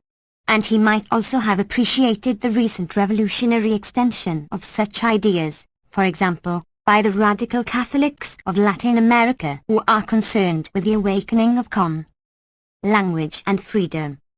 85. Consciousness, referring to the transformation of the passive exploited lower classes into conscious and critical masters of their own destinies. 12. Much in the manner of third world revolutionaries elsewhere. He would, I am sure, have approved of the criticism of schools that are more preoccupied with the transmission of knowledge than with the creation, among other values, of a critical spirit. From the social point of view, the educational systems are oriented to maintaining the existing social and economic structures instead of transforming them. 13. But Humboldt's concern for spontaneity goes well beyond educational practice in the narrow sense. It touches also the question of labor and exploitation. The remarks, just quoted, about the cultivation of understanding through spontaneous action continue as follows. Man never regards what he possesses as so much his own, as what he does, and the labourer who tends a garden is perhaps in a truer sense its owner, than the listless voluptuary who enjoys its fruits. In view of this consideration, 14, it seems as if all peasants and craftsmen might be elevated into artists, that is, men who love their labour for its own sake, improve it by their own plastic genius and inventive skill, and thereby cultivate their intellect, ennoble their character, and exalt and refine their pleasures. And so humanity would be ennobled by the very things which now, though beautiful in themselves, so often serve to degrade it. But, still, freedom is undoubtedly the indispensable condition, without which even the pursuits most congenial to individual human nature can never succeed in producing such salutary influences. Whatever does not spring from a man's free choice, or is only the result of instruction and guidance, does not enter into his very being, but remains alien to his true nature. He does not perform it with truly human energies, but merely with mechanical exactness. If a man acts in a purely mechanical way, reacting to external demands or instruction rather than in ways determined by his own interests and energies and power, we may admire what he does, but we despise what he is. 15. On such conceptions Humboldt grounds his ideas concerning the role of the state, which tends to make man an instrument to serve its arbitrary ends, overlooking his individual purposes. His doctrine is classical liberal, strongly opposed to all but the most minimal forms of state intervention in personal or social life. Writing in the 1790s, Humboldt had no conception of the forms that industrial capitalism would take. Hence he is not overly concerned with the dangers of private power. 86. The Essential Chomsky. But when we reflect, still keeping theory distinct from practice, that the influence of a private person is liable to diminution and decay, from competition, dissipation of fortune, even death, and that clearly none of these contingencies can be applied to the state, we are still left with the principle that the latter is not to meddle in anything which does not refer exclusively to security. He speaks of the essential equality of the condition of private citizens, and of course has no idea of the ways in which the notion private person would come to be reinterpreted in the era of corporate capitalism.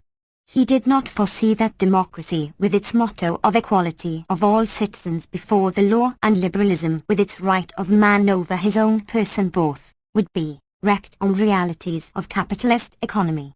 16. He did not foresee that in a predatory capitalist economy, state intervention would be an